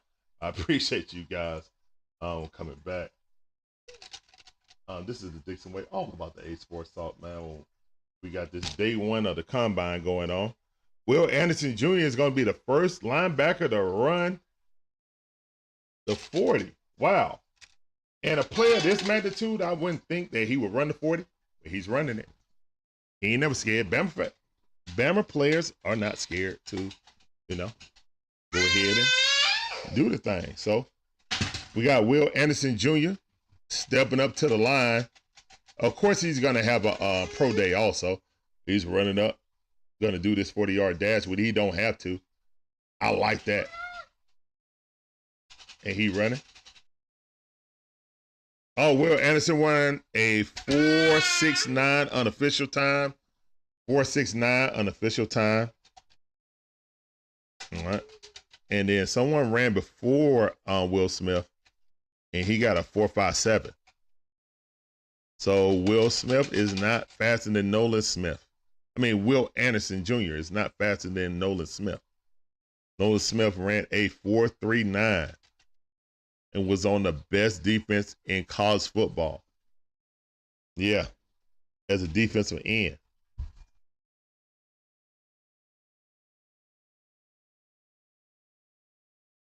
Appreciate everybody coming back through on TikTok.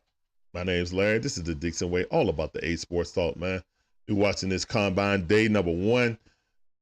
Defensive linemen and linebackers. The linebackers are finally coming in. Jack Campbell out of Iowa. This kid can play too. It's about to line up. But yeah, I really respect Will Anderson Jr. for coming out and running because he really didn't have to. Ant, what's going on, Ant? How you doing? Welcome to the stream. All right, Jack Campbell ran a 4.71. 4.71 his first run. All right. So we got defensive linemen definitely faster than these linebackers right now. But this dude is a tall dude. Jack Campbell, he's a tall dude. So, you know.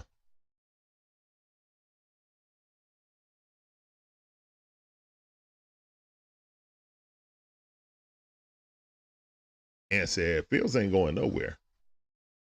Yeah, they not trading Fields. All right, Jalen Graham out of Purdue. Ran a 4.69. 4.69 unofficial time, Jalen Graham.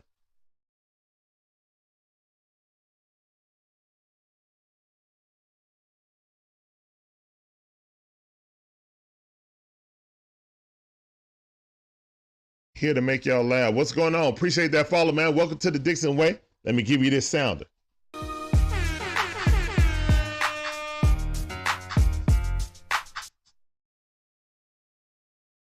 Yeah, I'm surprised Will Anderson came out too, to be honest. I mean, props to him, because most guys is going to be a top 5 pick. Don't even need to do it. Hey, Derek Hall. Derek Hall out of Auburn ran a 4.57. Okay. Unofficial. Dan Quinn looking around, looking on. Yeah.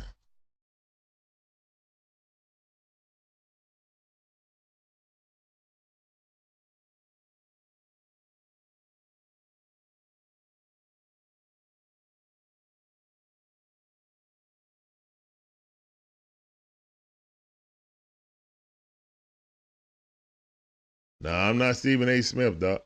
Not at all. Dayon Hentley out of Washington. The Washington Cougars. Washington State, yeah. Ran a 4.63. Linebackers need to step it up, man. These defensive linemen was like blowing them out. Falcon Pros, what up, fam? I see you. You know that sounds for you. Oh, yeah, Ant. Sorry about that, Ant. Here's your sounder, too, man. Appreciate you coming to the stream.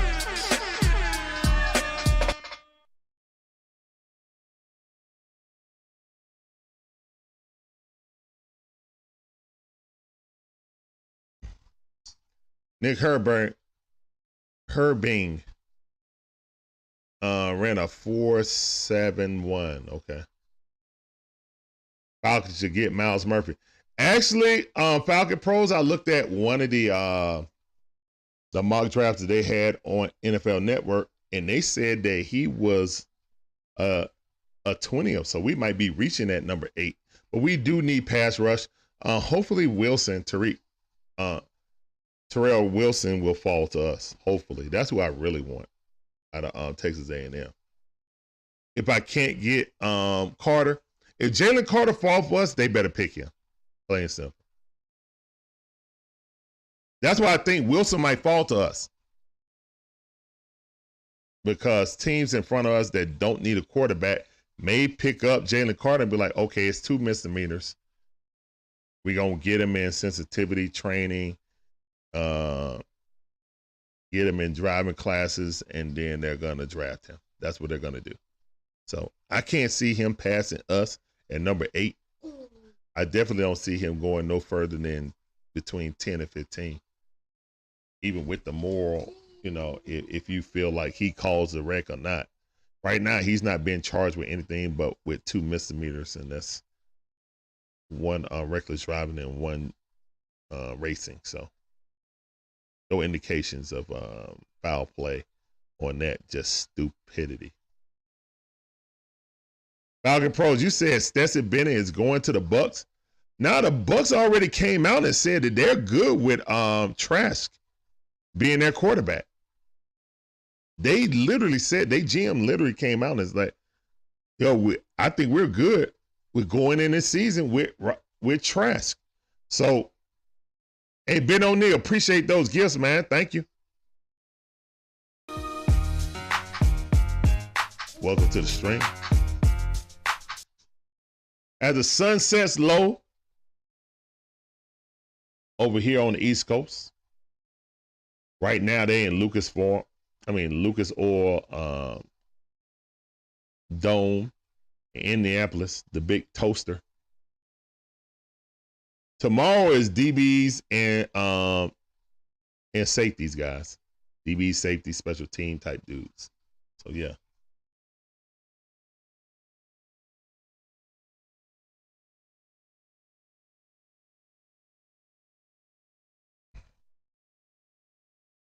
Stephen Fall said, go Chiefs. I see you, man. Appreciate you coming through.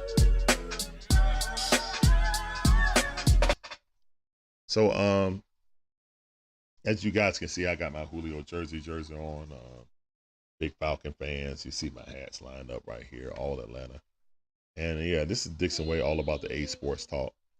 We're covering the draft, but you know, my concern is mainly on what the Falcons should do. If you guys ask me a question, I'll see if I can answer the best of my ability about your teams.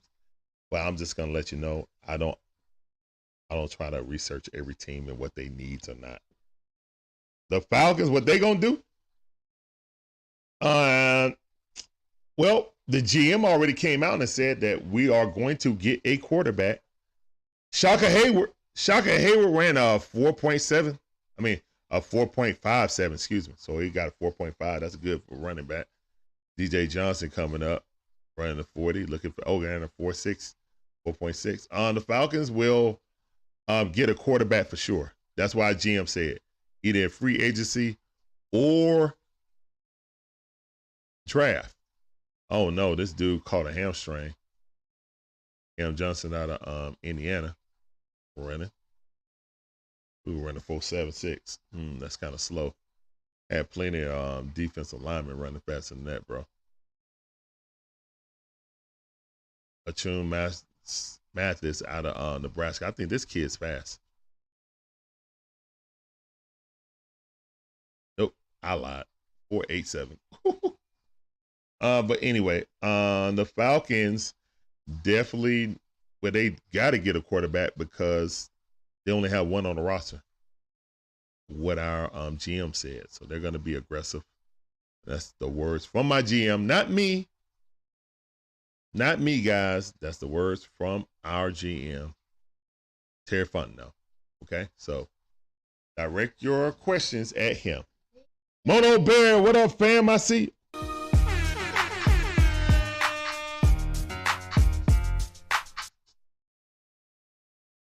So you said, Falcon Pro says, so Lamar to Atlanta is dead, right? I don't know what they saying, man. If you was at the top of the draft, would you work out at the combine, do your own workout? I would do my own. I would do the pro days like what typical top 5 picks do. They wait till their pro day so they can get their coach's guidance. If they're a wide receiver, they can get their quarterback throwing them the ball instead of some random quarterbacks that they don't know how the ball coming out, if it's left or right-handed, you know, how they throw it out, how it come out the pocket. So, yeah. Devarion Overshown, yeah. the Marvion Overshown, definitely on my radar for 3rd round pick. Overshown for a 2nd to 3rd round pick. Just ran a 4.54. So yeah. Owen Papo. Oh yeah, this dude's fast too. Oh, I didn't know he was only 6 foot though. Linebacker, he kind of short for a linebacker to be honest. But he 225, so he's stalky, so that's cool. Let's see that speed though. These are all unofficial times, guys. I think the defensive lineman times are official now. They've been adjusting them. All right, and he's off. Owens is off. Ran a 4.5 flat. 4.5 flat. All right. Speed kills. 4.5 flat. 4.5 flat means that you can chase somebody down, you know. You said more likely Lamar to Miami, depending on if they want to trade one injury-prone quarterback for another, but the concussions are worse. You know what I'm saying, to be honest. Hey, Caleb. Caleb for Conyers. Let's go. Putting on for your city. What's going on, Conyers, Georgia? The Falcons are your second team. The Eagles are your first. Okay. Falcons are my first, second, third, fourth, and fifth team. I have no other team. Lonnie Phillips out of Kansas. Noah Sewell. Noah Sewell, 6'1.5", 246 pounds. Let's see what you got coming out of the Pac-12. Oh, yeah, definitely a huge Braves fan. Yep, Braves country is definitely here. Lining up, trying to get that perfect balance. What you doing, Noel? Run a 4.72. 4.72 for Noel, unofficial time. Best linebacker time right now is Sewell Papu. Trent Simpson, 6'2" and 3/8", 235 pounds, a big dude, carrying a lot of weight for a linebacker. Let's see what he does. Okay. Clemson, you know, they got some talent over there at Clemson, so.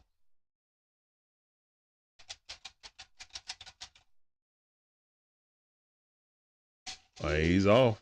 Got some long strides. 4.5 even. Okay. Okay, Trent Simpson. I see you, bruh.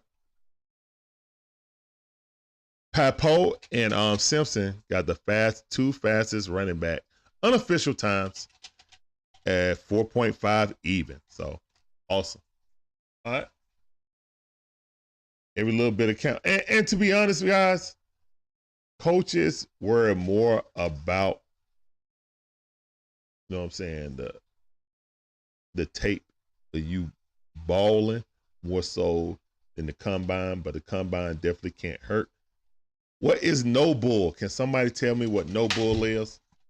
I see that the draft is sponsored by No Bull. So I was just wondering, I don't have my phone because I'm streaming with it on TikTok.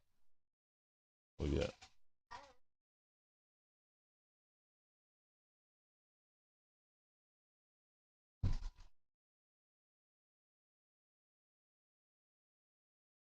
All right, so right now, biggest surprise out of here, out of the draft combine right now is Nolan Smith running a 4.39.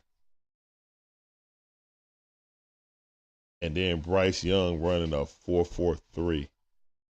I knew Robert Bill would run a 4.4 or 4.5, so that didn't really surprise me, but I didn't know Nolan Smith was that fast, running a 4.39 officially. Robert Bill Jr., another good Georgia Bulldog, just like Nolan Smith, he ran a 4.4.8. And then the other big guy is Abidorway. I can't say his first name, but he's out of Northwestern, DN out of Northwestern. He ran a 4.49. So yeah.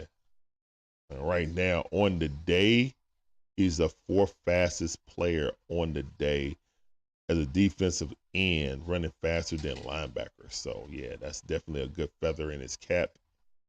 They didn't do the bench press, or they haven't posted the bench press. So, yeah. Vertical jump, Nolan Smith is the highest jumper also. Anthony Orji is the 2nd highest. Bryce Young is the 3rd highest. Jeremy Banks out of Tennessee. Both Tennessee guys jumping up, knocking the ball down. It's really efficient. And then the guy on AA out of Northwestern was top 5. So, yeah. Those type of things, the cone drill, I don't think they did the regular cone drill. Yeah, it's not listed. They did a lot of stuff with different dummies and stuff like that. Run around the dummy, do the swim move, hump move, or spin around. Come back to the other dummy who's supposed to be the quarterback. So, like that drill, showing their explosives off the line, and then getting through blockers, getting to the quarterback, overrun them, and then return back and get them. So, like that drill.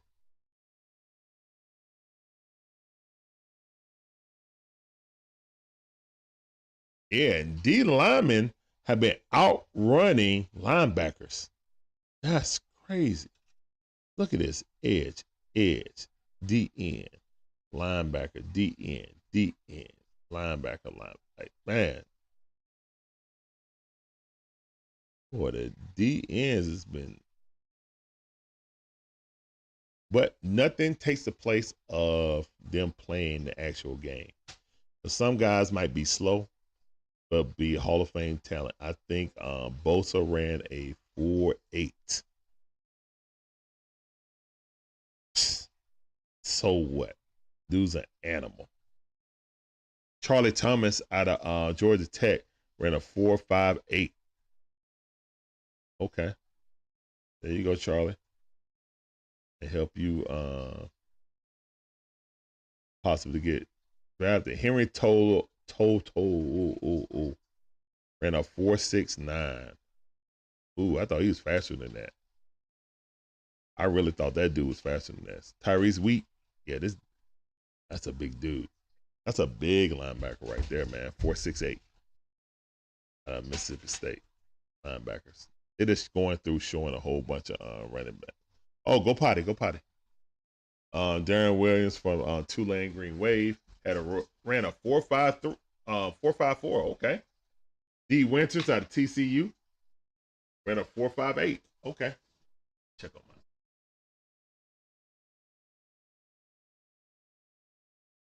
Yasir Abdullah Rosen. Oops. Ran a 4.53. Okay.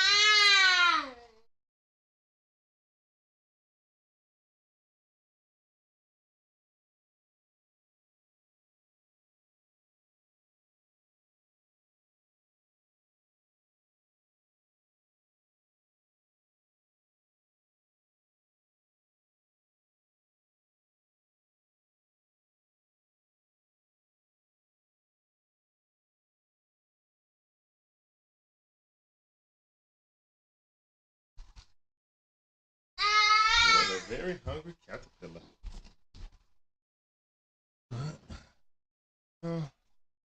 I've been need to go to a bathroom break for a while, so excuse me.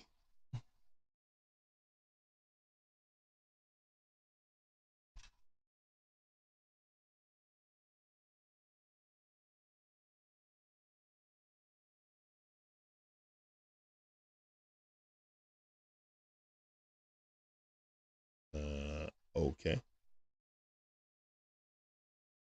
Why is that? Hey man, this is like a sports thing, dude. I don't know what's going on, but no, but kind of morbid.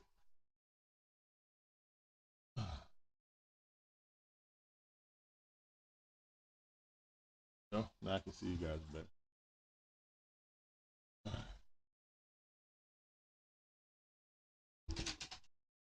So,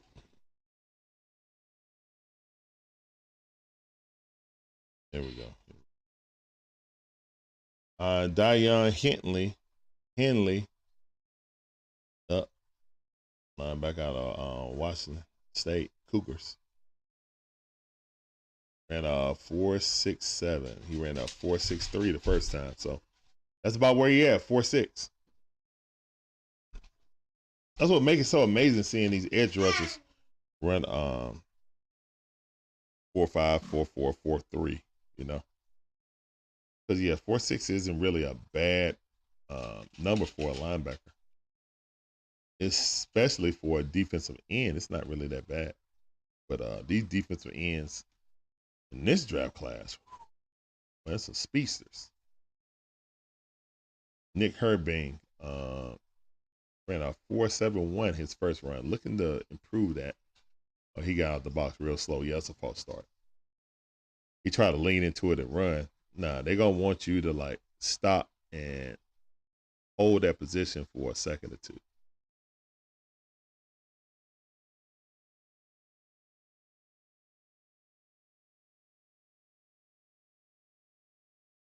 Dude got on flip-flops.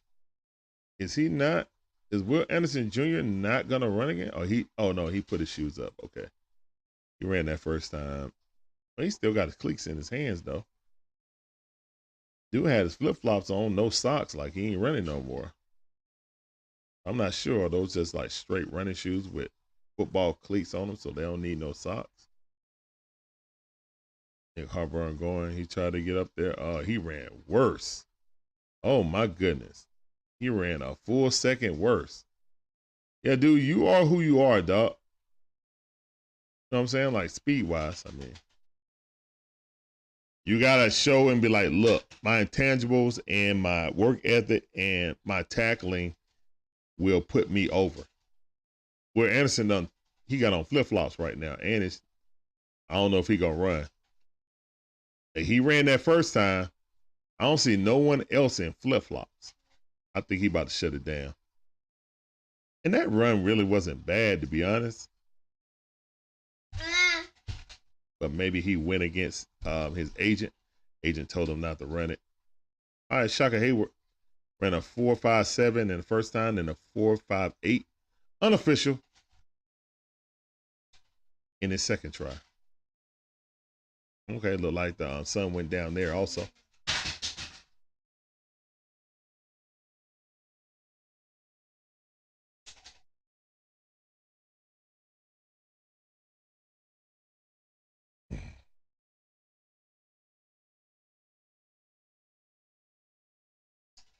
The Falcons could pick up Andrew Voorhees out of USC for probably like the third or fourth round as an offensive lineman help. Interesting. I have to do some more mock drafts to check that out.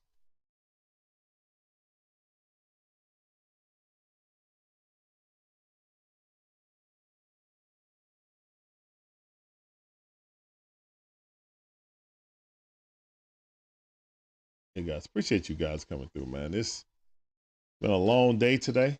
I was trying to see if they were gonna do. If that's on the last of the 40s, man, we've been on since 3 o'clock. I'm probably gonna shut this down. If they get through all the 40 times, I'm probably gonna shut it down. They're not doing any bench press or anything like that right now, or at least they're not listening what they're doing on bench press. I like those. It definitely for defensive linemen. I need to know how strong these dudes are too. Right now, they're not showing that. I don't know if they just haven't updated it or they haven't done it. So they haven't done it, then it kind of is what it is. Yeah, don't look like they even done it. Bench press. So it seemed like 40-yard dash, vertical, broad jump. I'm saying that the 10-yard splits is out, but that's about it. No 3-cone, no shuttle, none of that is available. So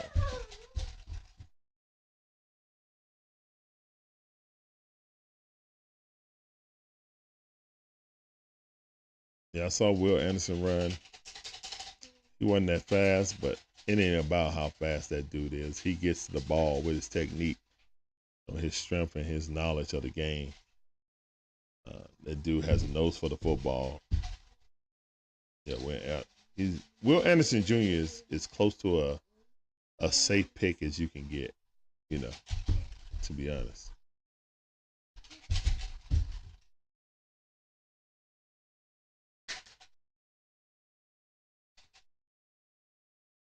I mean, pretty much been like a super safe pick, dude. Like Larry Pearson, welcome to the stream on TikTok. Appreciate you coming through. Danny Jones, appreciate you coming through. Jordan Baller, appreciate you coming through. Yeah, all y'all guys coming, splashing in on TikTok. Appreciate you guys coming through. All right, DJ Johnson just ran a 4.55, improved his time by half a second. So that's good news for that kid out of Oregon. Cam Jones from Indiana just ran a 4.76 on both times. So that's what he is. Chum Mathis out of Nebraska. All right, so he improved his run for a whole second, so that's good. He ran a 4.87 and then he ran a 4.78. So he improved his. Pretty much Anthony Orji improved his time. Unofficial time for 4.58. Owen Papu ran a 4.5 flat. Okay, so a 4.5 flat. Can he improve on this? Owen Papu has been available in my mock drafts in the 2nd and 3rd round. Okay. Oh, he got a 4.46. A 4.46. He got the tongue out like Jordan, like, yeah, on Papo. 4.46. Wow.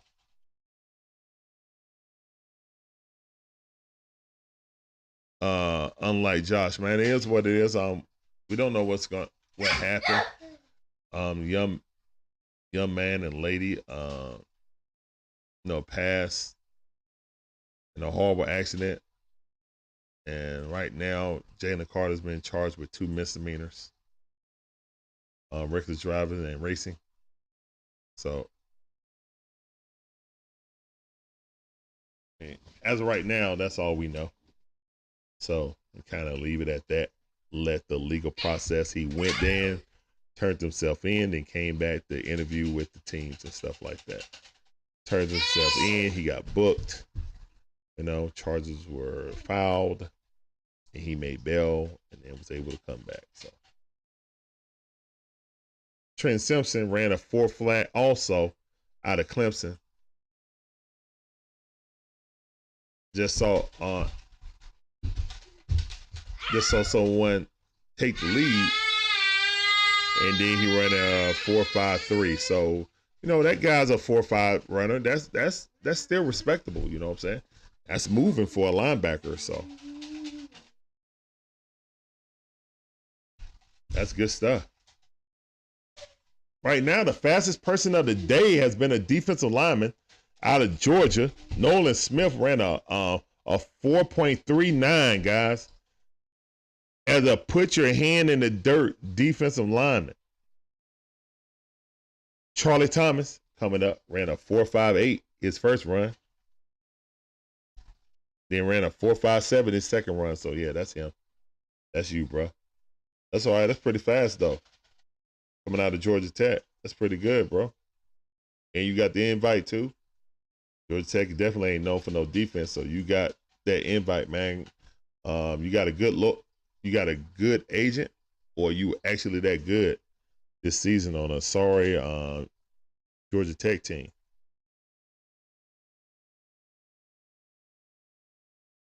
Yeah, man. I am one half of the Dixon Way. Yeah, I have a beautiful wife named Shonda. Yep. She's not here right now. She's resting. Henry Toto ran a 4.74, so he ran a worse time. I thought this dude was fast coming out of Alabama. Toto ran like a 4.74, so he ran slower the second time. Wow. Okay.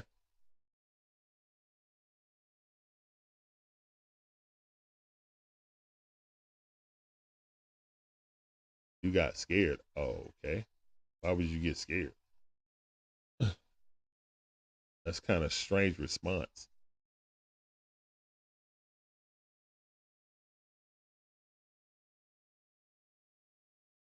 There's some weird questions going on today. Appreciate you coming through, man. Let me give you this sounder.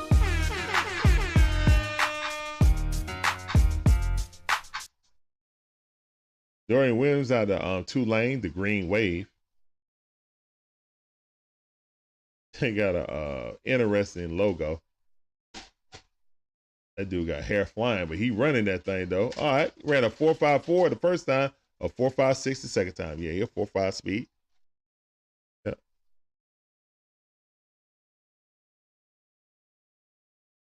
Bama is becoming worse.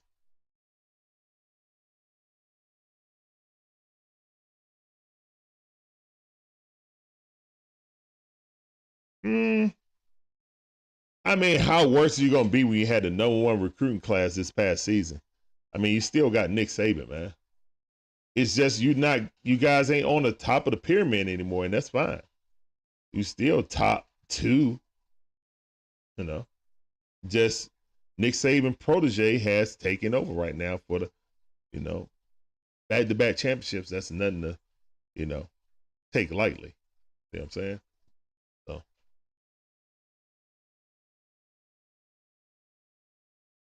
Hawks gonna bounce back and make a run at the 60. I hope so, bro. I hope so, but right now, man, we're at a model of mediocrity right now, man, to be honest.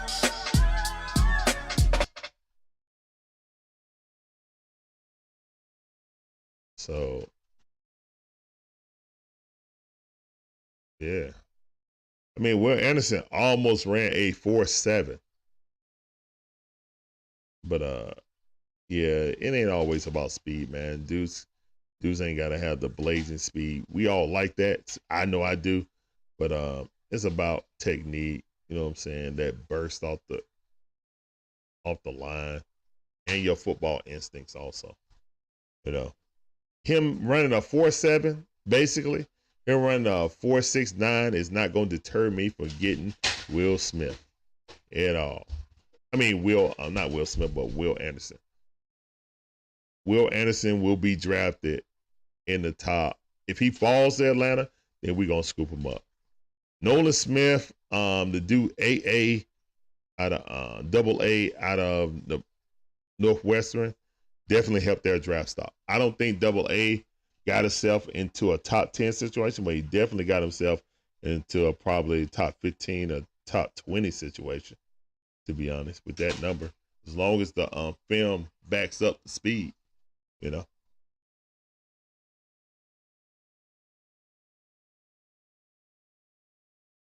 Oh, you're a Razorback fan. Okay. Yeah, I got family in Pine Bluff and Little Rock. So, yeah.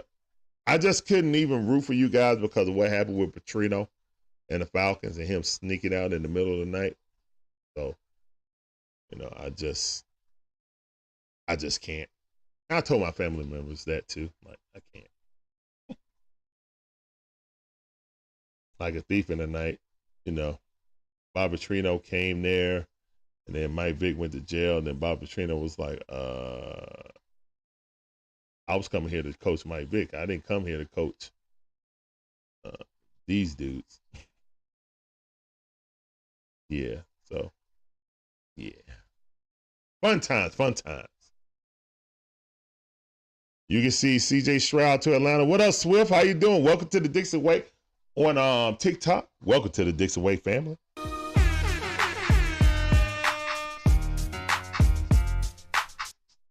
CJ Stroud. I will say this, Falcon Pros, if we draft up or trade to the Cardinals, to the Arizona Cardinals, then yeah, we're getting a quarterback. We're not gonna get that and then get up Will Smith or Jalen Carter. We're gonna get a quarterback. So I just think other teams have better packages they can give besides the Falcons. So yeah. Because everyone who needs a quarterback is going to offer it to because the Cardinals are looking to move out of the third spot. They feel like the players who they have earmarked can be had, around 6, 7, or 8. They're looking to move out of that spot. What am I hoping what the Falcons do at quarterback? I'm hoping them to do whatever they need to do, man. If they stick with Ritter and try to build it around him, I'm not going to be mad. If they go get Lamar Jackson and just try to go for a quick fix, I'm not going to be mad because he'll be the best quarterback. He'll probably be the second best quarterback in the NFC and the best quarterback in the NFC South. So, in a sorry NFC South. But, again, I just don't want retreads like Jimmy Garoppolo, who I believe Kyle Shanahan made him who he is, play calling. And what's the guy out of the Raiders? Derek Carr hasn't been the same since you had since Gruden left. So I don't want him either. I definitely don't want Tannehill. No. Yeah, it wasn't Pitts, but I mean, some people could say he looked all right when Tampa Bay took out their players, so they wouldn't get hurt to prepare for the playoff game. So I think in my opinion, we wasted Desmond Ridder rookie season. If in the preseason, I know it's preseason, but Marcus Mariota didn't do anything to solidify himself as a starter in the preseason. Him and Mariota and Ridder looked the same in preseason. And they looked the same in the regular season. Smaller sample size with Ridder compared to Mariota. But yeah.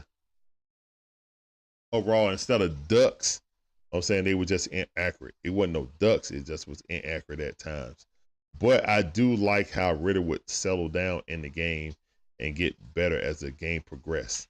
It just wasn't as fast as I would hope it would be. But guess what? I mean, everyone progresses at a different pace. So you never know with these players. Hey, Thunder Alley, what's going on, fam? I see you. Welcome back to the stream. You know this sounded for you.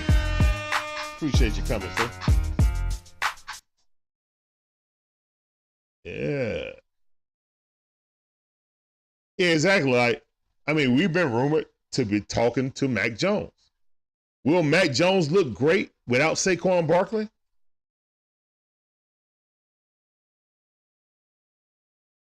Do y'all believe Mac Jones will look great without Saquon Barkley? I don't.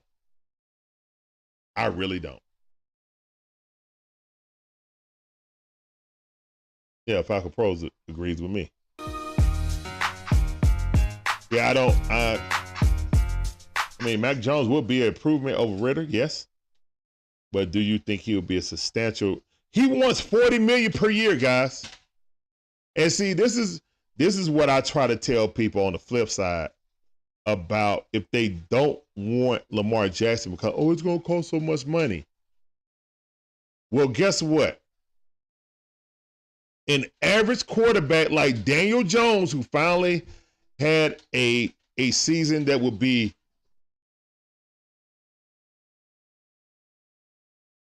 what the heck? Oh, I guess that's over with then. I don't know why my NFL network went off when we pay for NFL network, but whatever. We'll look up that. All right, so yeah, No, someone said Daniel Jones. Daniel Jones wants $40 million from the Giants per year over 5 years. Daniel Jones. So when people say Lamar isn't worth the money, if Daniel Jones is asked for $40 million for the Giants, y'all think Lamar Jackson isn't worth 42 to 45 million? Falcon fans, stop.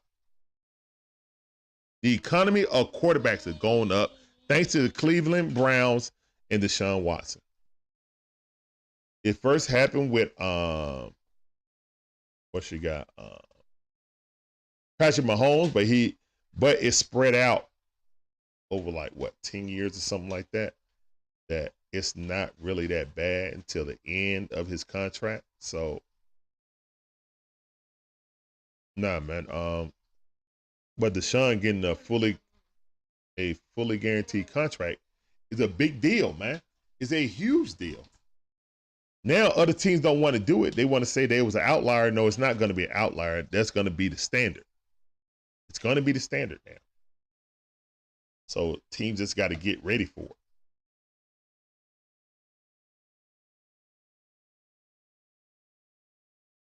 The thoughts on the pitch clock. I love the pitch clock. And I saw my Braves go to a tie because of the pitch clock and the batter stepping in the box clock.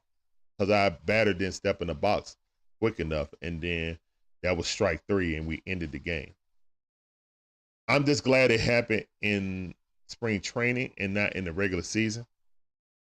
I think players that have been in the minor leagues last year are used to it. And guys that are major leaguers are not used to it and got very long routines stepping in the box, stepping out of the box when they get a strike, trying to settle themselves down.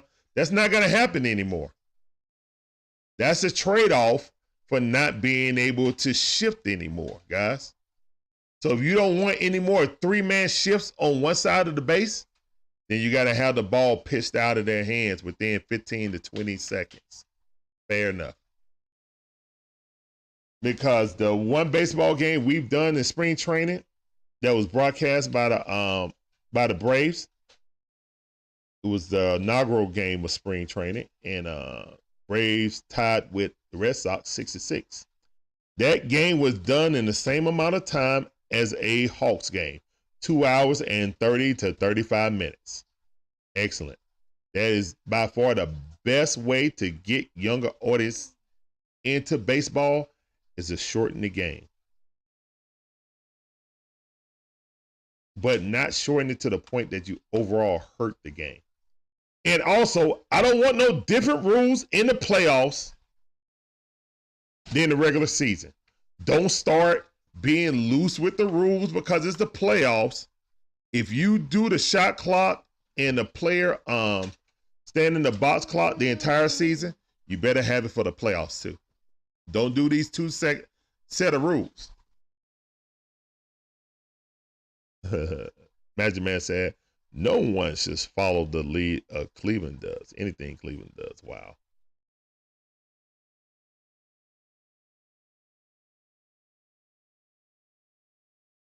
Trevor Lawrence is better than Daniel Jones, in my opinion. I agree. Gee whiz, unfortunately, I never really got into hockey when I was younger. And we got the Thrashers when I was a young adult here in Atlanta, but they were so bad that they set hockey back, you know what I'm saying, several years. That they lasted here 4 years, and then we sold them. That's how bad they were. The NHL was like, no, you got to sell this team. You guys are perpetually bad. So, no, I don't know anything about hockey. I know a little bit about soccer since the United came here. Don't know much. No. So that's why I don't do the Atlanta United games, because of that. Sit right here, son. Sit right here.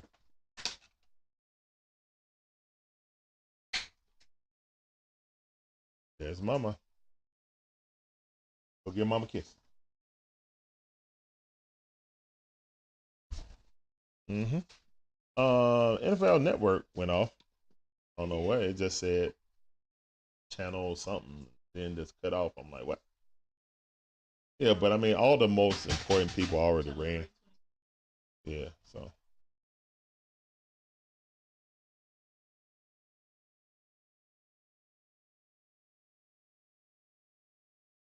Hold on, son. I can't see it, son. It's at an angle I can't see. Oh, yeah, I got okay, yeah, it popped back on. Oh, the dragonfly. Yeah. Uh-huh.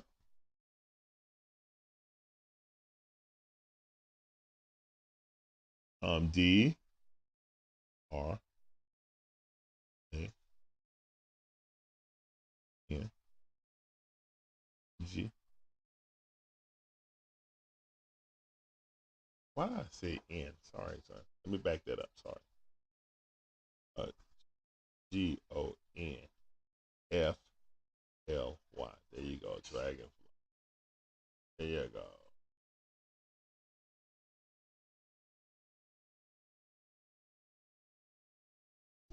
Yeah, I'm about to get off. I'll just answer a few questions. Thunder Alley just came in. Shonda just said hello. Tampa Bay fans are ready for the NHL play. Of course you guys are. You guys are perennial, hockey juggernauts. Of course you guys are. But yeah, guys, they're doing all the little shuttle runs and all that stuff. So we're about to get up out of here, man. We've been on 5 hours now. Been on for 5 hours. So we're about to get up out of here, man. I'm going to look up No Bull because I don't know what it is. Or is it No Bill? Because I haven't seen one commercial for it. Normally when they're a sponsor, they also have commercials for the product. So I'm not sure, but all right, we're about to get up out of here. Thank you guys for watching this coverage. Right now, Falcons got opportunity. Yep. Falcon Pros will be here tomorrow. We'll be doing, we won't do the draft this long. Heck no. We're not doing the draft this long. What I'll probably do it up until about 5:36. And then I'll take a quick break, get something to eat. And then we'll be back around 7:30 for the Hawks game. So, yeah, but we're still going to do the combine tomorrow also. So, guys, check us out tomorrow. And we already got it on the schedule for 3 o'clock. So, check us out tomorrow for the combine stuff. It'll be D-backs and safeties tomorrow. So, check us out. Oh, that's going to be the burners there. And then we'll be going to the Atlanta Hawks game. So, yeah. Yep. Atlanta Hawks versus the Wizards. I mean, not the Wizards. We just played that game versus Trail Blazers. So, yeah. Combine will be at 3 p.m. And then at 7:30 will be the Portland Trail Blazers here in Atlanta. So, check us out, guys. As always, appreciate you guys coming through. My name's Larry. We're about to get up out of this thing. Peace up, A-Town down. As always, deuces.